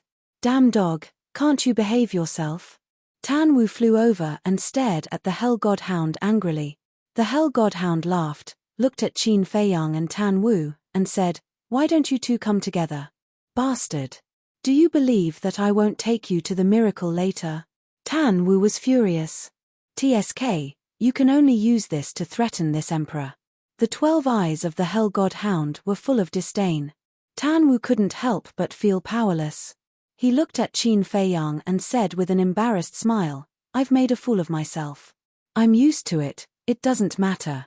Qin Feiyang held back his laughter and said. Hearing this, Tan Wu's expression became even more awkward. Qin Feiyang asked, You guys are also going to the miracle? Tan Wu nodded and said with a smile, Of course, if you don't have any extra spots now, I won't force you. Won't force you? Little scum, when did you become so open-minded? This emperor doesn't care about you. Anyway, this emperor must go to the miracle. The Hell Godhound said. Tan Wu's face was dark, his veins were bulging, and he said angrily, With so many people watching, can't you leave me some face? You scoundrel, do you still need face? The Hell Godhound was disdainful. Tan Wu was slightly stunned and roared, Tell me clearly, when have I been a scoundrel? The Hell Divine Hound said, You shamelessly followed this emperor, isn't this called being a scoundrel? I shamelessly followed you? Do you still want face? Back then, when I went to see old Senior Qin, who was the one who insisted on following me, unable to be chased away? Coming to the miracle this time, Who was the one shamelessly following me? Tan Wu exploded in anger. He had really never seen such a shameless bastard before. Old Senior Qin Feiyang's heart turned cold and he sent a voice transmission. You guys were at Uncle Yuan's place during this period of time? Yes. Tan Wu nodded. Is he doing well now? Qin Feiyang secretly asked. Tan Wu smiled and said, he eats well and sleeps soundly. No one is better than him. I really want to meet him. Qin Feiyang secretly sighed and looked at the Hell Divine Hound and said with a smile, stop arguing, I still have a lot of spots in my hands. Who wants to argue with him? It's him looking for trouble all day long. The Hell Divine Hound said with a cold snort. I'm looking for trouble. Tan Wu pointed at his nose, staring at the Hell Divine Hound with a look of anger. All right, prepare to enter the miracle. Qin Feiyang hurriedly stood up to smooth things over. This pair of enemies, he had long seen before. If he did not forcefully interrupt them, there would definitely be no end to it. Hearing that they were about to enter the miracle, the Hell Divine Hound also immediately became well behaved. Tan Wu and Ling Yu, 4 people, also greeted. After all, they were also considered old acquaintances. Let's go. Qin Feiyang looked at the stone door, let out a long sigh, and led the group of people into the stone door in large strides. The moment they entered the stone door, everyone's eyes fell into pitch-black darkness, unable to see their fingers in front of them. At the same time, a terrifying destructive aura enveloped over. In everyone's hearts, a sense of crisis and fear involuntarily welled up. But also at the same moment, heavenly thunder flame and frost flame released divine light, condensing a barrier, protecting the group of people inside. At the same time, it also illuminated the path ahead. In front of them, there was a long passage, with no end in sight. And in the passage, it was filled with grey storms, and the destructive aura that enveloped them before came from these storms. Qin Feiyang said in surprise, these are space-time storms? That's right. The power of the space-time storm is very terrifying. Even if it's a war god, it's difficult to escape death. The mysterious lady said in a deep voice. Hearing this, Tan Wu, the Hell Divine Hound, and Ling Yu's pupils suddenly shrank. The mysterious lady said, there's no time to lose, let's go. Qin Feiyang nodded and led everyone to fly towards the end of the passage. Help! Suddenly, a cry for help came from behind. The group of people turned their heads and saw a few middle-aged men barging in, but they were instantly engulfed by the space-time storm and torn to pieces. This is the consequence of not listening to advice. The mysterious lady smiled coldly, without the slightest sympathy. Qin Feiyang retracted his gaze and flew towards the end while asking, will the stone door close? Yes. Lu Xingchen, Chief Pagoda Master, and Emperor Hong should have already brought the pill fire into the divine ruins. When we bring the heavenly thunder flame and the ice flame into the divine ruins, the stone door will automatically close. The mysterious lady said. Qin Feiyang asked, then when we come out, how do we open the stone door? Between the first and second floor, there is a vacuum area, and there is a stone door that leads to the outside. To open the stone door, you also need 10 types of pill fire. So you must take good care of the heavenly thunder flame and the ice flame. The mysterious lady warned. Qin Feiyang nodded. I will also tell you the location of the first and second floor's passageways in advance. The passageway is located in the southwest direction. You search along the way, and when you see a palm-like mountain range, you go to the highest mountain. The passageway to the second floor is on top of that mountain. But you have to be careful, because at the entrance of the passageway, there is a giant python guarding it. The mysterious lady said in a deep voice. Then what is its cultivation level? Qin Feiyang asked. False god. The mysterious lady said. Qin Feiyang's heart sank. Tan Wu and the others also looked extremely solemn. Don't worry too much. That giant python is sleeping all year round. As long as you don't make too much noise, it won't wake up. Back then, we took advantage of its sleep to sneak past it and enter the passageway. But if it is in an awakened state, then you must not approach it. Wait until it falls asleep. Because it will not let go of any creature that appears in its sight. The mysterious lady said. Everyone nodded. Chapter 1432. The mysterious lady asked, "Then what are you worried about?" Qin Feiyang said, "The last time you entered the divine ruins, it should have been 10,000 years ago." The mysterious lady nodded. Qin Feiyang said in a deep voice, "Then have you ever thought that 10,000 years ago, it was a false god? Today, 10,000 years later, would it have already stepped into the war god realm?" The mysterious lady was stunned, and said with a wry smile, "I really haven't thought about this." Qin Feiyang sighed, "If it has really stepped into the war god realm, then we can only pray that it has been sleeping." Tan Wu and the others also had a heavy heart. The Hell God Hound said, "This emperor is puzzled. Didn't they say that false gods can't enter the first floor? Why is there a pseudo-god level giant python? You have to ask the creator of the divine ruins. Because only he has this ability. Perhaps that giant python was left behind by that creator." The mysterious lady said. "Creator, Wu Tian," Qin Feiyang muttered. "I really hope to meet this mysterious existence." While talking, two rays of light suddenly appeared in the passage ahead. "Is it the end?" Everyone stared at the two rays of light. Roar. But at this moment, a deafening beast roar sounded in front of them. Following closely, a huge black beast emerged from the storm. It was shaped like a violent ape, more than 100 feet tall. The pitch-black fur all over its body was like steel needles, emitting a bone-piercing cold light. How is this possible? Isn't the space-time storm able to kill even the war god? Why is there still a beast here? Qin Feiyang and the others turned pale with fright. "Retreat!" Tan Wu shouted. This giant beast was able to travel freely in the space-time storm. Its cultivation must have reached the peak of perfection, even surpassing the war god realm. Facing such an existence, even if there was Elder Qin and the other false gods, they would probably only die. "Don't retreat." But before Tan Wu's voice faded, the mysterious lady shouted. Roar. The giant beast pounced towards Qin Feiyang and the others, roaring and baring its fangs. Both of his arms were as thick as buckets and filled with destructive power. "It's not real. It's an illusion," the mysterious lady said. "Illusion?"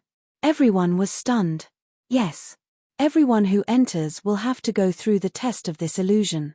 If you can't withstand the test and escape, you will be obliterated by the space-time storm even with the protection of the alchemic fire.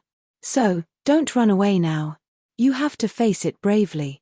I remember that back then, 2 false divinities fled in fear, and ended up dying here," the mysterious lady said in a deep voice. Hearing this, Qin Feiyang and the others broke out in cold sweat. If it wasn't for the mysterious madam, they would have really escaped. At that time, the consequences would be unimaginable. At the same time, they were cursing the person who created this miracle in their hearts. For a ferocious beast to suddenly appear in such a dangerous place, anyone would be frightened. Wasn't this a deliberate trap? The giant beast roared as it raised its dustpan-sized giant hand and slapped towards Qin Feiyang and his group. This scene was too lifelike.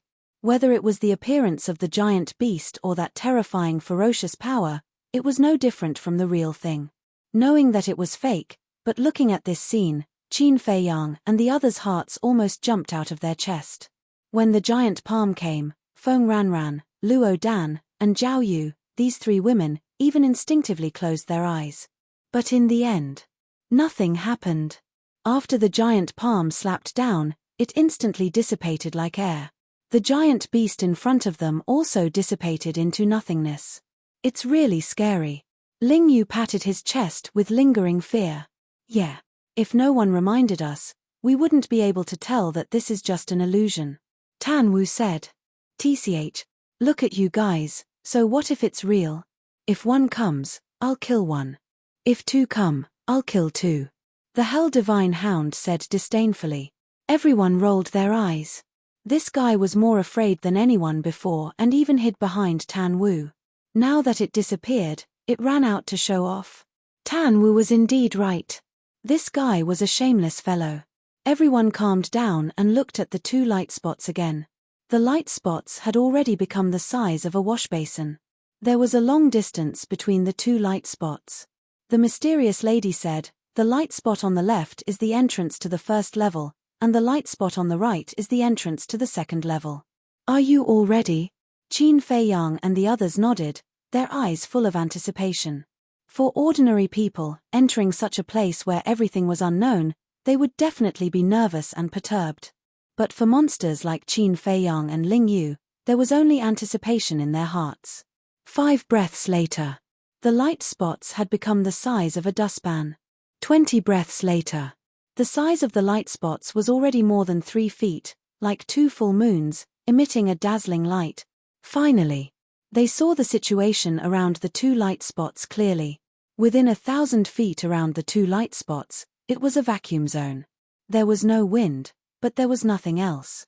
Feiyang, I believe you can definitely become a god on the first level. I'll wait for you on the second level. Lu Jiajin said. Qin Feiyang laughed, I won't make you wait too long.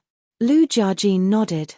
A few breaths later, a group of people entered the vacuum zone. The barrier formed by the heavenly thunder flame and the ice flame automatically dissipated. The moment the barrier dissipated, a powerful suction force emerged from the 2 entrances. Qin Feiyang, the miss of the Dragon Phoenix House, Tan Wu, the Hell Godhound, and Ling Yu immediately flew towards the left entrance uncontrollably. The mysterious lady, Elder Qin, Lu Jiajin, the teacher of the miss of the Dragon Phoenix House, and the middle-aged man flew towards the right entrance uncontrollably. Mother, teacher, uncle, take care. Following the shout of the miss of the Dragon Phoenix House, the people on both sides entered the entrance and disappeared without a trace. On a vast plain. Suddenly. Following a scream, a figure fell from the sky like a meteorite, heavily smashing into the center of the plain, causing dust to fly everywhere. Damn it, how could it fall like this? If his cultivation was a little weaker, wouldn't he have fallen to his death? An angry curse immediately sounded from the dust. Following closely, a young man in white limped out of the dust, rubbing his buttocks as he cursed. That's right. This person was Qin Feiyang. However, at this moment, his hair was disheveled and his face was dirty. He was in an extremely sorry state. Moreover, after that fall, his entire body felt as if it was about to fall apart. It was extremely sore. Originally, he thought that he would land steadily on the ground or be directly teleported to the ground. However, he didn't expect that he would fall from the sky. Wasn't this asking for his life? Fortunately, his cultivation was strong enough.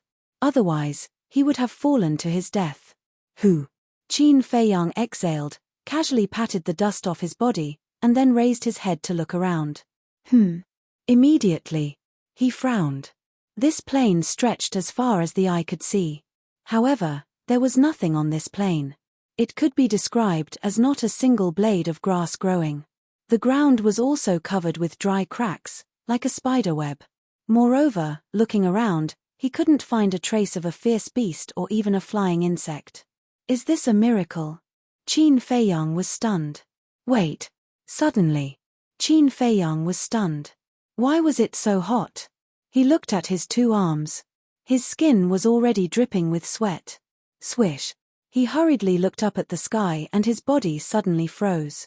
The sky stretched as far as the eye could see. There were no clouds for thousands of miles. However, there were actually 10 scorching suns hanging in the sky here. That's right. There were indeed 10 suns in the sky. The 10 suns were arranged in a row, like 7 stars in a row, emitting a scorching heat, burning this piece of land. No wonder there isn't even a blade of grass here. It turns out that there are 10 eunuchs. Qin Feiyang muttered. Sweat dripped down like rain, dripping onto the rolling ground, making a sizzling sound. Buzz. Qin Feiyang hurriedly waved his hand and condensed a battle chi boundary to isolate the scorching sunlight. As the temperature here was too high, even if he was a 4-star combat emperor, if he didn't stop it, he would become weak due to lack of water and might even lose his life. However, after the boundary appeared, he didn't feel cold at all. It was still so hot. What's going on? This time, Qin Feiyang was dumbfounded. After repeated tests, he finally got a shocking result. The battle chi boundary actually couldn't isolate the sunlight. This meant that the boundary existed in name only and didn't have any effect at all. Isn't this too outrageous? Qin Feiyang raised his eyebrows. It seemed that the most important thing now was to find a water source. However, would there be a water source here? On such a hot day, even if there was a water source, it would have dried up long ago. He couldn't help but smile bitterly. He never expected that a 4-star combat emperor would actually have a day where he would be worried about water. Fortunately, he still had the ancient castle. The ancient castle could definitely avoid the high temperature here. Swish. Qin Feiyang had an idea and was about to enter the ancient castle. However, suddenly, he raised his eyebrows and scanned the empty space. In the empty space, he actually couldn't sense the existence of essence. Essence was something that all living things in the world needed. For example, humans and beasts needed essence to cultivate. However, Qin Feiyang used to refine battle chi pills to cultivate. Therefore, he didn't pay much attention to essence. However, at this point, he couldn't ignore this problem anymore. This was because the battle chi pills would be used up sooner or later. Although he also cultivated a medicinal field, the medicinal field was in the ancient pagoda and the ancient pagoda was now in the hands of the old master. This meant that he couldn't count on the medicinal field anymore. Why didn't anyone tell me that there was a lack of essence here? Otherwise, I could have prepared more medicinal materials for battle chi pills. Qin Feiyang was extremely annoyed. He tried to fly, open the teleportation door, and revive the image crystal. However, none of them worked. The scorching temperature, the lack of essence, and all kinds of restrictions. For a cultivator, this is really a cruel place. Qin Feiyang sighed secretly. With an idea, he entered the ancient castle. Looking at this familiar place, Qin Feiyang couldn't help but breathe a sigh of relief. Because once he arrived here, his whole body immediately cooled down. He couldn't feel the heat at all. However, as the mysterious lady said, Fatso, Lu Hong, Viper, Dan Wangxai, Lu Zheng, Wolf King, Winged Snow Eagle, and other beasts had all disappeared without a trace. At this moment, he was the only one in the entire ancient castle. Don't say. Chapter 1433. I have to find everyone as soon as possible. Qin Feiyang muttered. The conditions here were too bad, and everyone was wandering outside. He was very worried. He closed his eyes and carefully sensed through the slave seal. The first thing he looked for was the white-eyed wolf. A moment later, he finally sensed the location of the white-eyed wolf. It was in the northeast direction, estimated to be tens of thousands of miles away from the plain where he was. Too far. Qin Feiyang muttered and sensed the location of Lu Hong and the others, as well as the double-winged snow eagle and the other beasts. In the end, he found that everyone was in different directions. They were also very far away from him. The white-eyed wolf was the closest to him. Qin Feiyang raised his eyebrows and carefully sensed the location of the miss of the Dragon Phoenix Pavilion. Soon. Qin Feiyang was stunned. The miss of the Dragon Phoenix Pavilion was actually near him. It was estimated to be only 500 to 600 miles away, located in the southeast direction. After pondering for a while, Qin Feiyang decided to find the miss of the Dragon Phoenix Pavilion first. First, because this woman was the closest to him. Second, if something happened to this woman and the mysterious madam investigated, he couldn't bear the responsibility. After making the decision, Qin Feiyang immediately drove the castle and flew towards the southeast. However, he found that the scene in the void in front of him didn't move. The scene didn't move, which meant that the castle didn't move either. This, Qin Feiyang was dumbfounded on the spot. Could it be that the castle couldn't fly? He quickly closed his eyes and sensed the situation of the castle. He found that the castle that had turned into dust was not floating in the void, but lying quietly on the dry and cracked ground. He tried several times, but the castle still didn't move. How can I play like this? Qin Feiyang frowned. He thought that with the castle, he could avoid contact with the hot weather outside, but he didn't expect that the castle couldn't move. The castle that couldn't be moved, in this environment, to be honest, wasn't of much help to him. Looks like I can't be lazy in this place. I have to do everything myself. Qin Feiyang sighed helplessly. He left the castle and appeared on the plains. The scorching heat instantly enveloped them. In less than 3 breaths, Qin Feiyang was drenched in sweat. But now, he didn't have time to think too much about it. Using the phantom steps, he turned into a stream of light and sped towards the southeast. He was the only one left on the vast plain. Qin Feiyang's heart gradually became heavy under the hot weather and the deathly stillness. His brows were filled with wariness. Because in such an unknown place, variables could appear at any time. After galloping for about 100 miles, they still couldn't see the end of the plain. But suddenly, Qin Feiyang felt like something was flying behind him with a gust of wind. Qin Feiyang, who had been tempered by life and death situations all year round, naturally reacted quickly. He immediately stopped and turned his head to look. However, he couldn't see anything in the void behind him. There was no movement on the ground either. What's going on? Could it be an illusion? Qin Feiyang frowned, turned back and continued to gallop forward, but secretly paid attention. About a dozen breaths passed. Suddenly, the wind blew. Qin Feiyang suddenly turned around to look. This move could be said to be lightning fast. This time, he caught a bloody light and jumped into the crack under his feet like lightning. When Qin Feiyang looked down at the crack, it had disappeared. What the hell? Qin Feiyang was surprised. That bloody light was only the size of a palm and didn't have any aura. It felt like a ghost, difficult to catch. Boom. All of a sudden, Qin Feiyang's aura erupted. He stepped down and immediately retreated. Boom. Immediately, the place where he had stepped on before collapsed and sank crazily. In just a moment, a huge pit of hundreds of feet appeared. Dust and smoke filled the air. Qin Feiyang's eyes were like torches. With a wave of his hand, a strong wind whistled and the dust and smoke were quickly blown away. However, when the dust and smoke dissipated, there was nothing except for that huge pit. You really know how to hide. No matter what you are, you'd better not bother me again. Qin Feiyang scanned the huge pit and couldn't help but feel angry. He didn't want to waste any more time. With a cold snort, he turned into a stream of light and quickly left. As if hearing Qin Feiyang's words, that bloody light didn't appear again.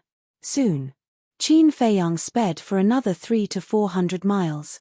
However, he still couldn't see the end of the plain. It seemed to be really endless. However, on a small slope more than 10 miles away, he saw a person. It was a woman. She was wearing a light golden dress. Her figure was tall and slender, and her bearing was graceful. On her face, there was also a veil. Only a pair of clear eyes could be seen. Her long hair draped over her shoulders, giving off a sense of mystery. That's right. This woman was the miss of the Dragon Phoenix house. At this moment, she stood on the hillside and looked around, as if she was looking for something. However, at this moment, under the scorching heat, she was also sweating profusely, and her clothes were almost drenched. Soon, she also noticed Qin Feiyang, and a strange light flashed across her eyes, and she hurriedly rushed towards Qin Feiyang. Not long later, the two of them gathered together. Qin Feiyang asked, "Are you all right?" "I'm fine." The miss of the Dragon Phoenix house nodded and asked, "What about you?" Qin Feiyang said, "I didn't encounter any danger. What were you looking for just now?" The miss of the Dragon Phoenix house looked around and said, "I feel like something is following me. But every time I look back, there's nothing there." "You actually noticed this too?" Qin Feiyang raised his eyebrows. "What is it? You've encountered it too?" The miss of the Dragon Phoenix house was surprised. "Yes. I also saw a blood-red light, but because it was too fast, I didn't see its true appearance clearly," Qin Feiyang said solemnly. The miss of the Dragon Phoenix house's heart sank. She scanned the plains and said uneasily, "I keep having an ominous feeling. Let's leave this place quickly." Qin Feiyang nodded and said, "Let's go find the white-eyed wolf first. It's in the northeast." "Northeast? We're in the southeast right now, isn't it the opposite?" The miss of the Dragon Phoenix house frowned. Qin Feiyang said, "There's nothing I can do about it.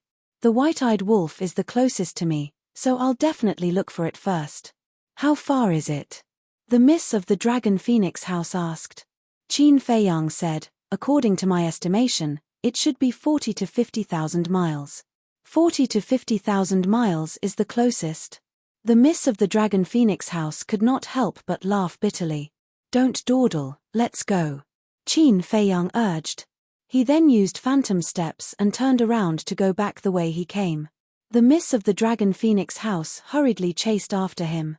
Just as she was about to catch up to Qin Feiyang, a shocking killing intent flashed across her eyes. His eyes instantly turned blood red. Following closely, she raised her arm and slapped towards Qin Feiyang's head. There was no sound or aura at all. Even Qin Feiyang, who was right in front of him, did not notice it. Qin Feiyang, be careful. However, at the same time, an anxious shout came from the left in the distance. This voice, Qin Feiyang was startled, and immediately looked to the left, only to see a woman wearing a light golden dress, waving her hand and shouting as she rushed over. What's going on? Qin Feiyang was dumbfounded on the spot. That woman was actually the Miss of the Dragon Phoenix House. Wasn't the Miss of the Dragon Phoenix House behind him? When did he run over there? Be careful behind you.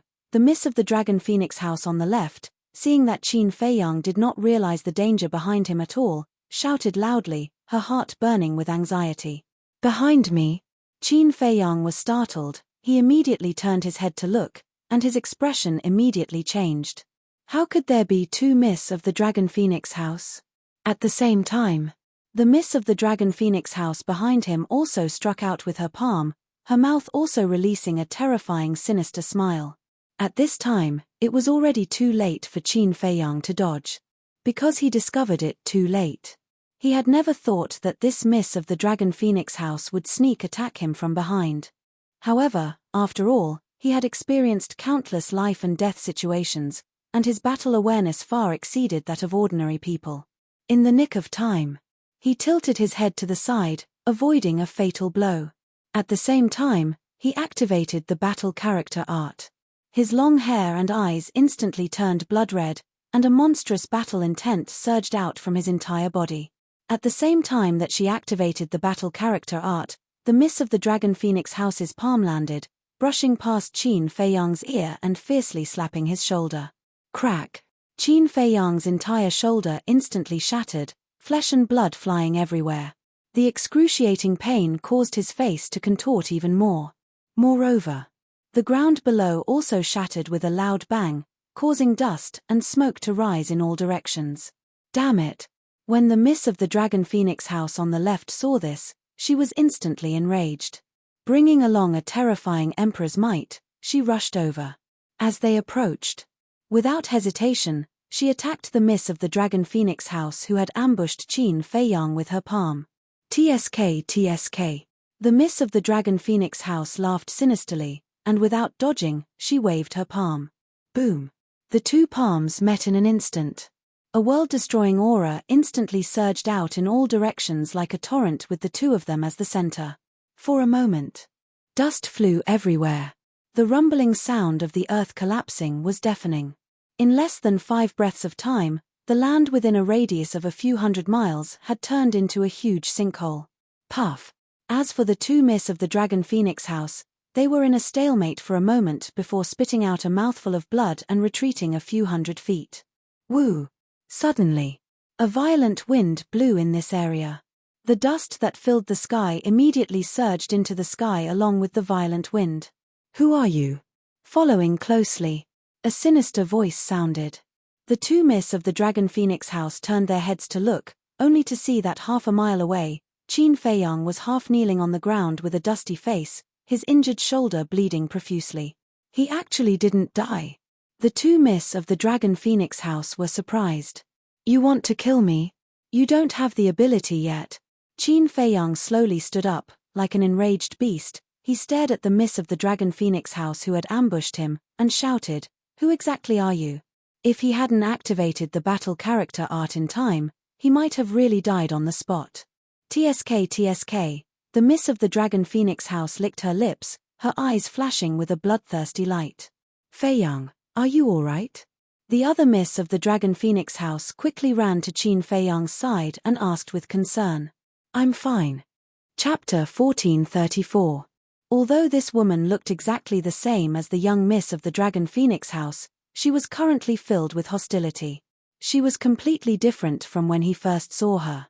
This meant that this person was very good at disguising himself. However, facing Qin Feiyang's question, the woman kept grinning sinisterly. Her blood-red eyes were like a demon that was choosing people to eat. Not getting an answer for a long time, Qin Feiyang was about to lose his patience. But at this time, the young miss of the Dragon Phoenix house said, "If I'm not wrong, she should be a ghost blood ant." Qin Feiyang's eyes trembled as he asked, "Are you talking about the ghost blood ant that is as famous as the ghost snake?" "That's right." The Dragon Phoenix house nodded. Qin Feiyang's face immediately darkened. He had read about the ghost blood ant in an ancient book in the Imperial Palace. This ghost blood ant was the same as the ghost snake, born without aura. However, the abilities of the two were different.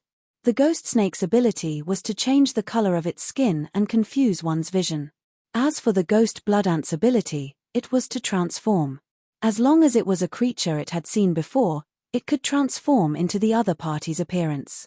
Moreover, whether it was temperament or smell, there was no difference on the surface. The effect was even better than the illusory form pill. In short, the ghost blood ant was a creature that was very good at camouflage. Qin Feiyang calmed down the shock in his heart, turned to look at the young miss of the Dragon Phoenix house, and asked, "You saw it just now?" Although the ghost blood ant's ability was heaven-defying, there was a prerequisite. Before transforming, it had seen the target of the transformation. In other words, since the ghost blood ant had transformed into the appearance of the young miss of the Dragon Phoenix house, it must have seen her before. Yes. Not long ago, it ambushed me. However, I discovered it and it escaped. But I didn't expect to meet you and turn into my appearance to confuse you. The young miss of the Dragon Phoenix house said in disgust. I was careless and didn't see any flaws. Qin Feiyang was also quite vexed. He looked at the ghost blood ant and asked, "How do you know that I know her?" Although the blood spirit ant could transform into the appearance of the Dragon Phoenix house's young mistress, before this, the blood spirit ant did not know that he was acquainted with her. Since they didn't know, how could the blood spectre ant have done it so flawlessly? Firstly, you were the one who spoke to me first. Furthermore, you did not have the slightest bit of malice when you spoke. It's not hard to tell. You two know each other from before. Secondly, there is only one possibility for humans to appear here. The miracle has already begun. You are from the outside world. Outsiders who enter the divine site are either friends or enemies. Do you still remember what you asked me when you saw me? You're asking me if I'm all right? His words are filled with concern. What does this mean? That means you're friends. The blood ghost ant sneered. I see. I didn't expect you to be so smart. It's a pity that you didn't use the right path. Since your identity has been exposed, then quickly reveal your true self. Let me see what you look like. Qin Feiyang said. Although he had seen the blood ghost ant in ancient books, this was the first time he had seen the real thing. TSK, the blood ghost ant scanned the two of them, and its entire body was suddenly filled with dazzling blood light. The blood ghost ant was directly drowned by the blood light. Although Qin Feiyang and the other could not see the situation inside the bloodlight, they could clearly sense that a terrifying aura was awakening. Bang! The aura became more and more terrifying. The wind howled, setting off a sandstorm. At this moment, the earth began to tremble violently.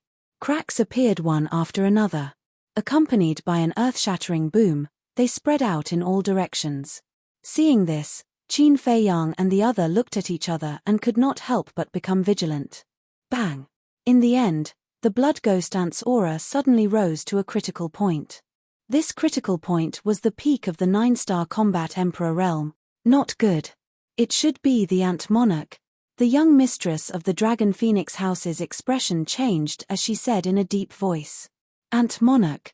Qin Feiyang was shocked. The ant monarch was more terrifying than ordinary blood ghost ants. Because it could command all the blood ghost ants. The fact that you humans have entered this place is a joyous hunt for us. But it's different from outside. Outside, we beasts are the prey, and you humans are the hunters. But here, you humans are the prey, and we beasts are the hunters. Little ones, the hunt begins. The blood ghost ant's voice sounded in the bloodlight. Squeak squeak, immediately. The entire plain was drowned by an ear-piercing sound wave. Immediately after, blood-red waves emerged from the cracks on the ground. They were everywhere in all directions. Qin Feiyang and the other looked at this scene and could not help but feel their scalps go numb. There were too many of them.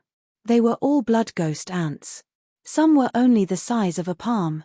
Some were the size of a pot. Some were the size of a dustpan. There were also many blood ghost ants that were more than 10 meters, dozens of meters, and even hundreds of meters in size. They bared their fangs and brandished their claws. It was extremely terrifying. They looked very similar to ants. Their entire bodies were blood red as they swarmed out. The entire ground was trembling and was soon drowned by the blood-red waves. So many. It seems that the bloodlight I captured earlier was one of them. Qin Feiyang's heart was extremely heavy. It turned out that there were so many blood ghost ants lurking underground. Humans, you didn't expect that there would be a day when you humans would be hunted. The bloodlight quickly dissipated, and a huge monster appeared in Qin Feiyang and the others' line of sight. It's really an ant queen. The Dragon Phoenix House's young lady's face was as dark as water. This huge monster in front of her was the blood ant that pretended to be her. But compared to the other blood ants, this blood ant was too big. Its body was more than 1,000 feet long, like a huge mountain, standing in front of them, emitting a monstrous aura. The claws under its abdomen were even more terrifying.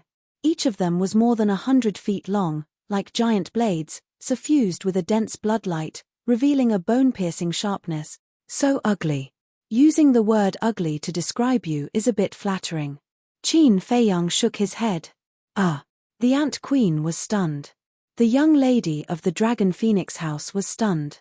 The blood ghost ants that were swarming over from all directions also stopped in unison and looked at Qin Feiyang strangely. Was this person crazy? He was about to die, and he was still in the mood to criticize. Human, you must pay the price for what you said. Little ones, chop him into 8 pieces for this emperor. After coming back to its senses, the ant queen was furious.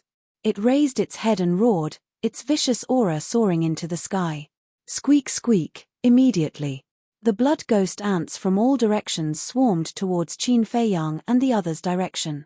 Their strengths were different. There were 9-star war emperors and 8-star war emperors. But without exception, none of the blood ghost ants that appeared now had a cultivation base lower than the war emperor. In other words, there were hundreds of thousands of emperor beasts charging towards Qin Feiyang and the others' direction. What are you doing? Do you think the trouble isn't big enough? Do you want to deliberately anger it? The young lady of the Dragon Phoenix House said angrily. Qin Feiyang said indifferently, if we don't anger it, do you think it will let us go just like that? Then do you have any ideas? There are so many blood ghost ants, I can't kill them all. Even if I can kill them all, I will die of exhaustion. Moreover, the Ant Queen is a 9-star war emperor at the peak realm. The most important thing is, who knows how many more blood ghost ants are hiding underground? The young lady of the Dragon Phoenix House said in a deep voice. Qin Feiyang said, there's always a way out, let's take a look first. Boom. Before he could finish his words, the ground beneath their feet suddenly collapsed. The young lady of the Dragon Phoenix House was shocked. She hurriedly grabbed Qin Feiyang and retreated. Just as the two of them left, a group of blood ghost ants swarmed out. The leader was the blood ghost ant. It was 50 to 60 feet tall, like a small mountain, and its ferocious aura was monstrous. And its aura had reached the level of a 9-star war emperor. Lowly humans, how dare you offend our emperor, kill.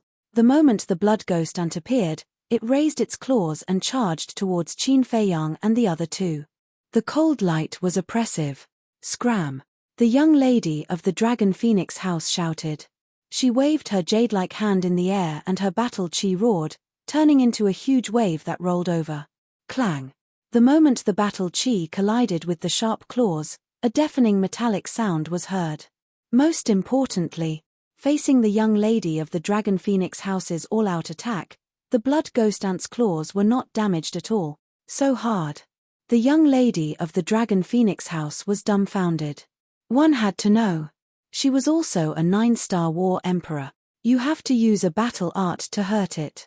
Qin Feiyang said. The young lady of the Dragon Phoenix House said in a deep voice, quickly think of a way, these beasts are stronger than expected, I can't hold on for long. As soon as she finished, she released her aura. Battle chi poured out. Clang. At that moment, sword shadows shot out one after another. In the end, there were a total of 50 sword shadows surrounding the young lady of the Dragon Phoenix House. Each sword shadow was more than 100 feet long. It was as if they were condensed from ice, and cold currents swept in all directions. This world suddenly seemed to have entered a cold winter, and the cold air was bone-piercing. Qin Feiyang was surprised. Why was the battle art that the young lady of the Dragon Phoenix House was using similar to the Guiyuan sword art? Ice sword art, / Following the young lady of the Dragon Phoenix House's shout, 50 sword shadows cut through the sky, bringing with them a monstrous might as they slashed towards the blood ghost ant. The blood ghost ant did not retreat at all. It raised its claws and slashed towards the sword shadows. Clang. The sword shadows and the sharp claws clashed, creating dazzling sparks. Clang. Suddenly, accompanied by an ear-splitting sound, one of the blood ghost ant's claws broke on the spot. Blood immediately gushed out from the broken part like a fountain. Human, you deserve to die. The blood ghost ant also let out a painful howl. Its huge body directly jumped up from the ground, and then pounced towards the 50 sword shadows and the young lady of the Dragon Phoenix House. The dozens of claws under its abdomen waved crazily, like a meat grinder. Humph. Sword art returned to 1. The young lady of the Dragon Phoenix House snorted coldly. The 50 sword shadows suddenly merged together, transforming into 1,000 feet long sword shadow. Woo-woo.